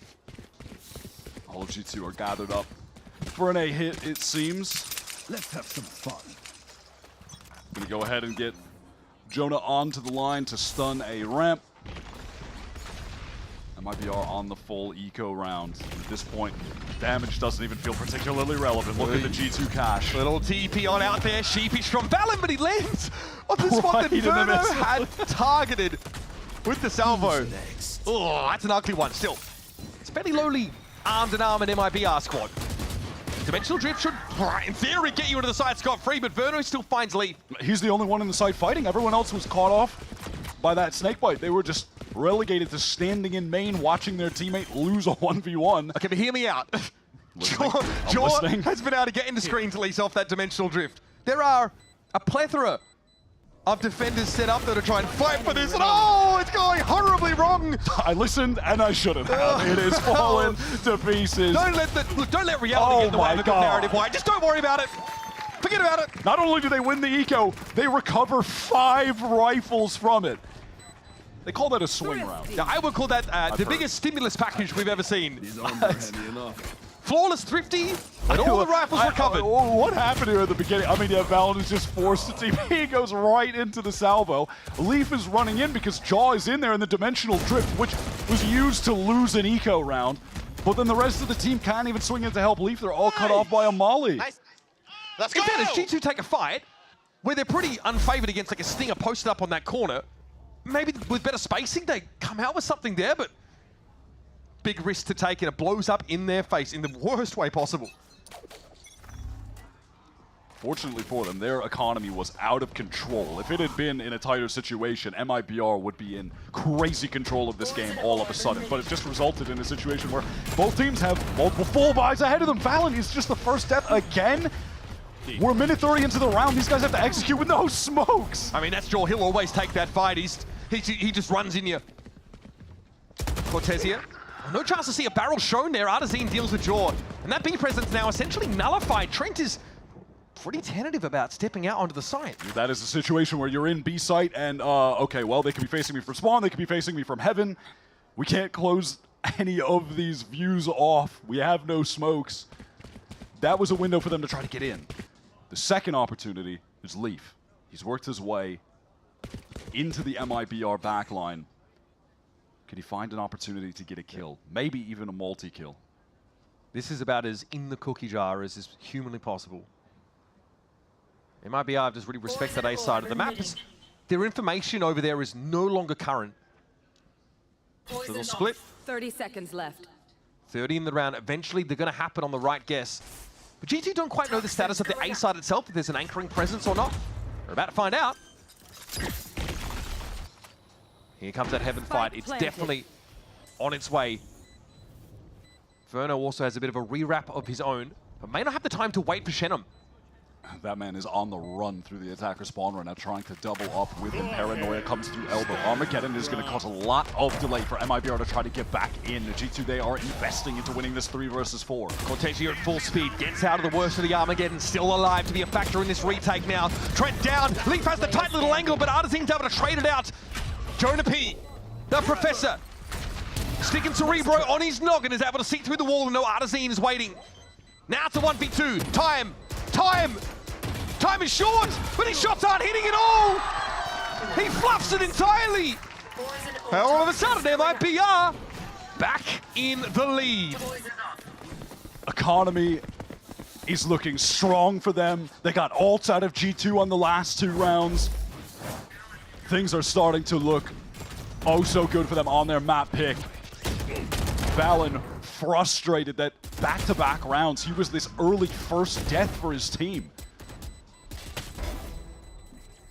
Great shots on Jonah there. He is unfortunately not able to connect the one shot he needs. Kills the diffuser, that's it. I mentioned this yesterday, but we have really seen Cortesia become such a driver of the excitement, the hype for this MIBR team. Now Aspas has picked up the op, bringing something new into the floor on defense. Coming to play as Cortesia was the top-rated player at MIBR for a while, even above Aspas. Cutting through. This has been a bit rockier for him. The pressure's definitely been felt. And the start of the series wasn't the beginning he was looking for, but now, starting to purr along. All right, G2 have gained some mid-control. They're letting Leaf. That wall continue to just contain over towards A. They're making all of this sound pressure towards B heaven. Well, the intention is to work into this A split.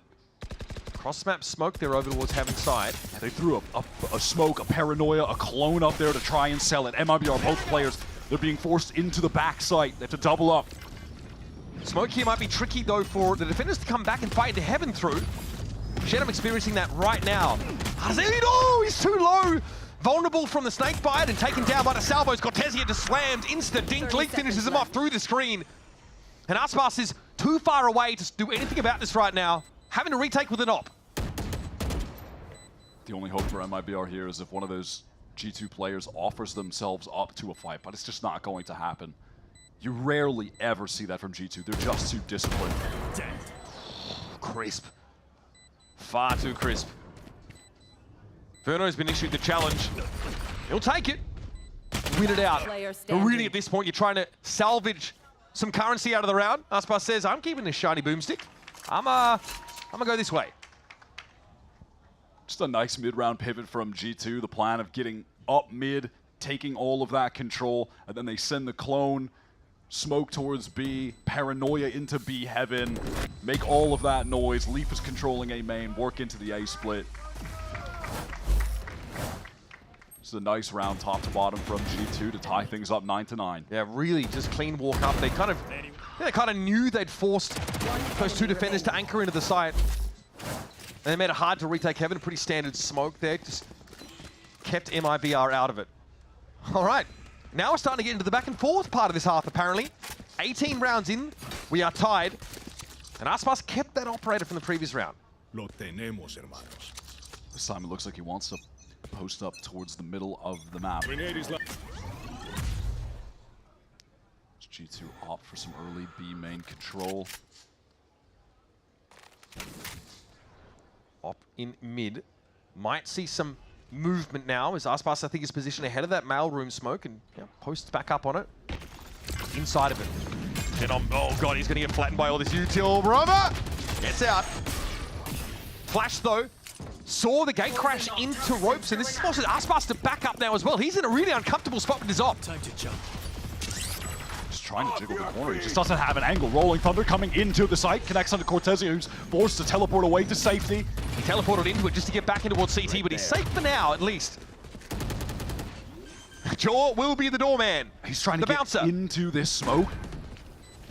Little 1-2 action. He's about to see Cortezia on his left. Aspas no longer with him. He's circled back around through mid to heaven. Cortezia patience almost paid off. It ends up being a trade at best, and MIBR are all grouped in heaven. Trend has a timing. He has an opportunity now to tear it all down. The flicking no-scope is there for Aspas. And now it's just him. Enemy remaining. The human tornado versus the professor. Time not on Aspas' side, but there's a moment, an opportunity to open this up. Oh, he just thinks that he's wrapping around, but Jonah has been patient at pillar the entire time. Unmoving. Stoic. And now he's heard it all. Jonah knows exactly how to play for time right here. Here's another tap. Still falls because he's going up against a raid boss. But he's played the time to perfection. It's a Pyrrhic victory, a round take for G2. All about the smarts in that situation to clutch up for Jonah. Get G2 back into the lead. On the third, just close banger map. What the hell is this? He's just gliding down. No scopes, Trent, close range. It's casual. Very, very casual. Nicely done from Valorant. That is very tight. That was sick. Jeez. Yeah, I know. That's what I would have said if I wasn't being paid to not say that. What did he say? Ah, just, you know, what the heck? Oh, okay. Yeah. MIBR taking the timeout. One round in it. G2 able to string 2 attack side rounds consecutively. The dimensional drift one orb away. For MIBR, it's a bit more of a complicated problem because Verno's kind of out of money. They can probably distribute enough weapons. No huge ultimates on the horizon either. G2 have been mixing it up a lot. That one round win from MIBR on the eco where they recover the rifles has given them the infinite money glitch. They are still able to buy. And these have not been, they've been round losses. There was a win that was not particularly clean, and they are still good to go on this defense, making it as tough as possible for G2 to try and close out this game. Jaw is one away from the dimensional drift, so you have to imagine they're going to be trying to play to getting him that orb in B main where he's posted up right now. Nothing better than having that on a full gun round. Gives you such a distinct edge. Information is currency here. On split, for sure. All right, fault line was being set up there from Artzin, but it's Jonah who lets his rattle off so that control can be taken. Valen eats a lot of damage. I'm going to assume that was just some initial spam. They've been coming through the corner of the wall that clipped onto him from Cortezia, who's now backed off into default site. Again, much slower here from G2 than you would expect from the jet comp that we saw out of MIBR. No explosion, no burst onto B. Enough to drag a third player onto the site proper. So little do they know, it definitely opens up this like mid to heaven push now, makes that way more viable. Right, and now later in the round, the fault line is being used by Artzin, so MIBR can regain control of main. Valen might take Spike and potentially TP over if A gets opened up. No, we're just going to go the old-fashioned way. And you you still just have Aspas, who's been posted up over on A ramp the entirety of this round. Now actually trying to push forward. There's that teleport that you mentioned. It's going back B. The dimensional drift is going to spot out Aspas, who now needs to get the hell out of dodge. He's got the mobility to avoid any swift reprisals. Chogamo just drives by. Cortesia's also ultimate is the TP backside on A side. G2 are committed though. This is not a fake. They've got to end here at this rate. Let's draw Aspas down. What? Cortesia with 2. How did he get 2? Stunning little brace, but there's more to be done. Jorg playing on the side in an elbow. Verno is extracted. And that's it, really. It's just Arzine. Yeah, Trent and Valen down to no HP, able to survive. The G2 IGL has hit some stunning shots in these last couple rounds. Sneakily topping the scoreboard. And that's an easy one, a big 4K for Valen. And G2 finally opened up a bit of breathing room. The money for MIBR is looking a little dodgy. They finally got, I mean, I say that, they're still probably going to force into this.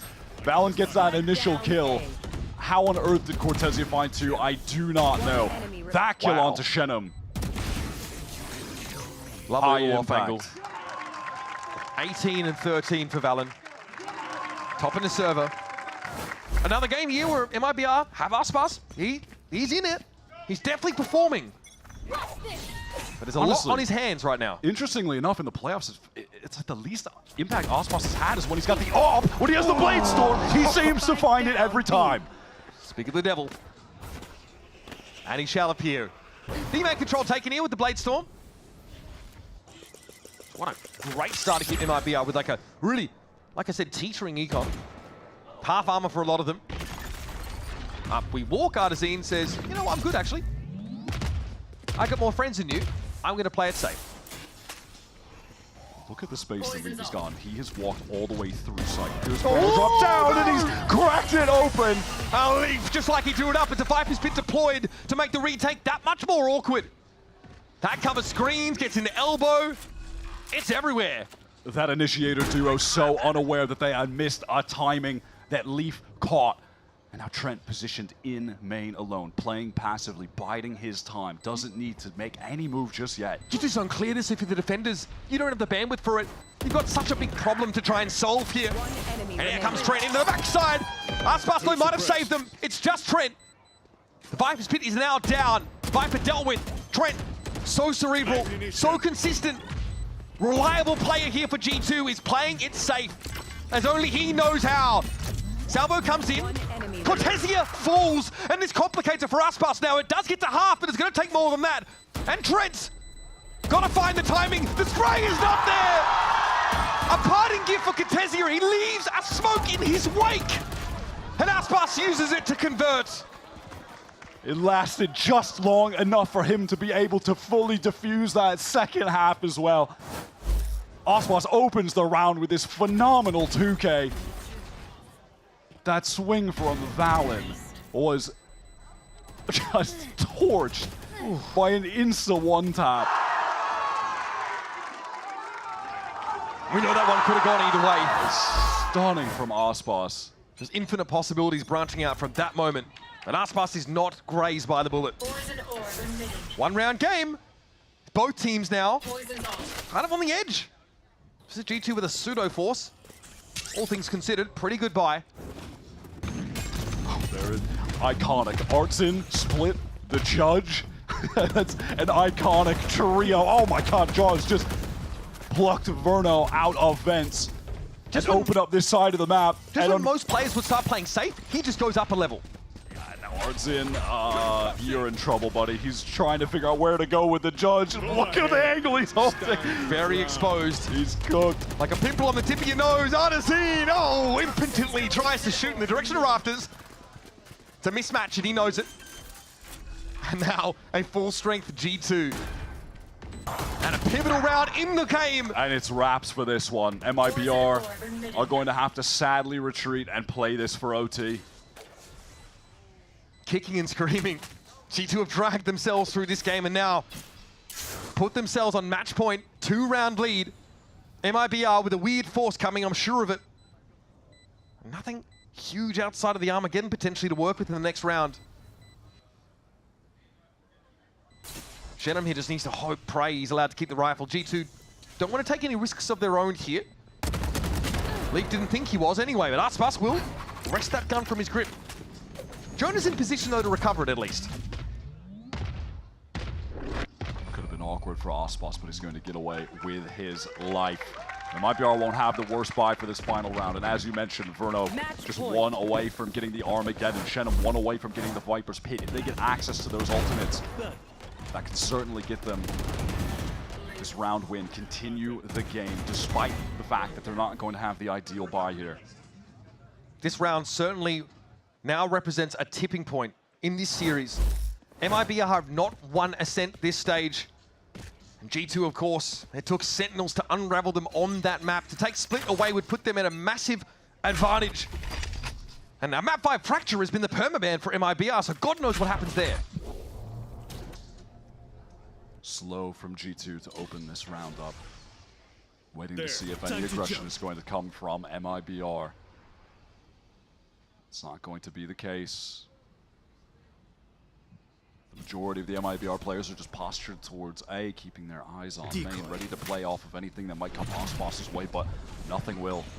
To G2 slowly clearing out every corner of mid. We saw Leaf find success on this exact same off angle that Shenum is trying to play now. What will it take to get the Viper to give it up? We may never know, as G2 have eyes for elsewhere on the map. Look at Aspas, he's pushed very deep through that A side of the map. That's a potential issue. Or is this just a fake sell? Okay, the irony of this could be pretty delicious. There it is, Jorgamo says, do not dare impersonate me. Verno trades it though. That Guardian rings true. Oh my god, that Armageddon is connecting onto everyone. Well, it's forced them into the corners at least. That could have been extremely dangerous. It does throw things a little haywire for G2, but they're better armed. MIBR, they don't know where to rotate. They were scared about someone being up through spawn, and Shenum on site has been dealt with. No current mid-info to work with. Now they're going to try and test this from heaven. And Aspas has been everywhere this round, but where the action is, star player conspicuously absent. And now he's going to try and drag them back from the brink. Split hangs in the balance. Verno's going to be forced off by the fault line. And Aspas goes looking, dive into the cloudburst, expecting someone in Mal, but Leaf is too canny to give this one up easily. Not for free, or not at all, he says. Now we're in for a penny, in for a pound, but Aspas is out of the game. And G2, a pivotal map win in the mid-series. A hard-fought Split finally breaks their way. They steal away MIBR's pick, and now back-to-back have dealt with some of the top America's teams on this very map. And back-to-back, MIBR, they have faltered here, unable to close out a tight game against Sen yesterday, and unable to close out another close game against G2 today. So as you mentioned, we are going over to Ascent next, the pick of G2, where MIBR have found no success so far in 2025. This is the best shot that G2 has to close out this series. They're now up 2-1. And I think MIBR are being reminded of just what it takes to stand at the top in this region. Aspas was firing. He was leading from the front on this map. But G2 had Valen going huge, Jorg with some ridiculous rounds, Jonah with crucial clutches, and then Leaf getting deep with some nasty lurks to turn the rounds around. Everybody on G2 steps up when it counts, and they drag out a very important map. Going ahead in the series, some very curious maps. Ascent and then Fracture still to come. I hope I just break that down. We're going to take a quick break, and our analysts are going to get us prepped for what could be a wild map 4.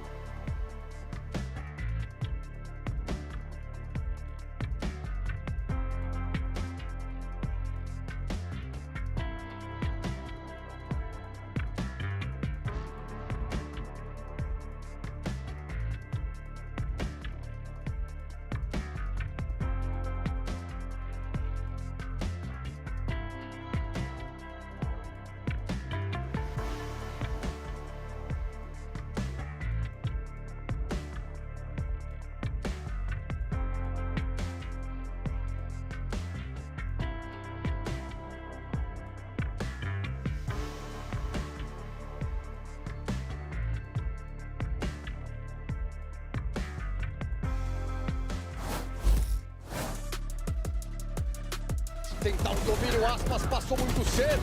O Artezinho consegue tocar, Artezinho, é sempre ele. Coming through, G2 lead pushed up so far again. The flash comes through over the shoulder. Welcome back, everyone, and we got ourselves a 2-1 lead in favor of G2 Esports after that pickup on Split. And there you can see G2 as they get ready for their next challenge. Up ahead, it's going to be Ascent, and we'll, of course, see how MIBR chooses to respond here. Golden Boy alongside Sideshow, Mimi, and Bren. Lots to talk about because, I mean, I think, like, really, well, the thing that we were focusing on going into this one was how does Valen handle the aggression from Aspas, all that stuff. We saw some mix-ups, we saw some changes, but overall, Sideshow definitely say, like, Valen put up the numbers he wanted. I mean, actually, it was a great map from both of these players. Very true. Valen had great individual performances. He was up at the top of the scoreboard for his team a bunch, and you saw so many big moments from Aspas. He was all over the map, and they still couldn't quite squeeze it out towards the end. But I think it did play out much how G2 would have expected it to. MIBR got a lot of nice moments, things that they wanted, early picks, but they weren't able to close it out in the final, like the ridiculous clutches of the last, like, 5-6 rounds. Yeah. You were the sole member of Talent, Brent, who predicted MIBR to win this series. Called out some. One of the big points you were making was that they were going to have a prep gap because they had time, they played the first series. But what I was really impressed with was G2, I think, changing a lot of their defensive setups and protocols to counter out the way MIBR played last time, which was super successful in that first half. I mean, they definitely were doing that, actually. That tenacity, I think, is what makes G2 such a fantastic team, is despite the fact that MIBR got openings with, you know, I think Fred was talking about in one of the interviews that we had with him that he wants to get off to strong starts in their maps. A lot of it comes down to these preset ideas where they try and hard target an individual player with a defensive setup, and they usually do preparation to try and find these players ahead of time, and they took it in a different direction with the opening pistol, but it's the same kind of strategy, I suppose. It's just a fast exec, really empowering Aspas, ensuring that he is the tip of the spear, and he's always going to be well supported to get those openings for them, with a little bit of luck involved here and there, of course. But listen, the point still stands that despite this, despite MIBR getting off to these strong beginnings, G2 still have that extra element that makes them so damn dangerous. It doesn't matter that they go down in rounds. Every map is still winnable to them. They don't play like they're down rounds. They don't play like they're scared at any point. They were able to claw it back in every single essence, despite the fact that MIBR always open up strong in these maps. And it was clear to me watching that G2 put a priority on, like, knowing that the attack side protocol for MIBR was these stun dash plays that they're doing all the time. They got caught off a couple in early rounds, like you showed, but towards the end of that half, they started changing setups, playing further back, and putting a big prio on fading that stuff out. Exactly, Jorgamo in the spot where those smokes players would normally be playing, so we can TP out, just in case they do those trap plays. Well, I wanted to take us to round 4, actually, as well. Really dial things back to the early part of the map, because one of the things that you'll notice they're doing all the time, G2, is getting heavy flanks off on these defensive retakes. Look at Leaf right now going all the way through sewers. We've been treated to a bunch of maps now where neither team's really playing a hard sentinel role. Yeah, we'll just come off the back of Lotus, for example, where Leaf is pushing out on defense constantly. Cortezia was trying to do that on Haven, right? And he was getting shut down a little bit. Both teams were trying to do it on Lotus.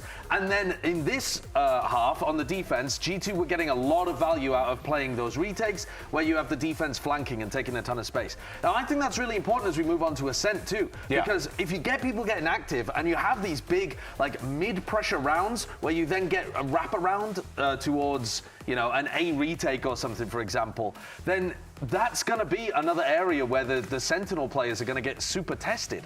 We're heading to Ascent now, and the back 2 maps of this series are the weirdest place for MIBR. They've only played this map twice, and both times they were playing this old default comp with the Cypher instead of the Killjar, in a world where everyone else is innovating. You look at a team like G2, who's playing the Waylay, who's playing the Vice, who has been really creative on this map. I'm super interested to see if it's going to be the same comp and the same ideas from MIBR, because thus far, I've been disappointed with their Ascent, but it's been a while since we've seen it. Okay, but on the flip side of that, are we going to see the same thing from G2? Yeah, because they did get countered by Sen. They got hard countered by Sentinels. The Waylay has to dash out through choke points, and the Waylay can't have the gun out at the same time. It's not like playing Jet, where you have the gun, you prime the dash, and then you go in. Instead, it's much more like you're like holding your hands as you dash out into the site. Doing some theory crafting or some thought process.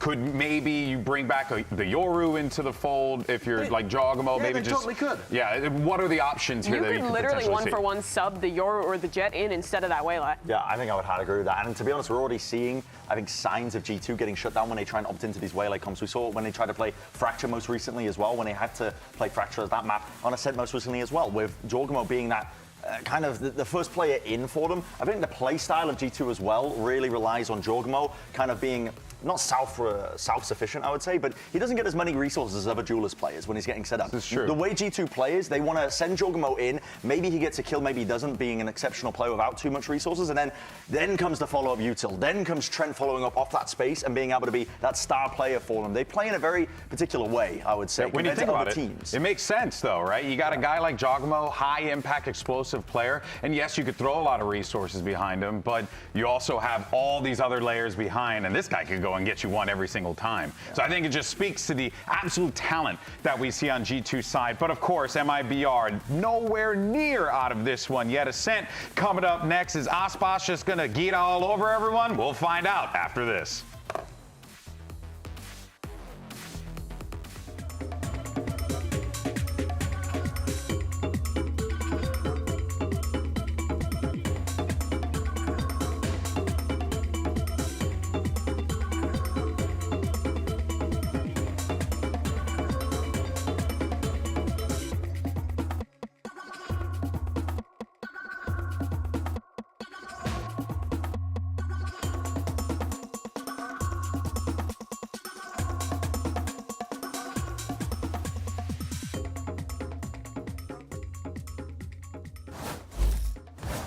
We're here live still at the Riot Games Arena, 3 maps down in this series, and G2 a crucial win on Split now sends us into kind of unknown territory if you're looking at MIBR. A team that we haven't seen a ton of in Ascent, and last time I think they were on the classic, the old style comp.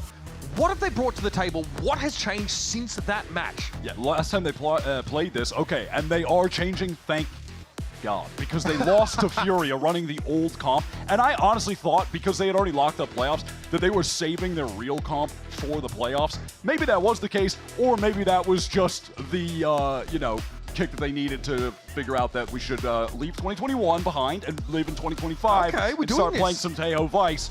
G2, they're sticking to the Waylay. The desk were theorizing about the potential for Jaw to just switch over to Yoru, maybe go to all-reliable Jet. This is her map, but sticking to his guns with Waylay. So perhaps what happened against Sentinels is something that G2 felt they could fix on their own. It wasn't just them getting exploited, the Waylay getting exploited, not having the gun up speed that Jet boasts. So they're stuck to their guns. They're going to bust them out here as we head into Ascent. It's 2-1 in the series so far.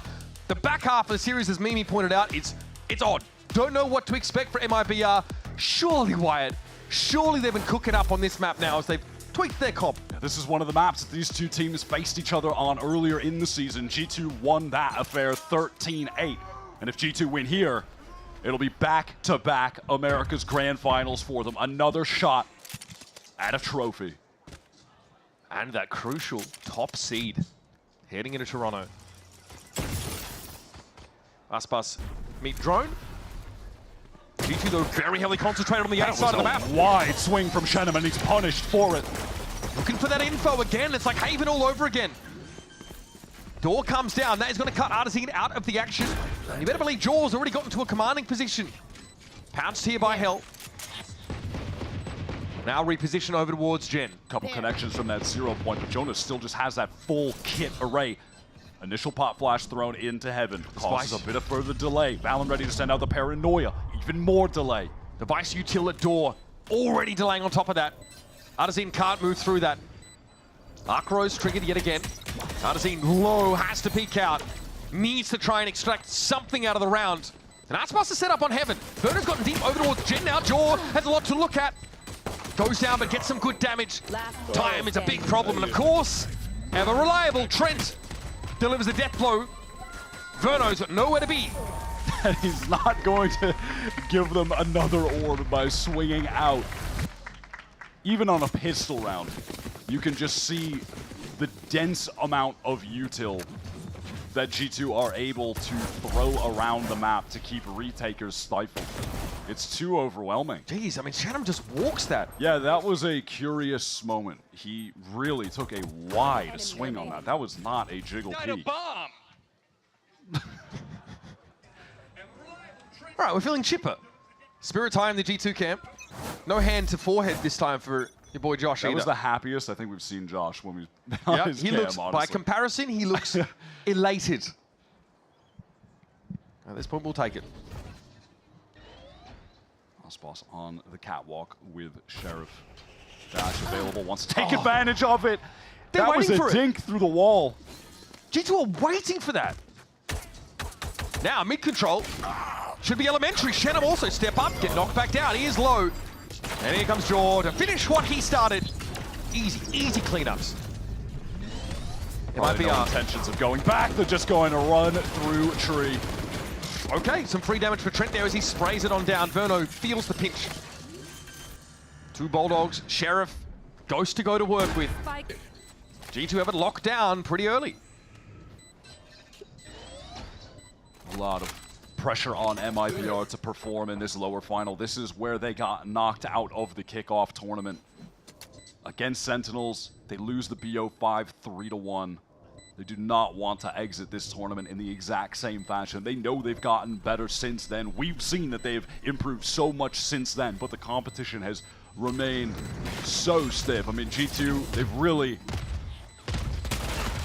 not skipped a beat, I feel, while Sentinels have ascended to a totally different level in this last week or two. And MIBR definitely felt the onus on them to step up to that challenge. They don't want to exit this stage with another third place finish. You heard Cortesia say, we're not just thinking about Masters, we want to dominate this region and then the world. Oh, yoy, yoy. This team is the hope of Brazil. The best they've looked in a long time.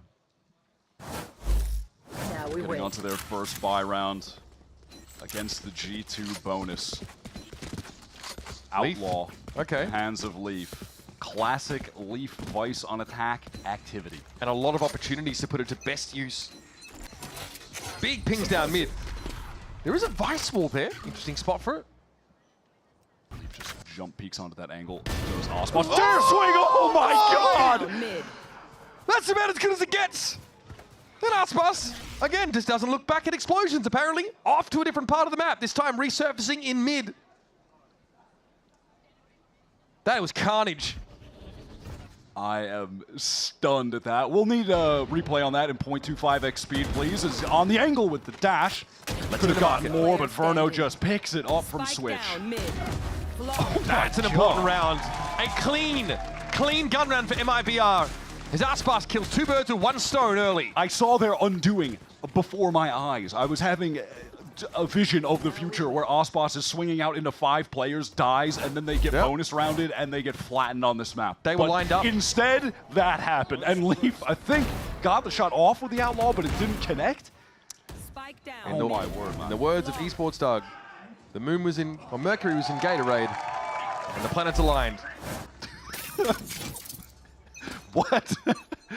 Had to give him credit for that one. You've never had Mercury in Gatorade? Good for you. Pop-off king. G2 are trying to get into B main, but they're being slowed down by missiles from Verno. That's a great flash over the top. It's going to force him back to Switch. He's isolated. Verno waiting for the next wave. It comes in soon enough. Then they've got to play around this Vice wall. That may have been triggered just now. It's going to be an element you have to deal with. Razorvine also starting to clear, and now they've checked this. Should be one ping off the 0 point. And I think seeing Leaf there is probably the least surprising thing to them. Ospas's angle is going to be smoked off, certainly implying that G2 want to be running up mid, and it's more than an implication. There was a stealth drone damn near in the defender's spawn. Mid control for G2 opens up a multitude of options. And Cortesia is playing accordingly. Oh, the shield wall is still there somehow. In we go. Light speed for Jaw. And up on that short, you're going to be looking for Cortesia. Arcro's out there. Suppression on Cortesia. This allows Jaw and Co to get in. Now MIBR's 2 anchors have to go ham. Not a bad start. And here's Valen digging them out of position. Just overwhelmed by the numbers of G2. Spike planted. We're able to scale together effectively down lane and stairs at the same time, putting those players mid-sight in a vice. No early round joy for Aspas this time around. And I'm thinking he's running short on options. Shannon barely even considered drifting over to assist. So MIBR without too much care economically. Able to build up a lot after a pretty ridiculous flawless. Can sit back on this, bide their time. But bear in mind, this is G2 that are getting some really important early attack side rounds with this waylay-led strategy. Not a position you want the attackers to get into. Aspas would have been happy to take some fights there, honestly, to try and deal some additional damage. Despite being down 3-1, their economy is in much better standing than G2's.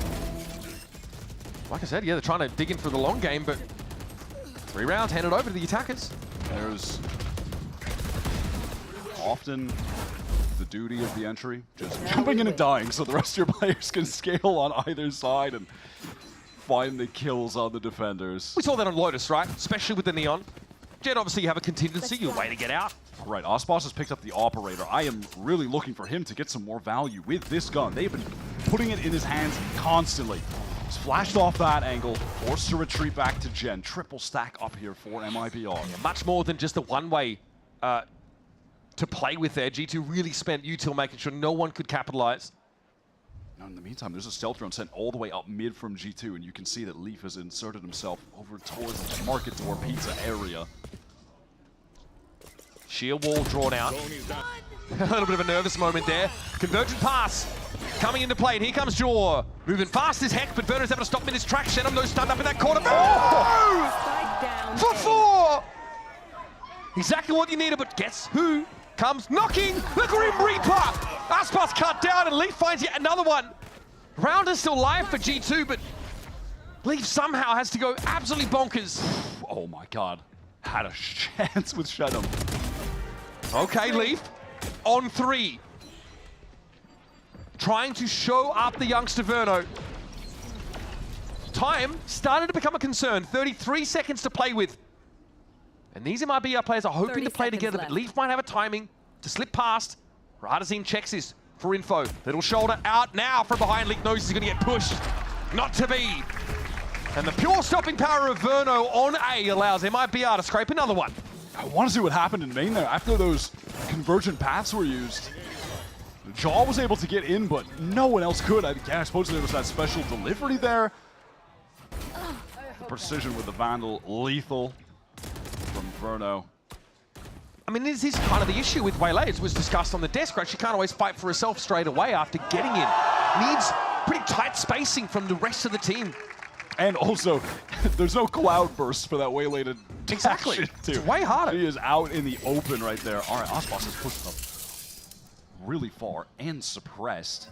Oh my god, this is so dangerous. If he gets one and gets away. They have to know. The 0 point tagging a Jet on Catwalk.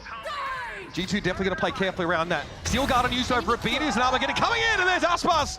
An unlikely scenario to extract the kill, but that's what he does! And somehow Jonah's not ready. Who could be? Fallon with a stinger. Gets his. And finds another one. He actually upgraded to the rifle all of a sudden. G2, they thrust down the middle of MIBR's setup, and now Aspas. This position's no longer relevant. It's no longer terrifying. Shenum has to fight for himself, and Jaw goes by the wayside. This has turned into a mental situation. Leaf has worked his way into market. Shenum, far more HP, but if he doesn't clear the corner, it's going to be a free kill for Leaf. But he's ready for it. Headshot dispatches him. 2 versus 1. Valen backside. Both players from MIBR running down lane. Cerebral cortex swollen like a beach ball. Valen's got to figure this out, but Shenum just deals with him handily, in fact. And now the defenders start to build up a bank, start to string these rounds together. Impressive work from Shenum. Aspas with the operator there, not to be denied. That initial shot onto Trent was fantastic. And then Jonah just focused on pressure that was coming from the spawn. Surely he won't be jumping down and flanking me with the op, but he does just that. Like you note, they spot him out really early with that 0 point. But I guess they just assumed that he's holding a passive line and they've already started. Yeah, they just assumed, that he's like back in tree, basically. That he didn't. He actually pushed in front of the thorns on the ground, but they assumed he would just be behind them. It's certainly more likely he would have been. But assuming makes an Aspas out of you and me, apparently. come on, bro. I get one.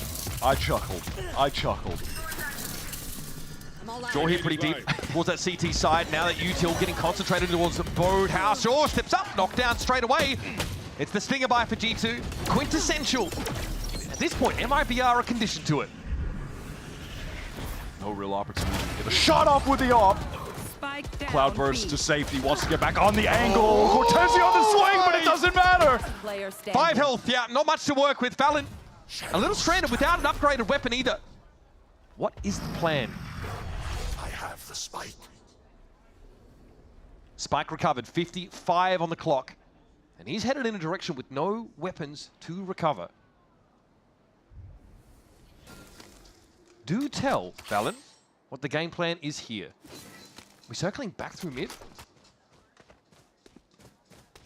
Just wants to go through Cat.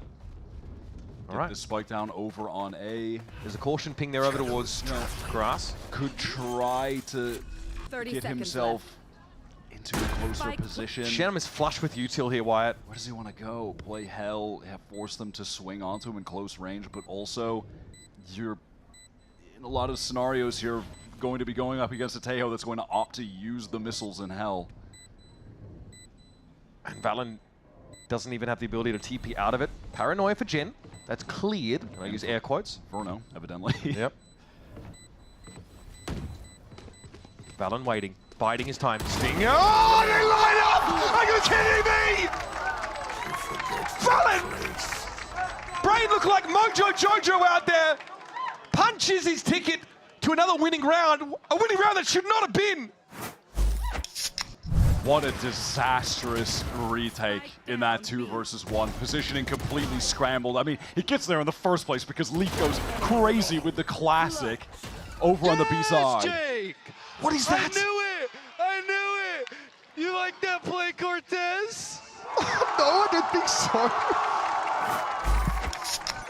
To put in context, that was off the back of what Leaf did early in the round. The classic. It doesn't make any sense. Feels like absolutely none of that should have happened. Not one bit. MIBR still have enough money to buy up here, but their economy is fully on the line. Aspas with that operator. Gazing down mid. Little flash here for a bit of info. Jaw! Yep, we're getting out of there. Quick refract! It drew the crosshair away from Shenham, and now Verno can't even trade because he's obscured by the smoke. And where's the stall, Util? That's the controller down so early in the piece. Now, yeah, A is open. Come right on in, they say. Cortesi's able to find Trent towards the middle part of the map so that, you know, post-plant Util drastically limited. Leaf is ready for this. If Cortezia can win this fight, there's a chance at this retake. It's really the only opportunity. Good steps. Still guarded. Leaf says, it's forced into the sight line. Aspas gets there. That is wild. Just a pixel of him, I'd suggest. Valen again in Hell. Surely not twice. Round 2. Not again. Jonah moves out. Razorvine deployed. He's on the edge of it. Here comes Verno now, hunting. Blood in the water. He can taste it. And there it is. Valen dealt with. Jonah P on the site, riddled with holes. This time Verno's able to clean up. Man, this Ascent game is back and forth stuff. Cortezia came up huge, finding that initial kill on Trent. But then from there, so heads up for him to just take that jiggle peek onto Leaf. This was a cool way for G2 to get in. Shenham just forced to look to the left. And then Aspas in this moment, because of the steel guarded, Leaf had to force the issue and run a Cortezia so he exposes himself to the sightline. That was a really cool I actually think play. Leaf was trying to counter Steel Garden. I think he was trying to use one of his own. From the animation, he didn't pull a weapon out. It's unclear. Either way, Aspas was waiting for him. He was cornered. Double flash combo from G2 to get into B main, a paranoia. And from the KO, Aspas just a bit short on that shot. Jaw to get away. Defenders still in strong positions though. Jaw and a stinger. Stingers for everybody. Steel Garden now for Leaf. Held onto it the previous round. Artazine trying to back away. Caught up. Snarled in the liquid metal roots. And Jaw gets 2. Pushing out towards CT, but wrong weapon in hand apparently. That is haphazard to say the least. Throws his life away. Oy. 2 players with stingers remaining for G2. Leaf is trying to close the distance, get on an angle that he can play. Nice and close. Both G2 players are just completely separated from each other right now. It looks like they want to try and get into a position where they can swing off of each other. Aspas into main. This is awkward for Leaf. It's not a good spot. Look at him adjusting. He knows someone could backstab. He had the info. It's just too many angles to account for. Valorant's picked up a judge now. Getting ahead of that Verno. Util, paranoia, doesn't seem to matter. Bam! He mows him down! Aspas though, low health. Valorant has got himself an upgrade. Looking for the clutch. It gets to half. Valorant biding his time, not respecting the fact that Aspas might be on their stick. It doesn't matter! Absurd! Valorant runs it back again. All faith put in him by G2 and he delivers. The 1v2, if that wasn't enough for you, how about a little 1v3 as well? Just within a 3-round span, picks up the judge that was dropped, gets in the dark cover. That is so cheeky. He times it out perfectly. Happiness, it's a great, joy, finally on the face. It's a great angle to display bicep gains as well. I mean, Josh knows what he's doing. I see you, bro. You ain't fooling me, brother. Getting like heat, pull them sleeves up a little bit. Pause here because, yeah, sleeves up all across MIBR. Frod now in their ears. It's important to take stock at this point and note that G2 has just scored their 5th attack side round. On a map like Ascent, that is such a huge boon. And MIBR now have a round where they have an L command to work with. That could be pretty important to stunt those fast hits that G2 might look to play off. Again, the pace is definitely more up-tempo than the Yoru comp on split. It certainly has been. That Waylay, a big factor in that. MIBR are going to have a bad buy when we come into this, so that was a round should be on paper worth 2 for G2. They should be able to get 6, which you are 100% of the time going to be more than happy with getting on your Ascent attack side. When we get to the next buy round, MIBR, they are ready to go with the initiator ults. Aspas has had some sick rounds with the Bladestorm in this series so far. Might just rip that right now. See if they can't turn the tides on this eco round with a couple kills. And he will. Up to the races. Straight past the one, mate. Disrespected as G2 know. Got a real gun advantage here. Artazine suppressed 4. Caught by that 0 point. They're still going for it. Armageddon could be a bit of a wrinkle in the plan, though. They'll move out of the way. Not quite in time. There was Verno with the util and the Bladestorm. I mean, what is this disrespect to MIBR? They've done nothing to deserve it. And this one blows up in G2's face. I love the confidence from MIBR to just let all of these ults loose. They know Jonah's caught left. They know he's low HP. It's just a matter of cleaning this up. It feels like it's a matter of time until something connects onto him, and Cortesia on the flank makes light work. Oh, there goes remaining Remedy. G2 player. The weight of reality hits G2. They're in a best of 5. They're only 1 round ahead. It's a long series. And it's still in the balance. Verno gets a 15 and 5. I mean, I suppose it helps when you get 2 kills with your abilities on that round. Armageddon used. Nice! And the missiles were put in the corners that it would have forced players into.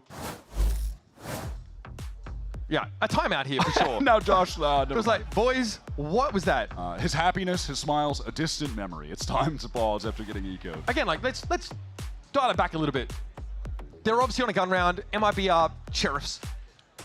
They walk past the one way, disrespected. Okay, fair enough. They want pace, but they've walked straight into the Teo trap. Verno is always playing that off angle on the A side. He's there somewhere. Armageddon is going to force your hand, force you into that util. 2 players go down to Teo util. We know he's powerful, but come on. I just love the guts to go for that on this eco round and not saving it for the buy in some standard situation when you're on a retake. They went for it and they come up huge because they took that risk. So I'm trying to remember when he got the other kills, to be honest. I mean, he's been looking good, but damn, when did he get 15 and 5? That's I mean, he did drop that 4K on the round that Leaf got the knife kill. That helps. 2 there. He's been in the mix this whole game. Right, so G2 chastised duly, I'm sure. And going for the force. Josh has advised them to go for the force on this round. Look at their buy, it's shocking. Leaf has a sheriff, Trent just has the Stinger. Jonah has a Bulldog. Look at this trap, though, over towards the B side. Are they going to go for some kind of convergent paths Armageddon play? Maybe no, it's just an Armageddon straight up on A. Elite finds the opening towards B. Verno, why is he challenging this? Okay. Good money being thrown after bad by both sides. The Benjamins lit on fire. Scattered to the winds.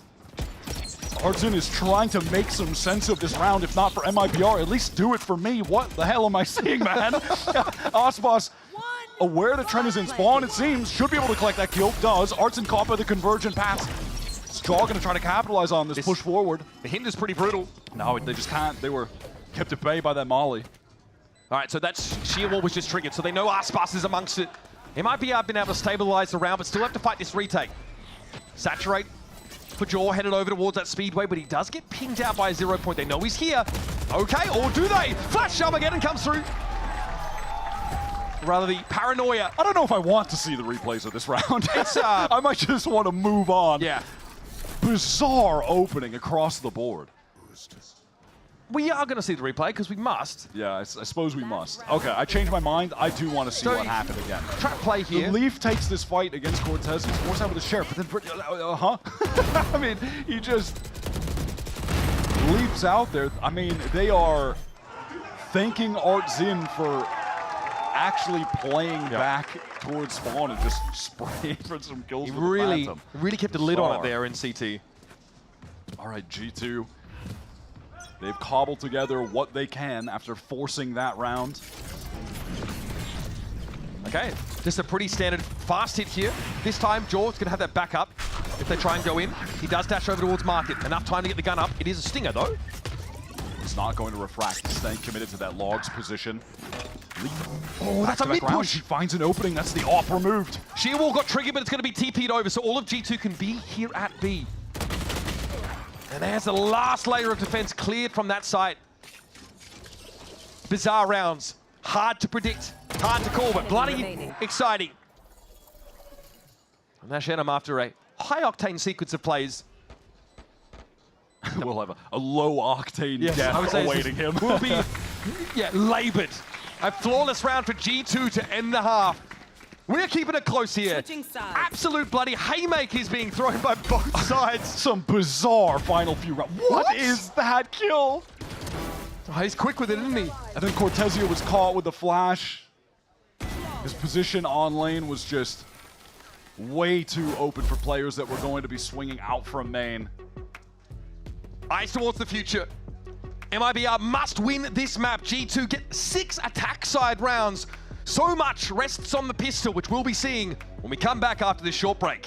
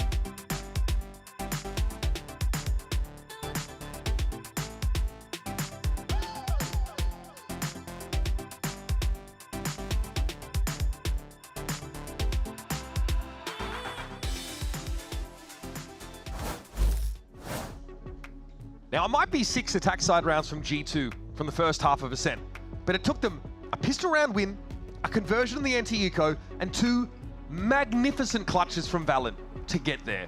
That's a lot of work. Even that final round was a bizarre half-buy. I mean, it was a full force, rather, with some bad guns that they win. A strange half of VALORANT has left us at 6-6. With MIBR's hopes of making it to the grand finals hanging in the balance of whether or not they can win this map. G2 trying to make another grand final. It would be their 3rd in a row. All the tournaments that they played this year would have them in the grand finals if they could just close out on Ascent. At this point in the series, you're fatigued, strung out. Sometimes all that remains is that hunger to win. And there's definitely an experience difference between these two teams when it comes to best of 5. G2 have played a number of them with this core team over the years, whereas MIBR just have the one to their name, which was a loss to Sentinels in the lower finals of Kickoff. How much is that going to matter? MIBR, some pretty complex pistol rounds in the past. This one is very straightforward. Let's go to A. Let's set up. Let's get a plant. Let's hold. Got those thorns to delay any players coming back in heaven too early from G2. Aspas is weak. Dash across from Jaw. Unharmed so far. Jaw. Aspas very low though. Just a paltry 10 health to his name. But MIBR being very careful about this. Not overcommitting on the retake, but Artazine steps out and is shut down. Underneath, they check hell. Aspas is there, still gets a kill with 10 HP as only he can. But now Verno and Cortesi have to spam on in. They want to push it. Oh, he's called with util in his hand. Leaf, dodging, ducking, dipping, diving, dodging. There's Trent to finish the job. And G2 with both pistols on ascent. That's got to be a weight off the shoulders. If they can't do it with 2 pistols, a 1v2 and a 1v3, man, I don't know if they deserve the map win. If MIBR can run it all the way back, that would be pretty sick. Not even run it back. I mean, the fact that they've stayed in this game is ridiculous to begin with. They really wanted to play off of the arc rows that Cortesia flashed. Like, you get the sound cue, obviously, and that's the moment where Artazine jumped out. Nice! Oh, he's hitting this. He's hitting this. Try it. Look. But it was Jaw who got that free kill because of their willingness to aggress. And unlike G2, MIBR, not a fan of the second round force after getting the spike down. Get to the side though, Valen there to meet them. Spectre rings out. Leaf gets a hand on it as well. 3 quick ones. And Cortesi is reeling. Forced to look on, paranoid, and very dead. Leaf just leaves 2 very fast rounds of Valorant. 1 orb away from getting that Steel Garden already. And that could have some massive value on a bonus round versus the full buy. If he can get 1 orb and get that off in a retake, and you can just run at the other team with stingers, that is a... I'm literally trick-shotting on them. Good. How do you have the levity in a game like this to play that way? Only Leaf, man. Again, shot back up to the top of the scoreboard. 9. Yeah. 20-9. This stretch of games from him has been outrageous. I mean, Leaf was the star player, in my eyes, of the G2 kickoff run, and I think he might be putting up crazier numbers than he was during that kickoff run. It's not just nonchalance. He's giggling like a schoolchild. He's having fun. Yep. Can you blame him? I mean, I don't know if that's a long series. I'll be stressed, but I'm glad he has the room to enjoy himself a bit. I don't know if I could say the same for his coach or his fans, but here we are. MIBR trying to explore up cat with Aspas in this mid round, and in the meantime, using the stealth run to get up mid. They are going to have to put some effort into getting that sheer wall procced in mid. Shenum in trouble after being blinded up by the paranoia. Has to acquiesce a main, but Aspas finds a great timing. Won't get instantly traded, but is doomed. No chance to get out of there. Fragment claims it. Jonah wants more. Maybe the weapon. Yep, gets himself the Vandal. Here's Trent lining it up now. This is going to slow things up a little bit. And still Jonah is claimed. That's another kill through mid. Jonah hung around, insisted on fighting for more. And that's going to make the A push for MIBR quite viable. They got across mid, but Valen isn't attending it. Time is dwindling a bit, but it doesn't look like G2 should be in position to stop this plant unless they really heavily accelerate. Trent doesn't even have missiles right now. Valen trying to hold down this cross, but he just can't do it. Walks into the stun. Oh, there it is. Trent caught. Valen trades it. Now there's rifles to get. Valen might now have a window to pick it up. Numbers even. Valen gets the Bulldog. Jorg still with the Stinger, but look, he does have the ability to get in. We just need to back up. This could be hard-hitting, fast play from G2. They're geared for it. Valen upgrades again. In we go! Jorgamo says Geronimo, and it's Valen to trade off him. Shenum low, Valen with 3. And a miracle clutch. Couldn't be replicated the 3rd time. Shenum will cut him down. Had the dink through the box as well on Shenum. So finally, someone figured out how to stop Valen in a clutch situation. Needed to happen eventually. God, he and Leaf again are just running rings around it though.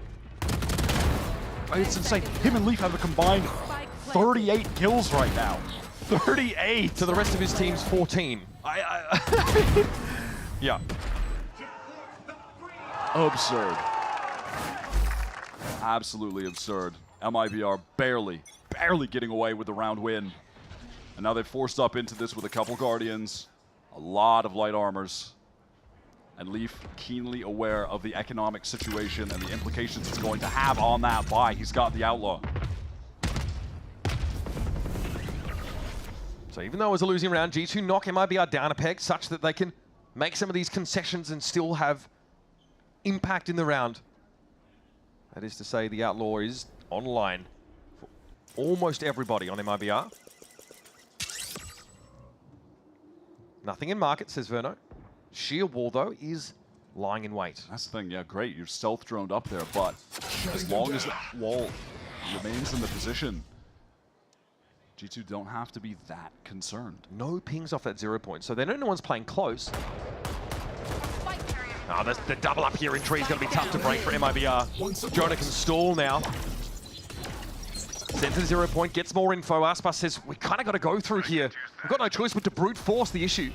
Oh, just jingle peeking at B main, catches the lurk. Cortesi as well. Aspas is just unhinged, unchained, and unshackled from, you know, earthly delights. He's brought down. Spike down A. And G2 put a stop to this. All on Shenham to go and save. That's his only option. The economy is thoroughly crushed for MIBR. 10 seconds Something on the exit would be nice for him, but there'll be someone to play off of this. Another rifle strip from him. Aspas the only player with enough to buy, so this is a grim-looking round for MIBR and a chance for G2 to derive one of the biggest leads we've seen in the last couple of maps. Jonah on that tight angle, and then the jiggle peek from Jaw. I mean, that's just a miserable way to lose two players. It's giving G2 so much info across the map, though, that they are taking those peaks consistently, and they have the sheer wall in mid that is never actually being procced until there is serious presence in mid from MIBR that would imply a B hit is coming, or B split, rather. Now, this might look like a pretty innocuous timeout, but this round 17, round 18 especially, probably the most important of this map. G2 are threatening now to start to run away with it. They're easing in, getting comfortable on this defense side. Leaf's cooking, has that Outlaw still to hand, a weapon that's going to be just as relevant likely in this round than it was in the prior one. Steel Garden available should they be pushed. Valorant's been electric as well, 19 and 10. And it might be, what do they have to hang their hat on? Verno's been the standout, but outside of that, not a lot of bright spots for the hope of Brazil. So when we get back into this MIBR, they are going to be on a half-buy round. So assuming that G2 win this, which, you know, they should statistically, they're going to be at 10-7. And then on that next round, both teams are going to have almost all of their ultimates ready to go. And that will determine, or should determine, typically, if G2 are going to close out this map, get the win in this series, or if MIBR can actually make a little run at a comeback here and get back into this. Try and get us to Fracture, try and get to map 5. And G2 disrespected the Thrifty on that attack side. Don't know if they're going to run that back again. Trent deals with Shenham, does take a face full of damage. Cutting the attackers down by one. Aspas is also very low as he tries to get on in. One shot would be enough. Oh, he can't be getting away with that. How is he alive? Not one shot hit there from Valen. That's rough. Jonah, though, still tucked here. Steel Garden now comes into play. Aspas has the primary jammed. Right click, though, will do pretty well here. And he's in trouble. Guardian now back online. Up against it, though, now hindered out by that Saturate. Leaf brings him down. It's a 2-on-1 for Verno. Lightning doesn't strike twice for him today. And there it is. That's a 3-round gap well and truly opened up. G2 are playing with serious confidence. I love the way that they're flooding back into the site there together, taking the fights together. They are not easing up. Was seriously concerned for a second when somehow Aspas managed to get that kill at door onto Valen. 20 HP, nothing connected onto him. That was a bizarre little situation, but G2 did not ease up. Not better than me. Leaf is still playing with the Outlaw right now. And still relevant. It's still relevant. 4 MIBR players, and they're going towards him. Yep. They're like light armor locked. Okay, still Garden to start things with. Gets MIBR in. Aspas with an uncontested rifle. He's on that B side. G2 playing off foot for the most part though, so no early casualties for the defenders. And the Razorvine snarl Verno up. He opts to stand in place. There's that null command. Paranoia now coming through. Cortezia trying to fight close, but he's blinded up. Got one that's going to have to be enough. Genom recovers and brings Giacomo down. Low though, he is. Stunned up. Pinged out. Now cleared from the corner. He's got no choice but to face the music. Now it's an even game. Null command was active, and here comes that Armageddon straight down Speedway. Verno knows it's coming. Puts it to good use now. Artazine has to take this one. Verno finds Valen with some util, and it's the Teo battle. Trent v Valen! And it's old reliable again. Clocks a crucial round. Gets G2 to 11. This G2 team are too clutch. All of those situations have drifted their way this map. Whether it be Valen, Trent, it just doesn't matter. I loved how Verno was playing that. After the Armageddon and getting the salvos down onto stairs, the two remaining players for MIBR fight together. He motions the number 6 with his hands, because that is his kill total right now. But it's not about the raw number of them. Valen and Leaf have that taken care of. That kill, those two, worth way more. And now G2 are in prime position to close out this map. MIBR are forcing into this because they got the spike down, but that's resulted in Artsin just having the stinger. He has not been able to get things rolling on Ascent. He's had a great series up until now. So you're really looking at Aspas with this Blade Storm. Just barely survives the cross. He has been fantastic with this ultimate. He's gotten so many crucial kills. Here's that attack side null command.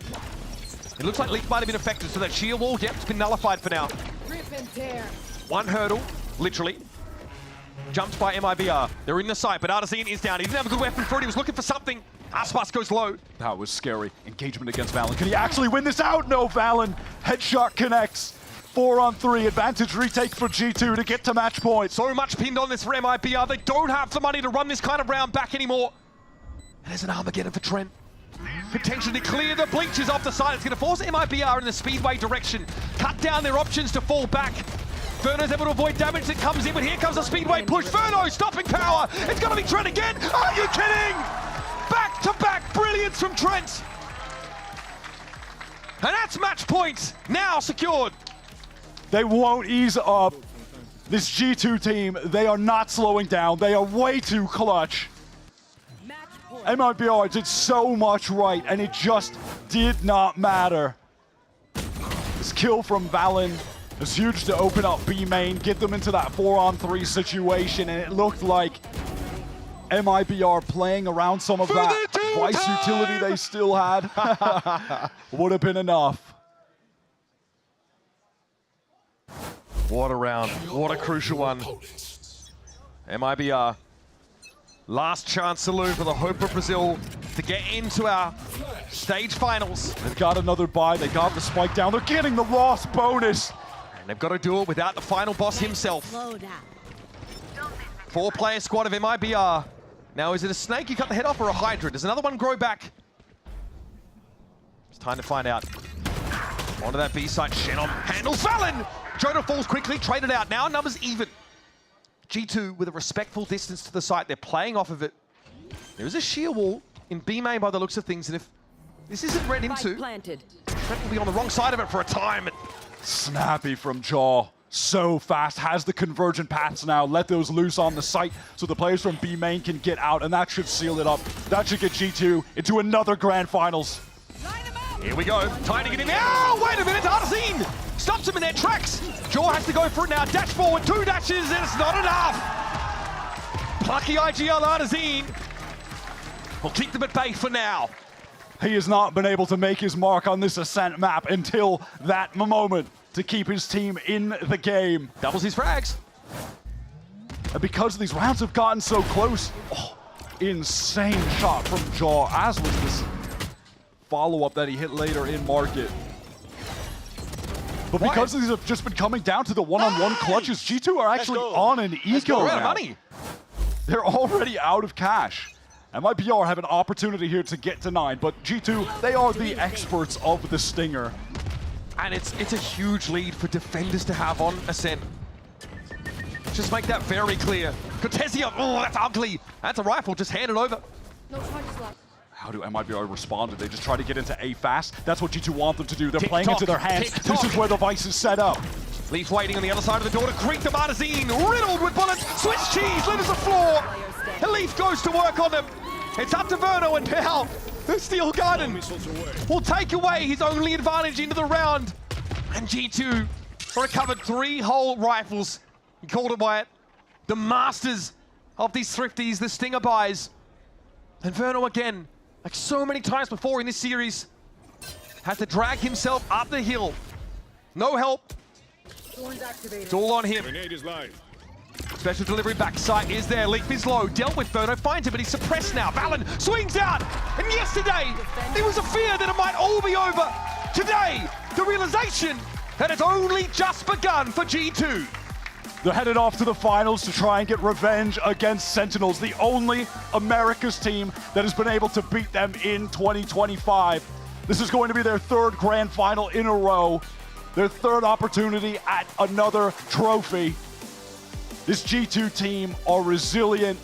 They feel unbeatable at times. MIBR had come so far since the last time we saw them play against G2, since the last time we saw them in a situation like this in a lower final in Kickoff when they lost 3-1 to Sen.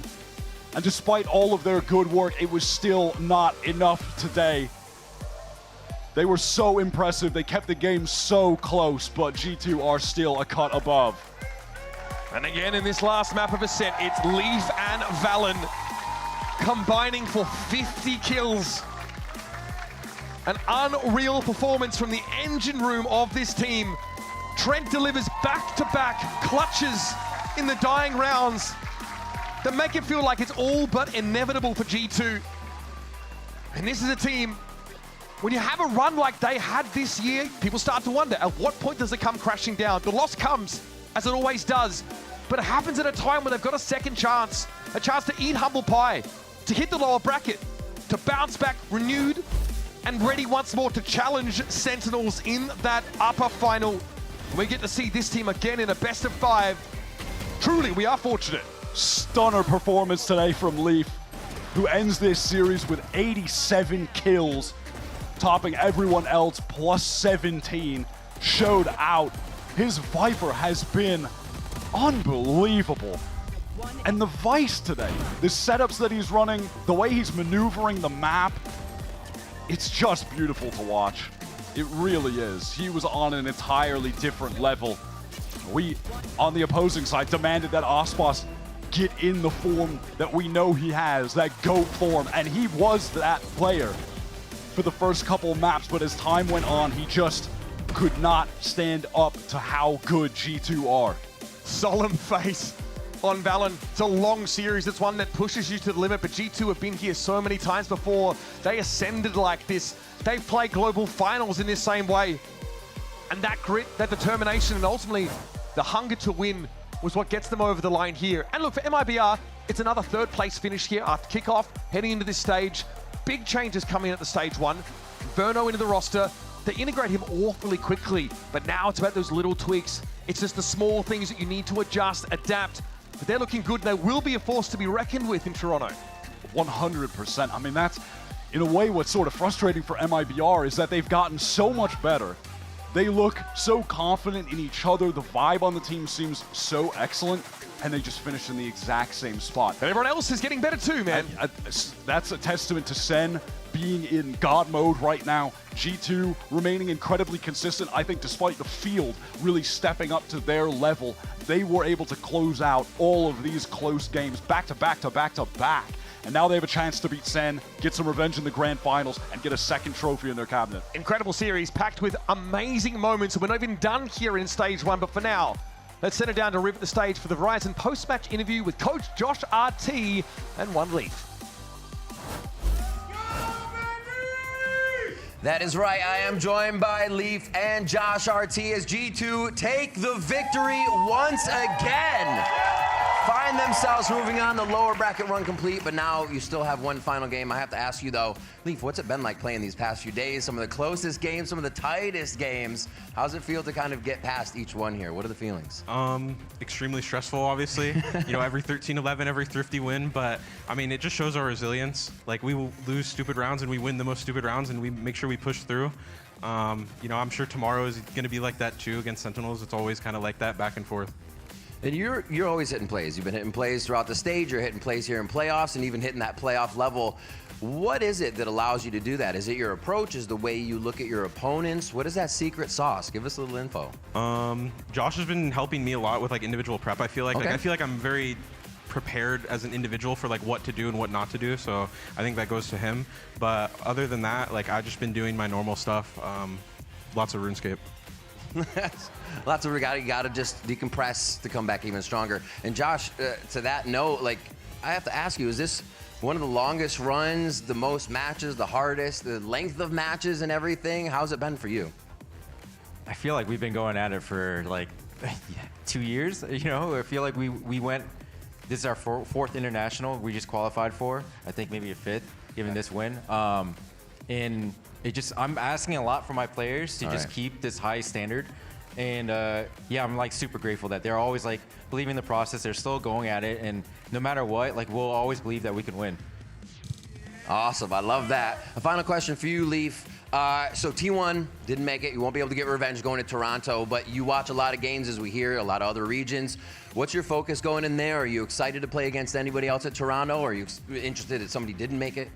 I mean, it's kind of rough because not a lot of the teams have been decided. So I think RRQ, that'd be a cool team to play. Yeah, like anybody from APAC, they're always fun. They're always unique. Like if Paper X even makes it all the way through the lowers, then maybe we could play them again too. So anything like that. EMEA, I don't really care who I play from that region. All right. So yeah. All right, awesome. Leaf, Josh, thank you so much for the interview. Congratulations once again to G2 Esports on taking that victory. Moving forward, the lower bracket's been nothing, and we got to pick some more brains from G2. They're over on Matchpoint. It's going to be Jogamo and Valen hanging out. Take it away. You darn right, Riv. We got Valen and Jog here to chill out, have a good time, because you know it's Match Point, the end of the day show that we do, and we like to play around, do some silly things, you know, all the good stuff here. Well, first things first, though, congratulations, fellas. I can't imagine how exhausted you guys must feel. So much adrenaline, so much you putting on that stage. Valen, how you doing, buddy? Yeah, I feel like I'm really calm right now because of being a bit low energy. And maybe that's like a good thing as well. I felt really locked in on the stage, not too much nerves. I mean, we already qualified and just going out there and doing our thing.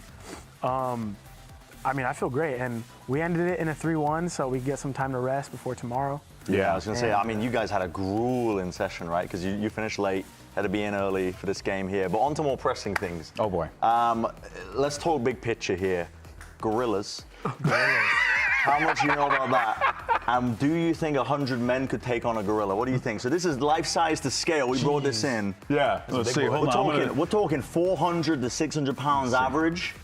Yeah, that's about me on a Tuesday after I had some rice and beans. You know what I'm saying, baby? That's what's up. Okay, that's a big boy. Can't only maybe like 10 men tackle it at once? How do you put 100 people on it? Do you know how powerful a gorilla is? Yeah. Of course. I think the gorilla would destroy them. Yeah. Okay, so you think the gorilla's going to win? The gorilla's going to take the first guy and just... We got some footage as well. We got some B-roll of a gorilla in action. Who's the first guy to tackle that thing? That's what I'm saying. Who's going to be the first one jumping in with 100 people? Because, listen, it's not me. I'm switching teams. Yeah. It's going to be 2v99. Yeah. We got some stats on the gorilla here. 380 pounds of solid muscle. Okay, coming in at arm span. Yeah. Is that height correct? I feel like... Well, that's crazy. That's when it's hunched over. Stood up, though. Oh, just hunched over? Hunched over is exactly. It's going to be different. And was wild as 78% clutch rate. What are they clutching? God knows. Damn. But apparently it's there. So who would you send to fight the gorilla? From the VCT. All of G2 except Trent. Why except Trent? It's Trent. Like, it's Trent. He ain't big bone like us, you know? Yeah. He scared the rest of them, but... Okay, all right. So we sent all of G2. Honestly, Josh versus Gorilla. I mean, he won't last very long, but he's gonna be the front line, and then the big guys coming out there. Cool. We need Artzine in there. Oh yeah. Okay. We get Fraud in there too. We need Fraud. Yeah, Fraud. Yep. Yo, who was the coach on Fury a while ago? Who's like 6'8"? We need him. Carlisle? Yeah. Coach Carlisle. Yeah. Shout out Carlisle. We need Go Carlisle. get Digis in out there. You know what I mean? Like him. Right? Okay. Maybe he'll put like a gold chain over But do you him and think make him the calm Gorilla's down. still winning though? Oh. Yeah, he's gonna be spinning around with things like this. Like, What's the Gorilla's ult? Just Watching everybody. Oh my God, this worked out about as well as I thought it would. Yeah, well done. That's good though. You're showing critical thought, to be honest. A lot of people are saying that they're winning versus the Gorilla. Yeah, I just watched like this side talk video, and this guy straight up just started. He was like, "Yo, I'll pop a Gorilla right now, dead ass." I was like, "I don't think that works that way." They got too much. They go for the knees. trust Usually in you go for the himself. knees on like big people. Like, look at his knees. Yeah, you go for the ankles. The ankles is probably the smallest part of the body. Yeah, I know. And then at that point, maybe his toes. Like we have to get his toes out first. And the thing is you think you'll be able to take out, but look at the feet, man. He'll just grip you with his feet and then just throw you around all over the place. It's just not fair. We're cooked, guys. It ain't gonna happen. And anyone who thinks they can beat a Gorilla, they're on something. Yeah, get them checked out. All right, well, let's go ahead and take a look at the bracket and where we are. That's it, folks. We're down to the final 2 teams. And of course, it could only end this way. Sentinels going up against you guys, G2 Esports. I know there's obviously no time. You guys haven't probably even thought about them at all because you've had so many matches ahead. But are you looking forward to getting an opportunity jog to, go up against Zekin and the boys again? I mean, it's always a great pleasure to play them, because they knocked us out that one round, unlucky, right? But in grand finals, they haven't beat us yet. So, I'm gonna make sure to take care of that. It's gonna be a good IGL battle, duelist battle. Yeah. Every rule battle, it's gonna be insane. I mean, I know Kappa's gonna come up with a game plan, and it's for us to destroy that game plan, and take care of that. So I'm excited to play them for sure, though. Yeah. What about Freeval? Yeah, obviously excited, but coming from the lower bracket, I feel like a lot of pressure is kind of on them because they have the double ban. This time the advantage is in their favor. So I know how it feels. We were on the other side in Kickoff, and if you got double veto advantage and maybe you get stomp map 1, it's like, dude, what's going on? You get a bit nervous. Yeah. Did you think about the loss? Did you, after what happened, did you sit with it for a little while and where things kind of... After we lost to Sen? Yeah. No, dude. I mean, we literally played the next day versus 100 Thieves. Yeah. So I got home and I was so pissed at that loss because 11-13 twice, I was genuinely frustrated. And I just sat there, watched VODs of 100 Thieves, created a game plan with my coach, and just had to make sure that loss didn't spiral into us fumbling the playoffs. This time we get a revenge chance. Yeah. And... I know it's going to be a packed crowd. My family's coming. It's going to be lit. Yeah. Oh, your family's going to be in town. Oh, snap. That's going to be awesome, man. Well, of course, it's always exciting when you guys, take to the stage. The matches are always crazy. Obviously, you're going to give it 110, both teams, and we can't wait to watch it. But most importantly, we thank you for joining us here for Match Point. As always, always good to catch up with the boys here. But of course, we're going to be back here tomorrow because we got one more match. Our Stage 1 Grand Finals. The stage is set. You got Sentinels going up against G2 Esports. It's a fight for the trophy. Maybe number 2, perhaps. Feeling it. Wouldn't be mad. And wouldn't be mad. And of course, folks, make sure you stick around, actually, after the trophy presentation because we're going to have a little draw show for Stage 2. You do not want to miss it. That's happening right after the Grand Finals. We thank you so much for tuning in. As always, we'll see you tomorrow right here for the big matchup between G2 and Sentinels. And for now, enjoy your Samsung SSD Fast Replay. See you soon. Peace.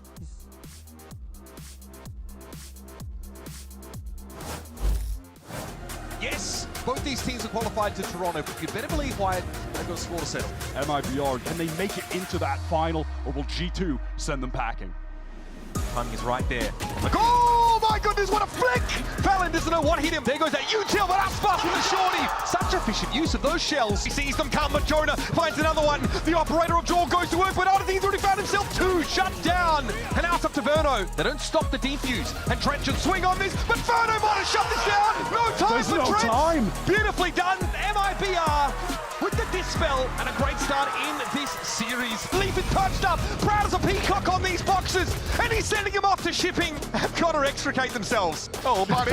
On the frenzy flank, Jaw cleans them up. Oh, there it is. The slide is in. Aspas has arrived once more. Jonah goes low from that one, walks into a crossfire. Oh, come on, man! Fallon now has to salvage the round. but it's burnt to a crisp. Daddy's home. Now it's a waiting game as MIBR want to flood back in. It hurts them. It works against them. It's up to Verno. A deterministic round. Verno can only await his fate. Is signed and sealed. G2 take their map pick. MIBR trying to group up here in Heaven and the site respectively. In Leaf, he's off the boil. Cortesia here now have to go for it. Aspas just away with bullet would take the man down. 7 bullets left. What a point of the takedown. Converts for the Red Bull clutch. G2 are committed though. This is not a fake. They've got to end here at this rate. As Jaw Aspas down. What? But there's more to be done. Jaw playing on the side in elbow. Verno is extracted. And that's an easy one. A big 4K for Valen. And G2, a pivotal map win in the mid-series. A hard-fought split finally breaks their way. Coming into play, and here comes Jaw. Moving fast as heck, but Verno's able to stop him in his tracks. Shenum, no stunned up in that corner. Oh! For 4! Paranoia doesn't seem to matter. Bam! He mows him down. Valen biding his time, not respecting the fact that Aspas might be on that stick. It doesn't matter! Absurd! Get to the side though, Valen there to meet them. Spectre rings out. Leaf gets a hand on it as well. And Cortesia's reeling, forced to look on. Paranoid. Very dead. I'm literally trick-shotting on them. Verno's able to avoid damage that comes in, but here comes a speedway push. Verno stopping power. It's going to be Trent again. Are you kidding? Back-to-back brilliance from Trent. And yesterday, it was a fear that it might all be over. Today, the realization that it's only just begun for G2.